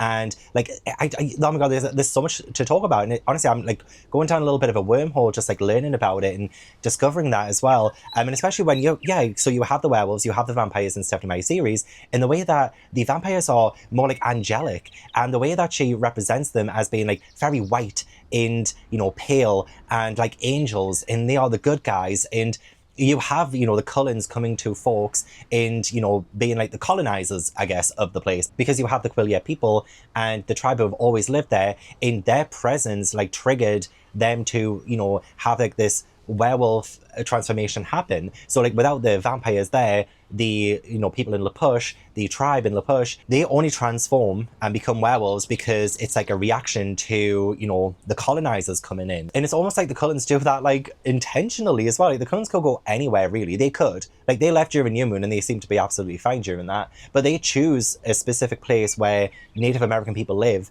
and their presence, and not just their presence, but like when the vampires come in, like Victoria, Laurent, James in the first book, when that happens, it triggers the, you know, the werewolf transformation in the Quileute people. So yeah, it's like they've come onto their land and they're doing this to them, but it's like it's so purposeful. It's so purposeful. The Cullens could live anywhere, but they choose to live there, and this is what happens to them. There's actually quite a lot of recurring stuff like that feels very abusive to the women in this series. Like I'm, you know, partway through Breaking Dawn, for instance. I'll talk more about Breaking Dawn when I, you know, properly get to it. I want to finish it first. But like what I have read is like the scenes between Bella and Edward. They're, you know, being more sexual, and Bella is left with like bruises all over her body and things like this. And I don't know, like there's been a lot of imagery so far of, you know, domestic abuse, like in women surviving domestic violence, and that's exactly what happened to Emily. And yet we seem to sympathize, or like Stephenie Meyer wants to force us to sympathize with the person who harms the woman, and it's always the women getting harmed as well in these situations. So like when Edward leaves Bella in New Moon, like he's constantly apologizing for it and all this, that and the other, and she's forgiven him, and she's like, oh, there's nothing really to forgive or anything like that. It's like all these men, these manipulative and abusive men, get away with everything. All they have to do is apologize and grovel, and it's all okay. You know what I mean? So like the whole stuff with Emily and Sam is very disturbing when you look at it from that kind of angle. And I don't know why there's just been a lot of kind of domestic violence and, you know, like sexual violence and sexual abuse. And it's the same with like when Jacob forced himself onto Bella in Eclipse, and now like Bella, the whole thing kind of shifted, and Bella is the one who's apologizing to Jacob, and Jacob's like, well, you should not have let me on, you should not have kissed me if you didn't really mean it and stuff like this. And Bella's like begging for his forgiveness, and it seems like Stephenie Meyer is wanting us, the reader, the way she presents it, as like, oh, we should forgive Jacob, or like Jacob isn't even in the wrong to begin with. Like that's the way it's kind of coming across as. And another thing that I discovered as well while watching these videos was that in the illustrated guide, which I do not have, it goes more in depth, because with Stephenie Meyer, she did not want any, you know, people of color playing the Cullens in the first Twilight movie, and I believe she got really upset with the director of that movie because the director wanted a more diverse cast, but Stephenie Meyer said no to that. And after that happened, Stephenie Meyer, you know, she has an idea in her head of what her story is, which as an author, I totally understand. But when it comes to like diversity and like forcing everyone to be white, it feels a little bit racist. But like in the illustrated guide that came out afterwards, and if this feels like Stephenie Meyer's way of saying this is like concrete, like this is my world, this is my vision, and anything against this will, you know, not be part of like the actual series, like it's not canon. And so in the illustrated guide, it talks about vampire skin, and whenever someone gets turned into a vampire, there is like a vampire venom that goes through them, which we've seen, but the venom leaches all pigment from the skin as it changes the human skin into the more indestructible vampire form. So regardless of original ethnicity, a vampire skin will be exceptionally pale. So essentially it gets rid of the melanin in your skin. So if you are black, if you are Asian, if you are brown skinned, anything like that, then as soon as you get bitten by a vampire and you start turning into a vampire, according to Stephenie Meyer, this removes all color from your skin and you just become white. Like, so everyone becomes white. And again, that kind of eerily feels like when all of those, you know, Native American children were assimilated into Mormon homes. You know, like they thought or they believed that when they are more civilized and they learn the Mormon way, that they, you know, then become white, you know? So like it feels a little bit eerily like that. And also the fact that this whole process is called beautification as well. So by turning, you know, black people into white vampires, turning brown skinned people into white vampires, that's called beautification. So again, like that is very you know, it's not good, and that's to put it very lightly. And also I did pick up on this during like reading it, but again I didn't talk about it during my eclipse moment because we do get Jasper's backstory, and I did mark it off and I wanted to talk about it in this section because again it kind of goes into that kind of like racist angle a bit, because we have Jasper, we get his backstory, and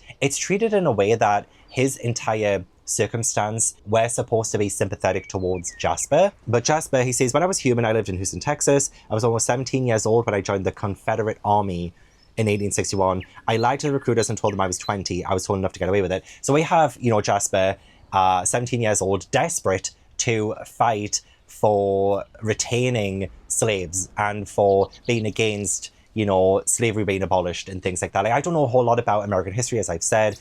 Well, there was so much more to the Civil War than the hippity. Like, some more mild things, maybe, if you really squint. But the crux of it was the South was pissed about not being able to keep slaves. That's, as an American, that's the gist of it. But I do know enough about the Confederate Army and what they stood for to know that that's not a good thing. That's not a good thing. And to have Jasper be a soldier who fought for that is rather concerning. However, like if Stephenie Meyer had have mentioned something about, oh, Jasper changed his ways after, you know, learning that slavery was wrong and that what he was fighting for was wrong, and if we had have leaned more towards that, and we saw throughout like the last 200 years that Jasper's been alive, his change and his like acceptance of, you know, like black people essentially, then it wouldn't have been as bad, because I imagine vampires, like any vampire from like the 1800s who was like turned, would have been probably part of that. And that could have been like really interesting to highlight just how awful that time was. But instead we get this like backstory of Jasper being turned by a Mexican woman as well, and painting her in a very bad light, even though the Mexican woman is fighting for her land, fighting for her territory, and yet we have all, you know, sympathy towards Jasper. Nothing about what Jasper was actually fighting for was highlighted. None of that was shown to be a bad thing. Instead, we just sympathize with the person who fought in the Confederate Army. And after reading that as well, I was like, oh, that's so iffy. We have a world where it seems like the author, and again, I don't want to like enforce too much on and like make you guys think a certain way or anything like that, but like just judging from the research I've done and seeing all the videos and the topics of conversation about it from actual like Native Americans, from actual black people who have read the story and watched the movies as well, and you know, everyone else who has consumed it who has a lot more, you know, like diverse experience than I'm listening to them and I'm listening to what they're saying about it, and I'm like, oh my god, like that's kind of like opened my eyes. You know, we got Stephenie Meyer, Mormon, we have like this history between Native Americans and Mormons, and then we have the Twilight series, the way it's written by Stephenie Meyer, this Mormon. And this is, I haven't done enough research into Mormonism to know exactly what all of the ideals are in this, that, and the other. So like, I'm not saying you know, all moments are bad because I don't know. I don't know enough about it. I will be doing my research. I'm going to be, you know, consuming as much as I possibly can so I learn more about it. And that's the only thing I can do. But yeah, the stuff with like the Native Americans, and there's like so much more as well on that topic. There's so much more about the representation. I still just can't believe Stephenie Meyer took a real life tribe and put them in her story. Like, she didn't even make something. She actually took a real life tribe. Oh my God. Like, that is like wild to me. I didn't realize she did that. Also, there might be some like anti-LGBTQ plus as well. So when Stephenie Meyer in an interview was talking about imprinting, and honestly, like, I wouldn't want anyone who is LGBTQ plus to imprint, because that is just like the worst thing I've heard. But she does say that imprinting happens by a man to someone of the opposite sex. She specifically says of the opposite sex. So imprinting can never happen between two people of the same sex, which honestly, thank fuck, because imprinting is just awful. The stuff that I've read in Breaking Dawn so far, I'm now on Jacob's POV. Oh my God. Oh my God. Like, yeah, like, so the representation of like imprinting and the fact that only werewolves are doing it, and AKA the Native Americans are doing it, and the way that they make them seem predatory and pedophilic and violent, and they can easily hurt someone like at a moment's notice without warning, and they seem so uncivilized and smelly and dirty and stuff like that. It's like, oh my God, like the way that she's presented this tribe is genuinely disgusting. I will say that it's genuinely disgusting. And obviously I had such a visceral reaction to, you know, Jacob's, you know, forcing himself on Bella, the sexual assault there, which honestly, as a human, like human to human, that is like an awful thing. But to realize that Stephenie Meyer is portraying Native Americans in such an awful, awful way, it's kind of just like hammering more the idea that we are moving away from any kind of idea that the werewolves are potential love interests or potentially good for Bella. We are moving away more and more from the idea that, you know, the werewolves are desirable. We are moving away from that, like, so much over the course of these books. Like, they're not desirable. They're not, you know, someone we want to be around because they're violent and unpredictable. And yet the vampires, they're our saviors. You know, like, they have better control. And every time you see them, they're always like, well, if they do something wrong, they're always forgiven, you know? So it's like, it's such a slippery slope. It is a massive thing to discuss and talk about, and hopefully I've like mentioned some things that have hopefully like resonated as well. But again, I do want to say, they cue the white people from the Pocahontas movie singing about savages, something. Savages. Yeah. that if you love the series, this is not me calling you out. The first Twilight book does have such a nostalgic place in my heart. The Twilight movies I have not rewatched, which I still need to rewatch at the moment of filming this. And like, they held such a special place in my heart as I was a teenager myself and I was growing up, and you know, all of that meant a lot to me back then. So like, this isn't me saying, hey, like the series is so problematic, if you like it then you're problematic too. I am not saying that at all. So please don't leave comments being like I don't want any of that. But I do think it's important to at least acknowledge that this series is not perfect. It is not perfect. There's so many things wrong with it, like so many things.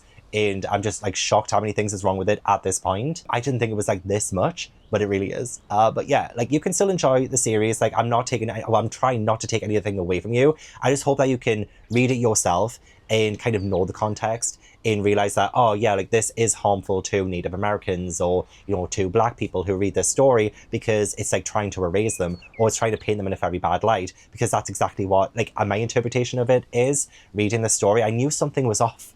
I knew something felt unsettling, but, you know, digging into it a little bit deeper has like really helped me to open my eyes to it. So yeah, that's what I wanted to say about that, and I wanted its own like section for it. Hopefully that came across as, you know, I mean, there's definitely like way more to say about it as well, but like hopefully that came across enough that, you know, you can take something from that. And yeah, we'll get back on with reading the series. I still have like 500 pages of Breaking Dawn left to read, and then that's my initial Twilight Saga journey over. And I can't wait to wrap up the series and let you know my thoughts on Breaking Dawn. Very excited to get to the end of it. Okay. So I think we are actually going to leave it there for today. I would have liked to finish this whole video, but there is like an hour left. And I got some errands I gotta run. I got some other stuff I gotta do today. And I done been yapping far too much. So that's my bad. We will probably finish this up and maybe do like another shorter video with the next co-working stream, which is, I don't know exactly when it's going to be, because next Tuesday I have another consultation appointment type thing for my series of surgeries that I have coming up in the not too distant future, hopefully. So yeah, that will do it for me today, and I appreciate y'all so very much for hanging out with me. I hope you have an absolutely wonderful rest of your morning, afternoon, evening, whatever time it may be for you. And until next time, I will see you folks later. Bye-bye.